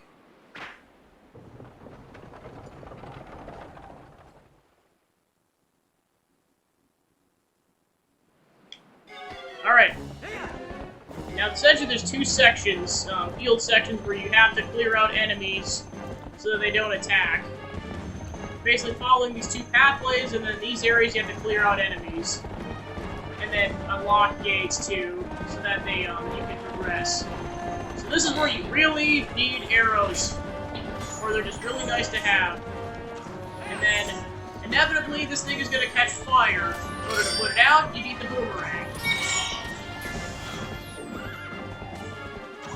Basically, if that hits the edge, game over.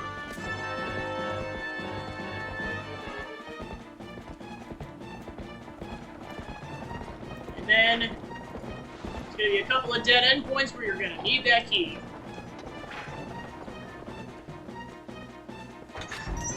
Alright, so now the carriage can progress. Alright, so eventually you're going to hit a bird creature who's going to have a bomb. You need to disarm him with the boomerang.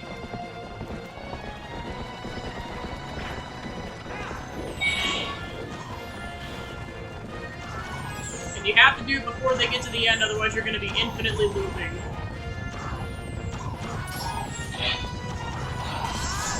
Recommend the, yep, there it is. You gotta take him out before he gets to the carriage, because then they can progress.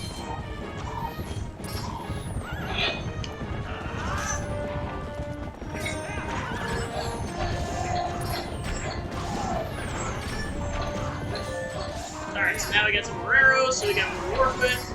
And that just caught on fire. Alright, we're good. On to phase 2.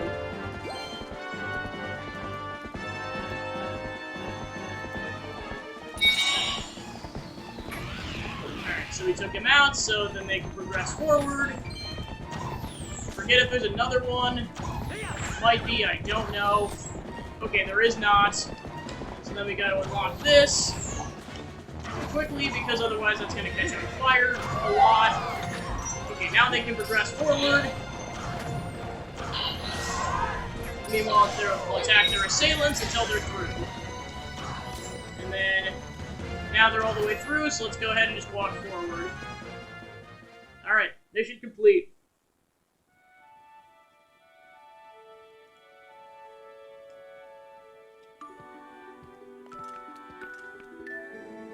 He has passed through the worst of it. As long as he rests, he should recover in due time. Do you know the fate of his mother?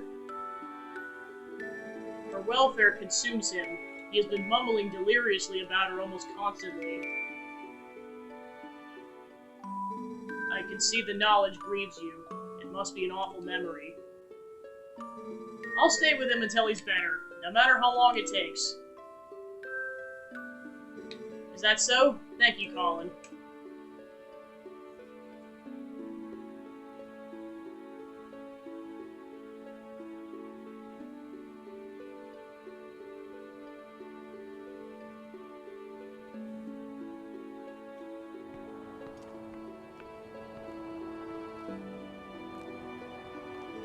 Hey, Gabby, about Elia. Is it true what they said about her? Yes, she lost her memory, Colin, and regaining it will be no simple task. But it'll be alright, child. If we just give her some time, I'm certain that Elia will find her heart again. So, Colin, I'd like to ask you to stay in this village until then. It is our turn to show the courage that you have already displayed.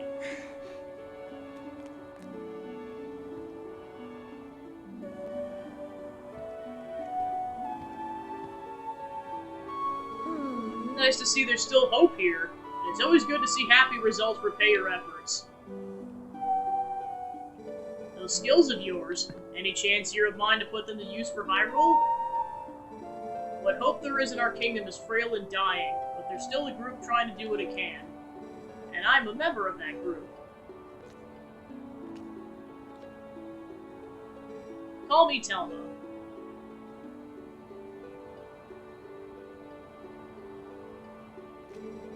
I may just stay here a bit longer. I'm still worried about Elia and, well, never mind about the rest.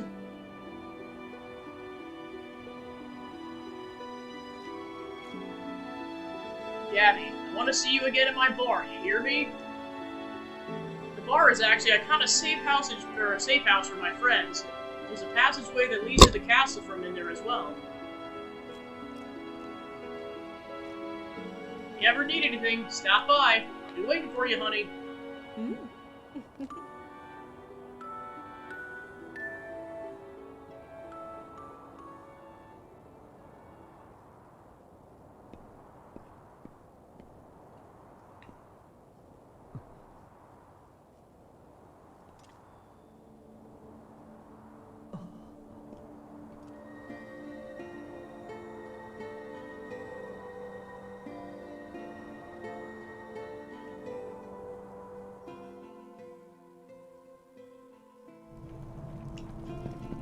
So we need to go this way.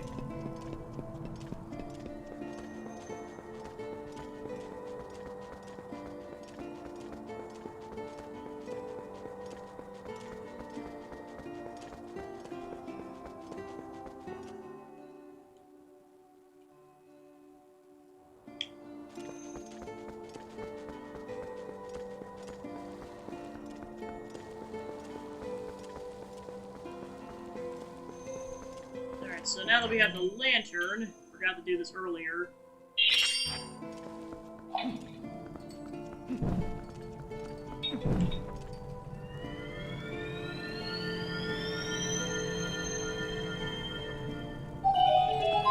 Gonna grab this chest first.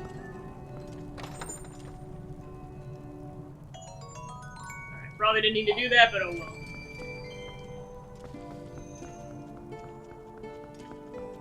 Alright.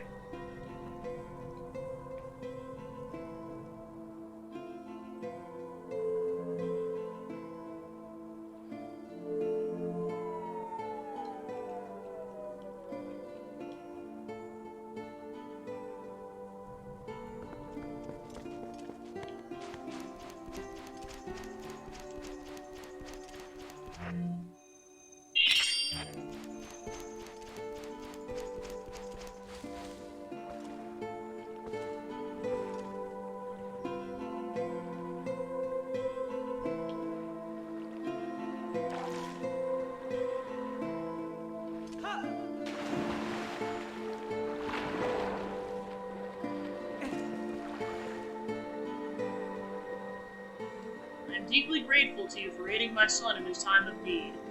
You were right to bring him here. Kakariko Village is a sacred place for the Zora people. It's where we take our eternal rest. My husband in life, King Zora, also rests his spirit here. It is no coincidence my son found his salvation in this place. That which I have promised you is within this grave. During his lifetime, my husband created garments specifically for the chosen hero. Garments that house the ability of the Zora.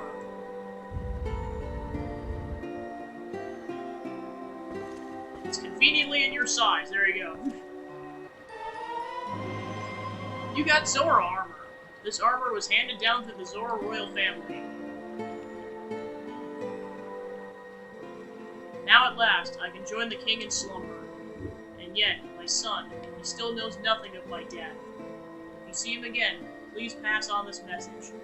Tell him he must not grieve his mother's passing. Tell him she wanted him to be brave and live on as the king of our people. And tell him his mother loves him without end. Tell him.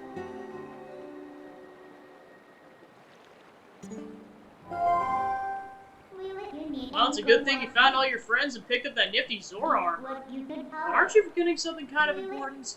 That last few shadow. Remember what Pharaoh the Light Spirit said? He said you would need the few shadows to defeat the Dark Overlord Zant and save the world. So even if you go back now with all the people you saved, the whole tragedy would just repeat itself. So let's go get to it. We need to go to the temple at the lake bed of Lake Hylia.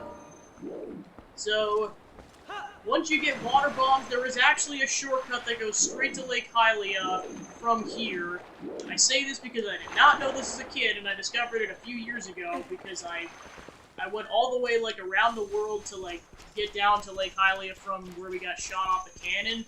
Which you can do that too, it's just there's a way more direct route to get down there. Of course, it's a one-way street, so if you want to go back up, you have to get shot out of the cannon again. At least at this point in the game. Alright, so now that it's daytime, let's go back to Kakariko Village. So in order to progress into the temple and beyond, you need to get the water bomb bag. So we'll go get that before anything else, and then I'll see if anything updated with the shop over there. Because I prefer to get rid of some of this money.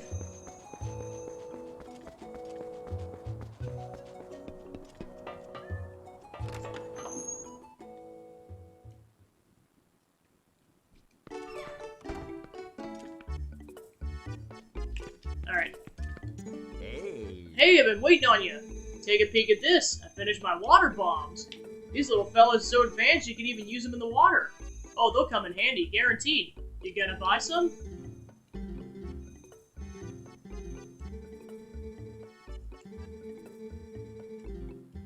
And that's the thing, like, because you only have one bomb bag, you have to sell them your bombs and then get those. A very good day to you, sir. Welcome to the incredibly fancy bomb buyback counter. Mercy me, what do we have here? It seems you have some bombs. Let me know what to take in your bag. Alright, so we sold them back. I know we lost some of the money, but oh well. Okay, now let's buy some water bombs. So trust me, you're gonna want maximum, so 90. And you can only hold 15 at a time in a bag. It's not like those where you can hold 30.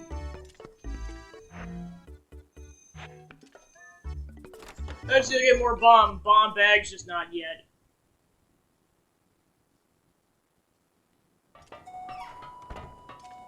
Alright, so now that we got water bombs, let's go see if I can get rid of some more of this money. Because I prefer to keep some of the money that we get in the temple.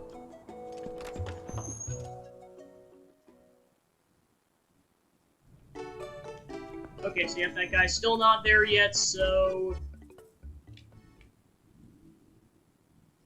Because there's nothing else I can really buy right now, so I guess just, oh boy.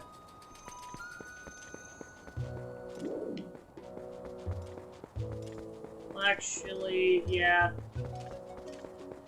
I guess just try not to get too much money is the gist. I think that one side quest thing doesn't become available until, after the first half of the game.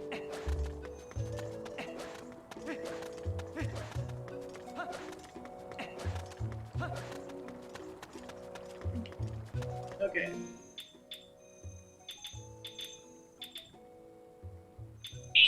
Go ahead and put the Zora armor on so we can check this area out. Then sink further in, just in case. Gotta go ahead and save. Because in the event that I get something I don't want, then I'll go ahead and reset. Okay, so that's just part of the background. Here we go.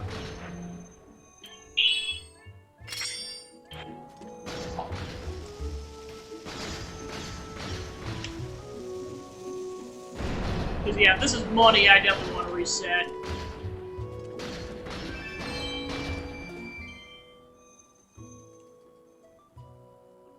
Okay, so yeah, I'm gonna go ahead and reset the game really quick. Because I do not want that yet.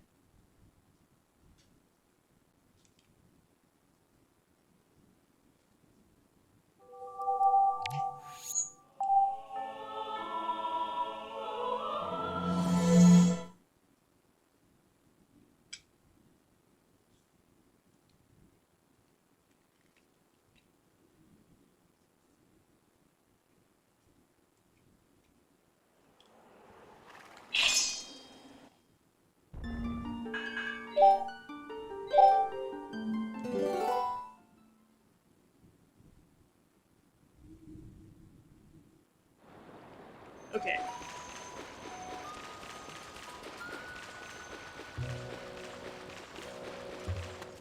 So I believe there's some stuff you can do now, because like now you can access getting those bugs again if you want off to that side, and then also getting some bugs in the map area. I don't believe there's too much you can do before, at least in the first half of the game. Like there's some stuff, but not a whole lot. I think I'm just gonna head straight for the temple then. Well...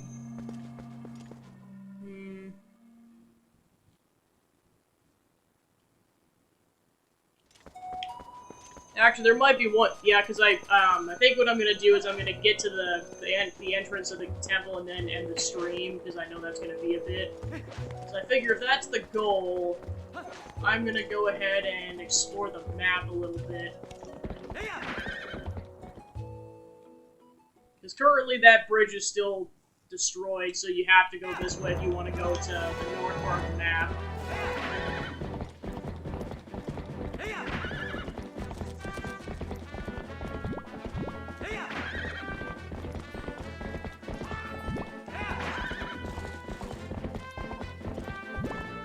So now because I have water bombs, I have to use bomb arrows a lot more sparingly, because those things are like, yeah, 30 for 5 or 6 apiece. They're more expensive than the regular bombs, but you can hold less of them.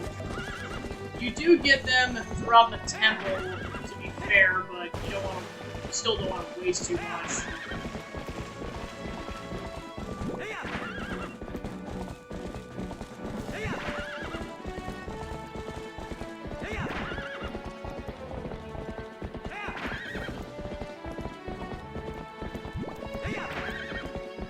At this point, I'm not going to worry about bugs too much, because I've got the extra wallet and plenty of money.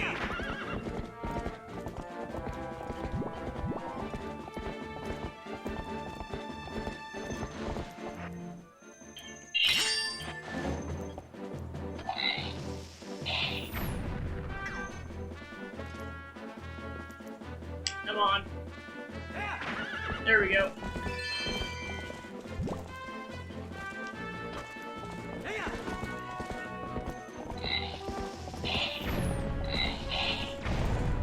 Alright, took that out for later. Alright, forward ho!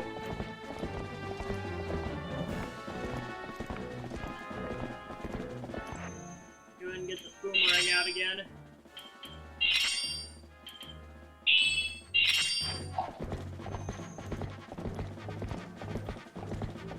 I believe there, yeah, because I hear a bug. Yeah, I guess I don't worry about it later.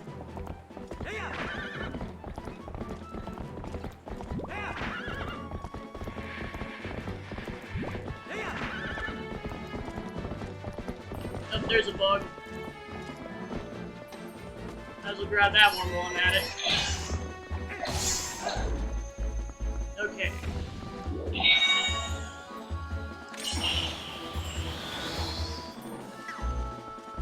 Alright, let's see where it ends up spawning at.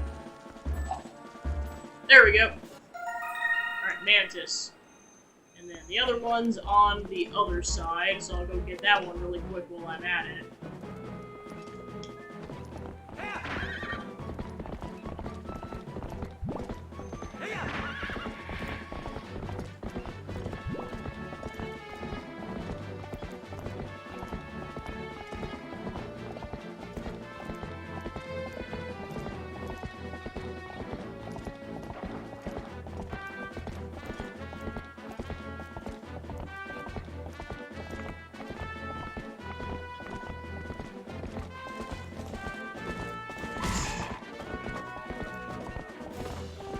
I'll do one more background if I can't find it, I'll come back to it later.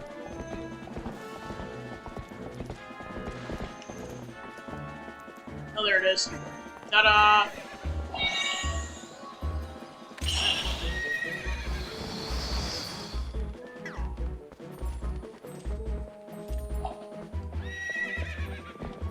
Alright, there's both the mantises. Alright, and with that, that's half the bugs.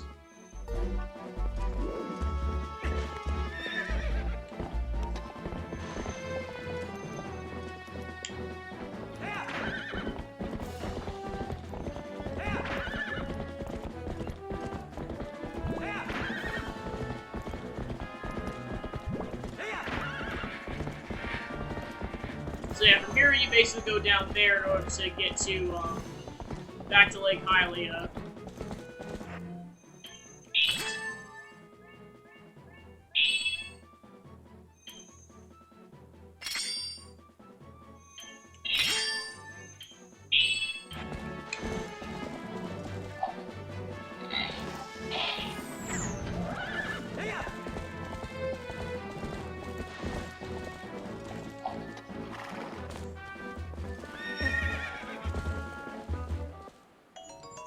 Oh, right, because I restarted the game.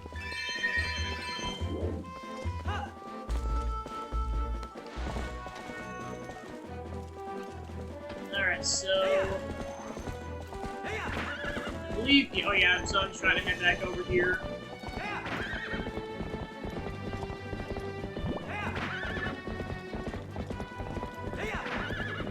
Alright, now that I got that shortcut, I'm gonna go ahead and take it.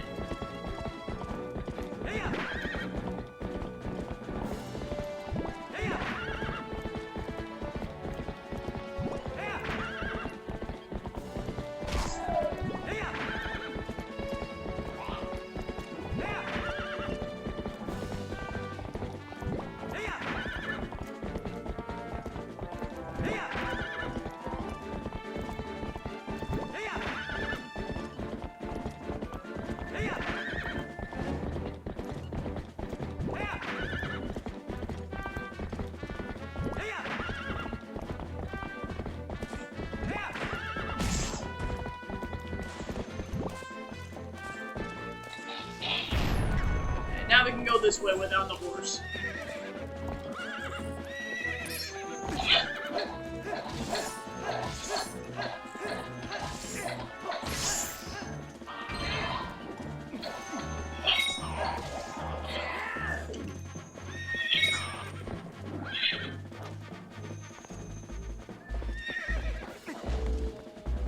You actually have to climb over. There we go.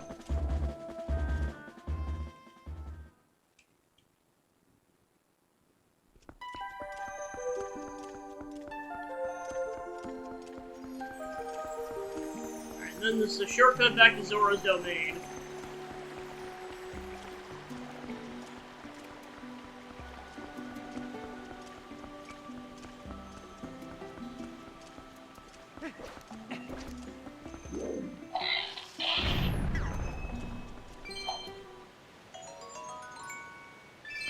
Alright, and now we get a direct path to the throne room. This isn't necessary now, like in theory, you could just go straight to the temple if you want to. I'm just doing some extra stuff right now. Because there's one thing you could do that's in the bottom of this area.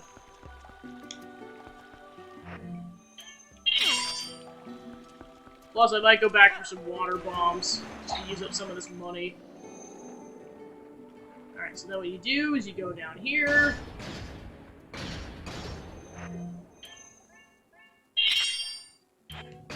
Then go all the way to the bottom. Use the water bomb. Let it explode.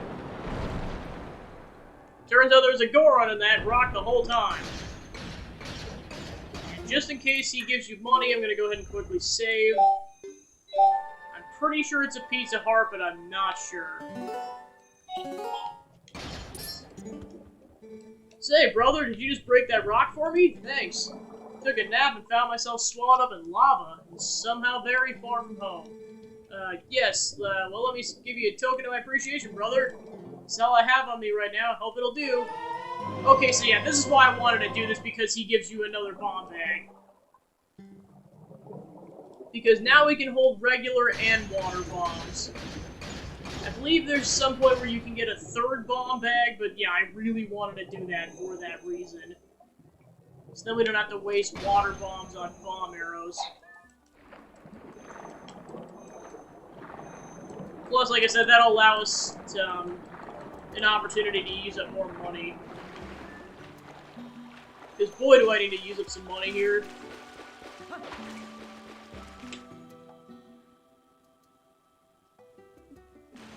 Usually I do that later in the game, but yeah, you can technically do it that early if you want. Whee! Yeah, and of course, with the Zora armor, you now can be under here for an unlimited amount of time, so feel free to swim to your heart's content.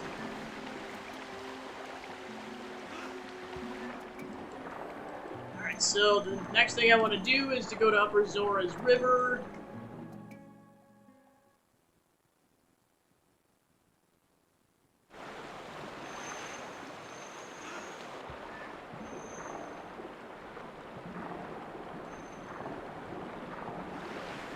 Then I want to go talk to this lady over here.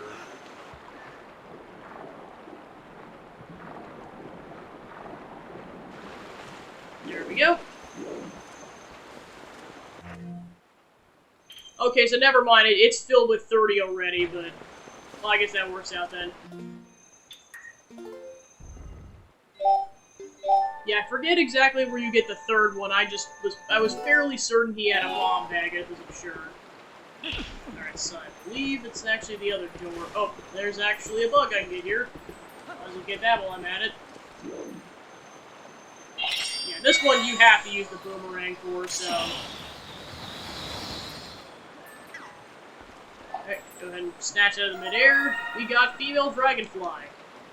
And the male dragonfly is definitely in this vicinity, I just don't 100% know where it is. And then there's where you can go fishing. If you want to do that later. Yeah, I just know that it's around here somewhere, it just might take a bit to find the bug. Because like I said, at nighttime it's a bit more obvious where they're at, but you also might confuse it for a postal is the other problem.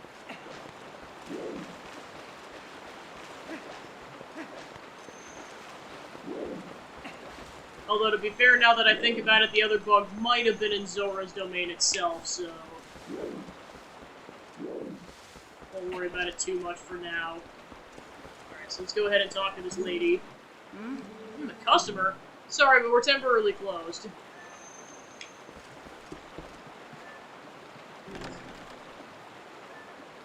Oh, maybe you have to wait until daytime. Oh, never mind. I guess you had to take care of this first.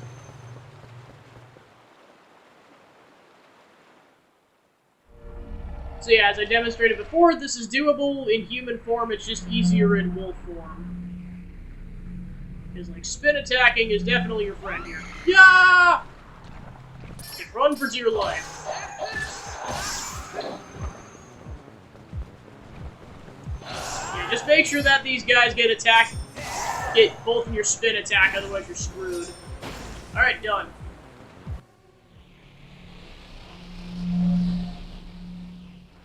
Ta-da! Whoa, that scared me. Who are you? How can you keep your cold fighting monsters like that? Wow, wow, what a champ you are.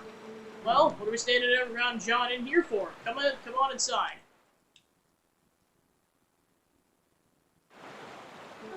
Golly, talk about scary. I thought I was done for. Things have been getting pretty crazy around here, let me tell you. So thanks for earlier. My name's Isa. I rent boats here. Well, I used to rent boats here, but then we had a rock fall and it dammed the river up. Yeah, I'm sure you're a helpful guy around here at times like this. Yep, a handy guy would sure be a big help around here. Really? You're a lifesaver. When did you become Noah? So, do you think you could do something about that rock? I'll give you some bombs and arrows, so just put them together and shoot bomb arrows at that thing. Okay, so yeah, this is how you get the third bomb bag. So, like, you can get all 3 bomb bags before the second half of the game if you want. That's the crazy part. And then, like I said, you get the extra arrows from a guy in Castletown, but you can't get that until you get the hook shot, and then eventually hook shots plural.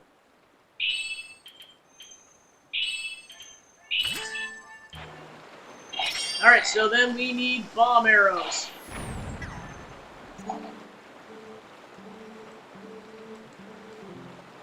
Alright, so this has a couple of layers, you just gotta take them all down. Yay! We did it! Well, my gal tells me there's still some rocks blocking the way along the river, so you should take care of those too. Here's the boat, hop in. Now, it's a teensy bit dangerous downriver up here, so don't leave the boat, okay? One of our part-timers is waiting down there, so you can get in the details from her. And when you're done, you can keep that bomb bag and everything in it as a token of my appreciation. So, be seeing you. So now we're taking an alternate path, and we have to take out all the debris. Oh.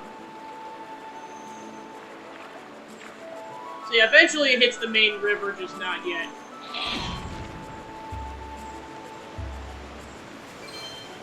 So yeah, those are all the debris pieces, so you just have to take them all down with bomb arrows, and then you get unlimited in this section, so feel free to shoot to your heart's content here. And you gotta take down all the debris pieces. I think I got it, yeah. Alright.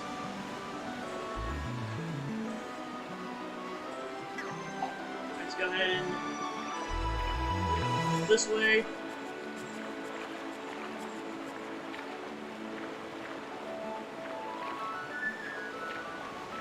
Steer. We're going down! Okay, so then you got this section where you have to take down a rock. Alright, then there's her Zora assistant. Ah! You've come at the request of the shop owner, haven't you? Well, I am here part-time for now. Sorry we troubled you so. You see, these rocks are blocking the natural flow of the river. All you need to do is use your bomb arrows to destroy the blockage.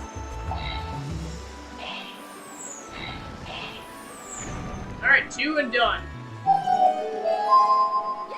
You did it! Thank you! Ah, and the water has already begun to flow. Then I shall guide you to the mouth of the river. Follow me. And as gratitude, she gives you rupees. Of course, we're gonna max out here, but them's the breaks.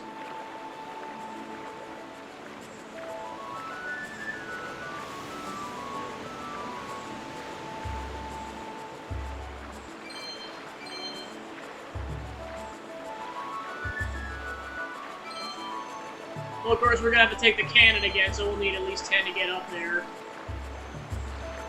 Whee!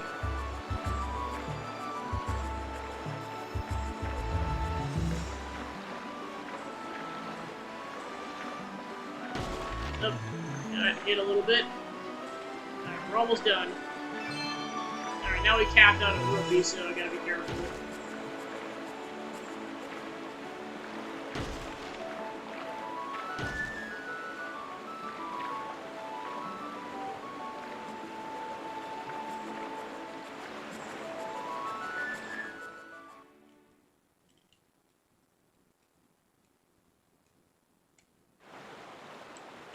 Alright, and take the waterfall down, and we're golden. Whee!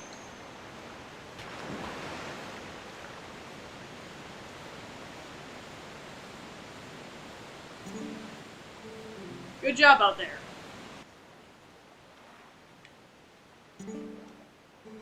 You've truly done us a great service. Now the shop can finally reopen. When we were closed, my boss's temper only got worse and worse. It was a rough time for all of us. Oh, and another thing. I don't suppose she promised you anything special for doing this, did she? Just that bomb bag, right? Yeah, she tends to bribe people with whatever's lying around. So stingy, really. It's alright. I'll let her know you kept it when I get back.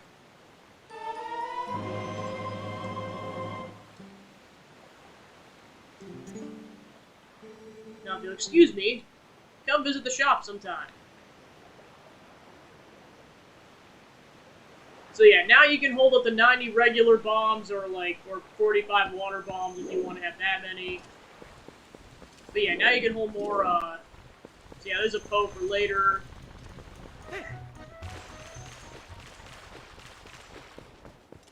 So yeah, if I wanted to, I could go straight to the temple, but I'm not going to do that yet. I'm basically going to head back to Kakariko and get more water bombs, and then take that shortcut, and then go straight down to the temple.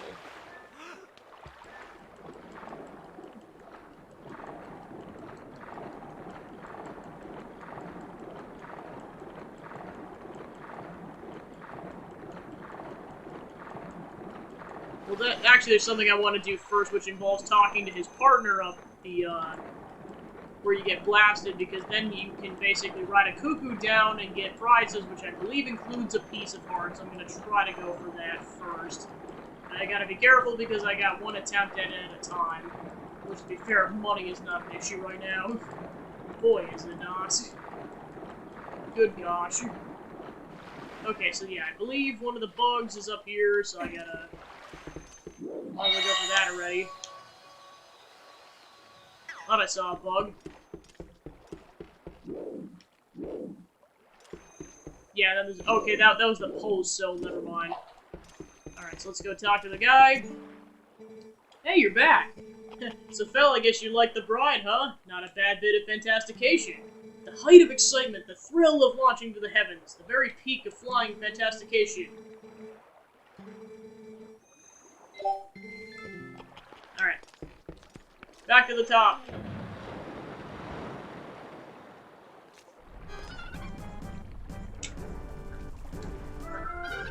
Okay, so I'm just gonna skip this because it's exactly the same as last time.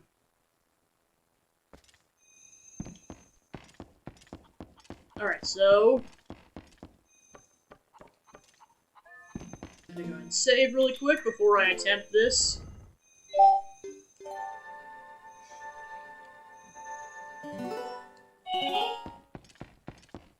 Alright, so now let's talk to his partner. Well, hi there! Welcome to Falby's Flight by Fowl. Are you ready for a flight full of dreams and sweet, sweet bonuses? Cuckoo-powered ride around Lake Hylia? You'll love it. Next up for Fantastication, one big guy! Just one? Right, that's 20 riches for a ticket to the Isle of Riches. How about it, partner? Alright, thanks, partner. Now let's grab a cuckoo of any color and try to sail to the Isle of Riches.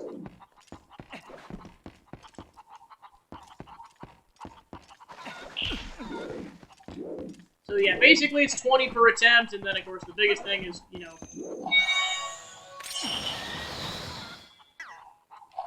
Oh my gosh, how did I never think to do this? Okay, apparently, because like, it's kind of difficult to get the cuckoos to go where you want, or like to grab them sometimes. Apparently it's the same concept as the bugs, you just apparently just grab them with the boomerang. How did I never think to do that? Okay, so I'm trying to go for the spinning platform here, because this has the piece of heart, so this is gonna hardcore depend. I have to do this kind of perfectly, because eventually I'm gonna run out of space. So I kind of have to predict where it's gonna rotate. And then let go. Aha! First try, let's go! Oh, 100 rupees. Okay, so never mind. That's not the one I was trying to go for. Okay, so I gotta be careful not to botch this jump. Ah, crap, I botched it. The next one was the, darn it. The next one was the piece of heart, darn it. Yep, I botched the jump crap. Just because this is going to take a couple of minutes, I'm just going to reset the game. I'm going to do one more attempt today, and then if I don't get it, I'll try it again next stream.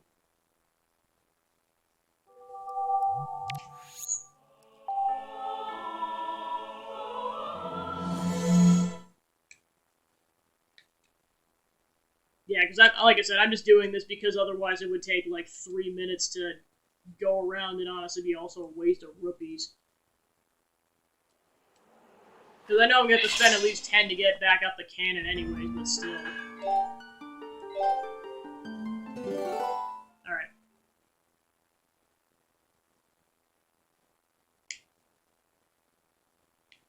Alright, take 2.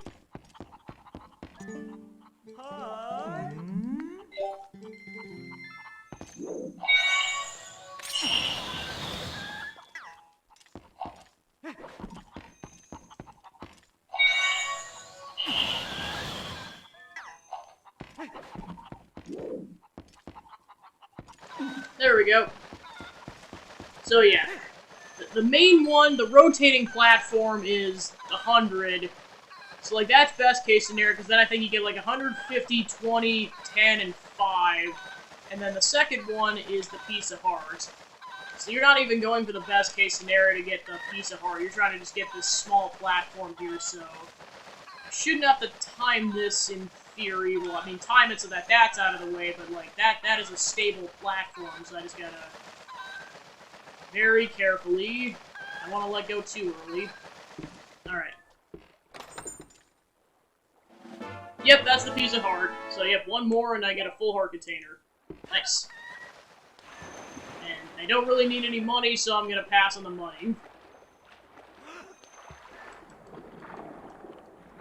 Yeah, if anything, I need to spend more money to... Yeah, I was gonna say, just so I can use up more money, I'm gonna go ahead and, like, sacrifice 2 bombs. Or make sure I do it by the time I get to Kakariko, so then I can buy more bombs. Because I'd like to have at least $100 or rupees worth where I can get some money in the temple. Alright, so now I'm back. Make sure I save that because not that that'd be very hard to replicate, but just still might as well save my progress. Okay. So then, of course, like I said before, I'm basically going to be heading to Kakariko, and then taking the shortcut from Kakariko back to the lake, and then I'll go to the temple after that.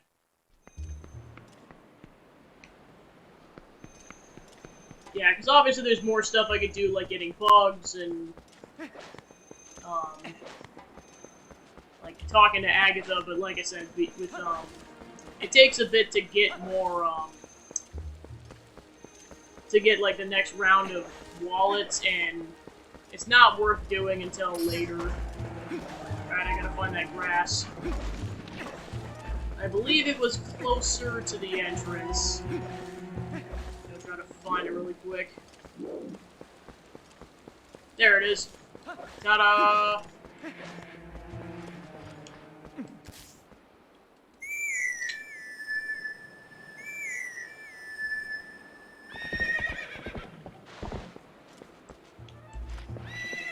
Come on. There we go. Alright, so then we're gonna be going across the bridge.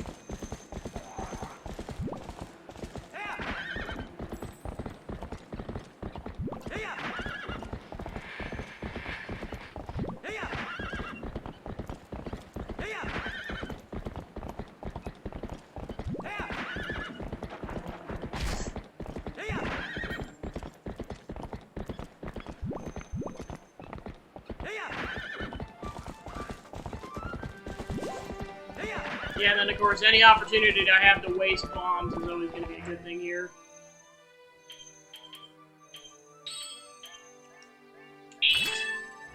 Because I'd like to be able to use up at least 2 of these things before, so I can buy 10.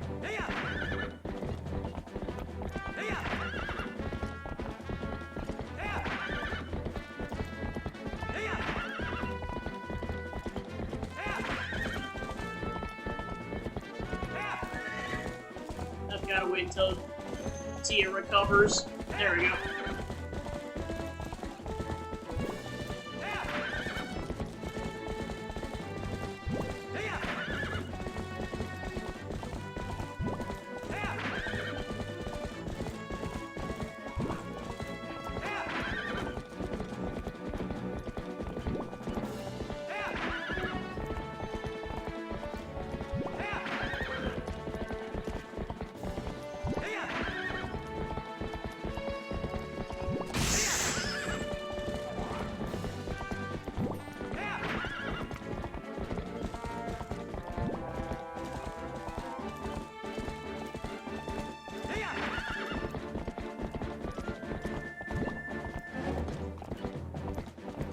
Alright, to the village.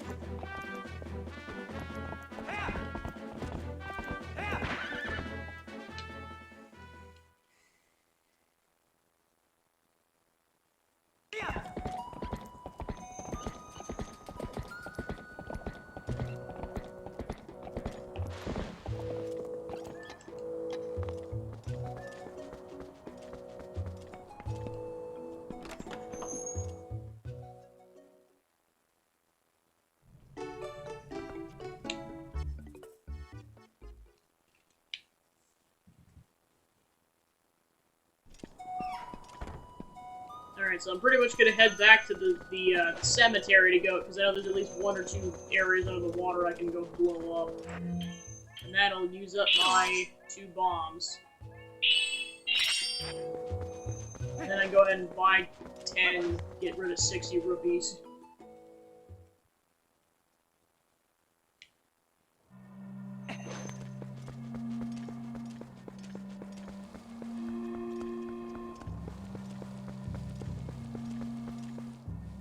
Looks like there's another bug around here.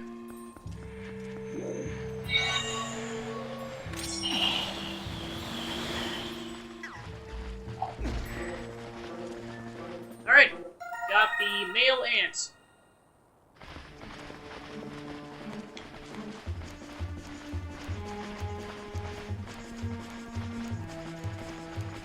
So yeah, you can get like the vast majority of the bugs in the first half of the game, which is nice.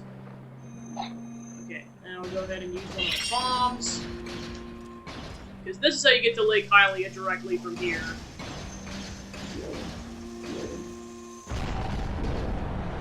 Yep, then we'll go that way once we get to that place.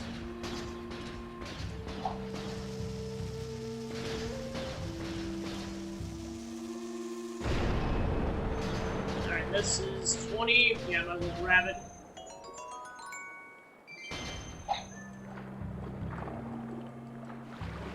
Okay. So yeah, once I'm ready to go back to the lake, I'll go that way.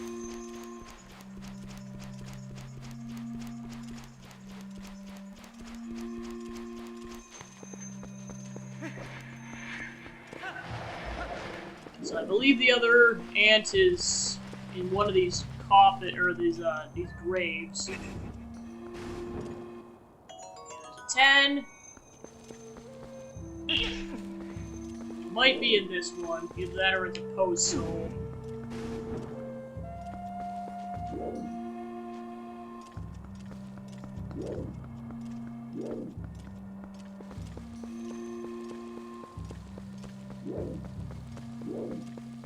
I don't hear it, so it might be somewhere else.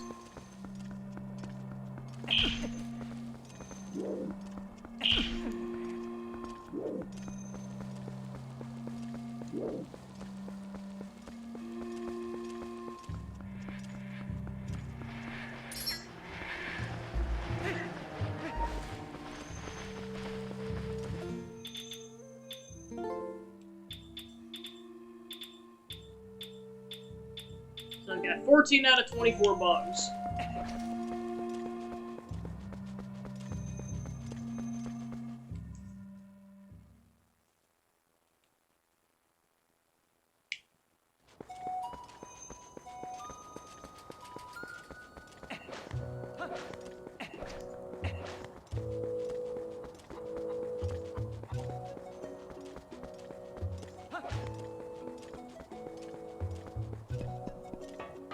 Time to spend some money.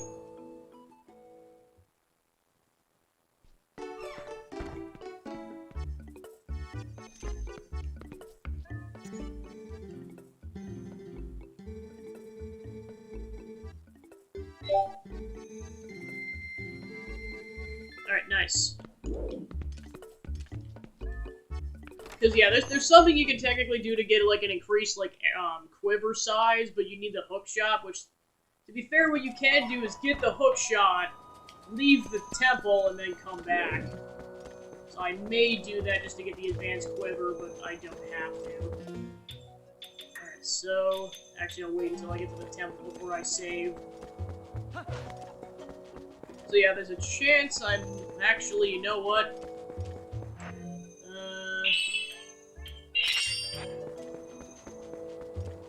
Forgot there's actually a piece... Ah, crap, I wasted a bomb.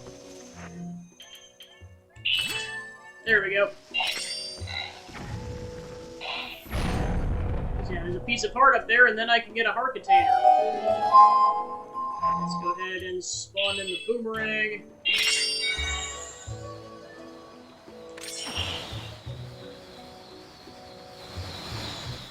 Alright, another heart container. So we've gotten 10 pieces so far, so we're up to a total of 7. And then we'll have 8 after this this temple.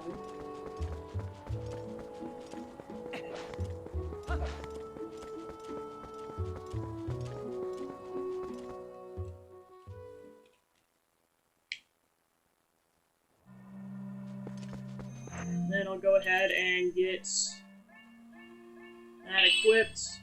Alright, cool. Yeah, because that's the nice part about having multiple bomb bags, is that you can still have water bombs, but then you can save your regular ones for the bomb arrows, and I've technically got an arsenal of 6, so yeah, I got that bugger ready. Come on. Like, stop getting distracted by the birds.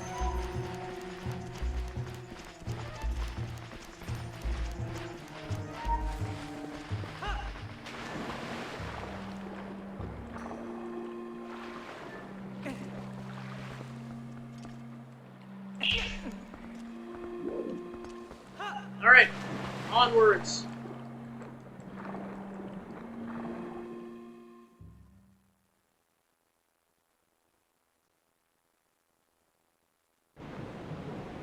Alright, here we are.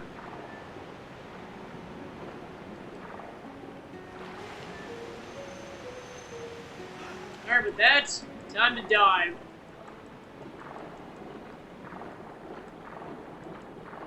And like last time with the Goron Mines, I'm really not going to do anything in the temple. I'm just going to get it queued up, and that's about it. Just have to get down there, blow up 1 or 2 things, and then we're good.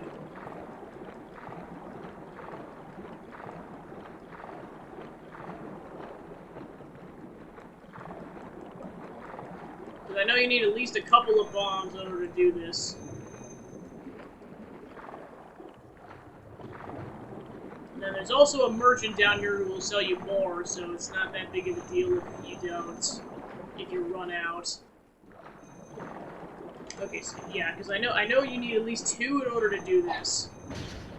So basically, you need the first bomb to blow up this so that the water will flow, and then the second one to blow the actual rock up.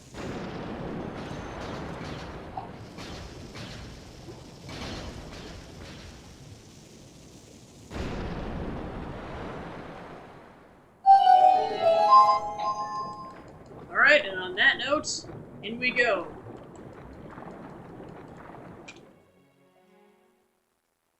I might check out this initial room, that's probably about it. Because whenever I re-enter the temple, I have to swim this entire corridor. There's nothing really special to do in this initial section, like there's no chests or anything, so pretty much just surface.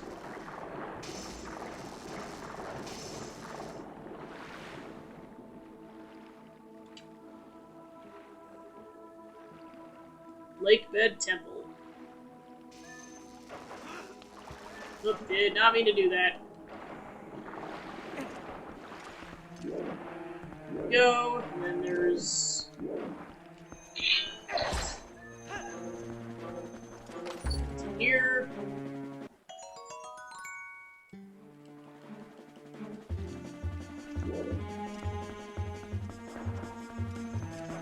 that's all that's really in here is just a chest full of water bombs. Alright, then onwards.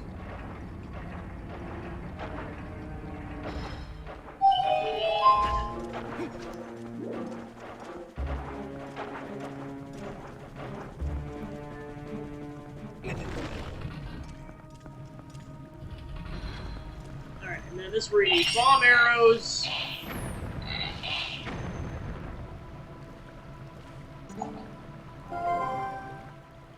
Whoa, that's treacherous. Whoa, don't you think you ought to knock these stalactites hanging off the ceiling first? They don't look to be very stable. I bet they break pretty easily if you hit them with enough force, don't you think?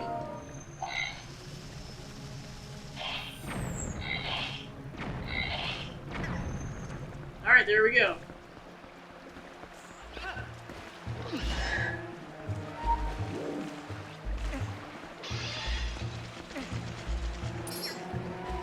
Don't fall off, Blake, jeez. Alright, then there's a chest up here, so I'll go ahead and grab that.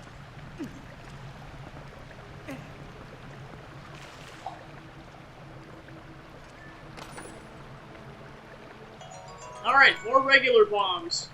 Yeah, boy did I need these after a while. Alright, so now I'm capped out on bombs already, so there we go.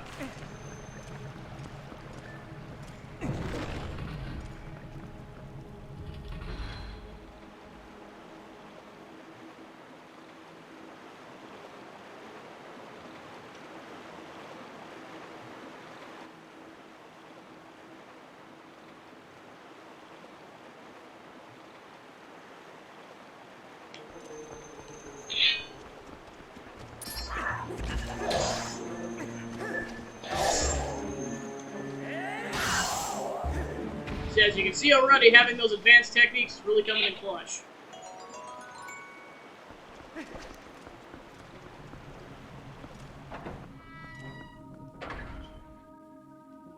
Alright, and thus we are at the main room of the dungeon.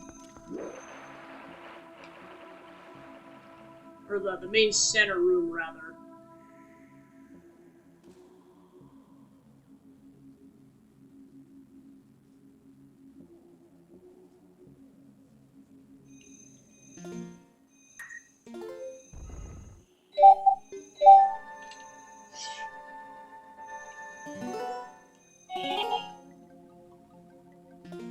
Okay, and on that note, I'm going to save the rest of the temple for the beginning of the next part of the playthrough. So, in terms of wrapping the stream up, I'm going to go quickly decorate one of those brownies and eat it on stream, and that's kind of how I'll wrap the stream up. So, I will be back in just a minute or so.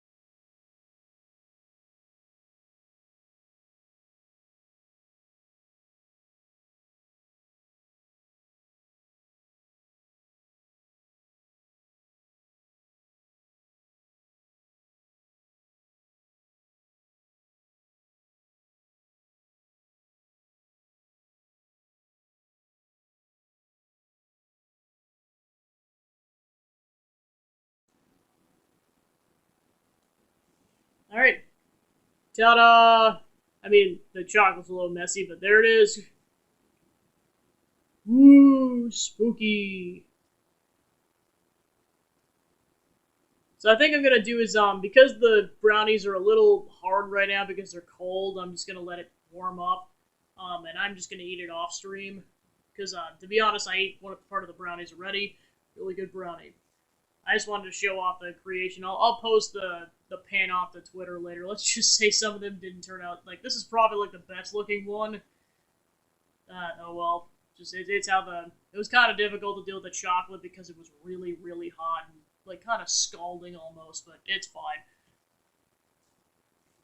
All right, so gonna go ahead and wrap up then.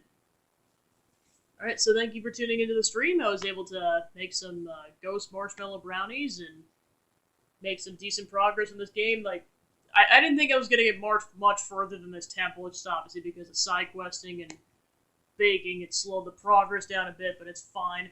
Normally, I would have played this on Friday and done the multiplayer game tonight, but I am getting the COVID booster, or the second COVID booster on Friday, and I, just based on how I reacted to the previous couple of doses, I can't guarantee I'm going to be feeling well enough to stream Friday, so that's why I'm like, the game I'd rather make more progress on, I'd rather do that tonight, and then just do multiplayer on Friday, and just do a shorter stream or nothing at all if I'm not feeling well.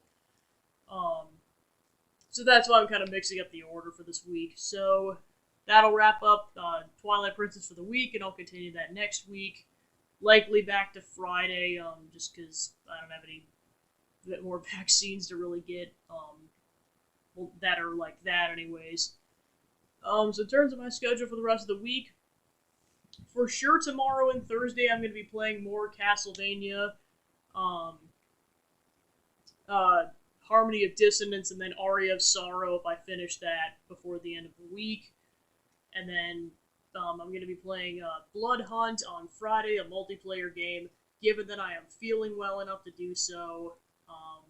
Like I said, if not, that'll be the end of the stream week, and then I'll pick it back up on Tuesday with for sure more Blood Hunt, or just Blood Hunt for the first time. So yeah, that wraps up the day for the day, so thank you for tuning into the stream, and I'll see you guys tomorrow for some Castlevania Harmony of Dissonance. Have a good night, guys. Bye.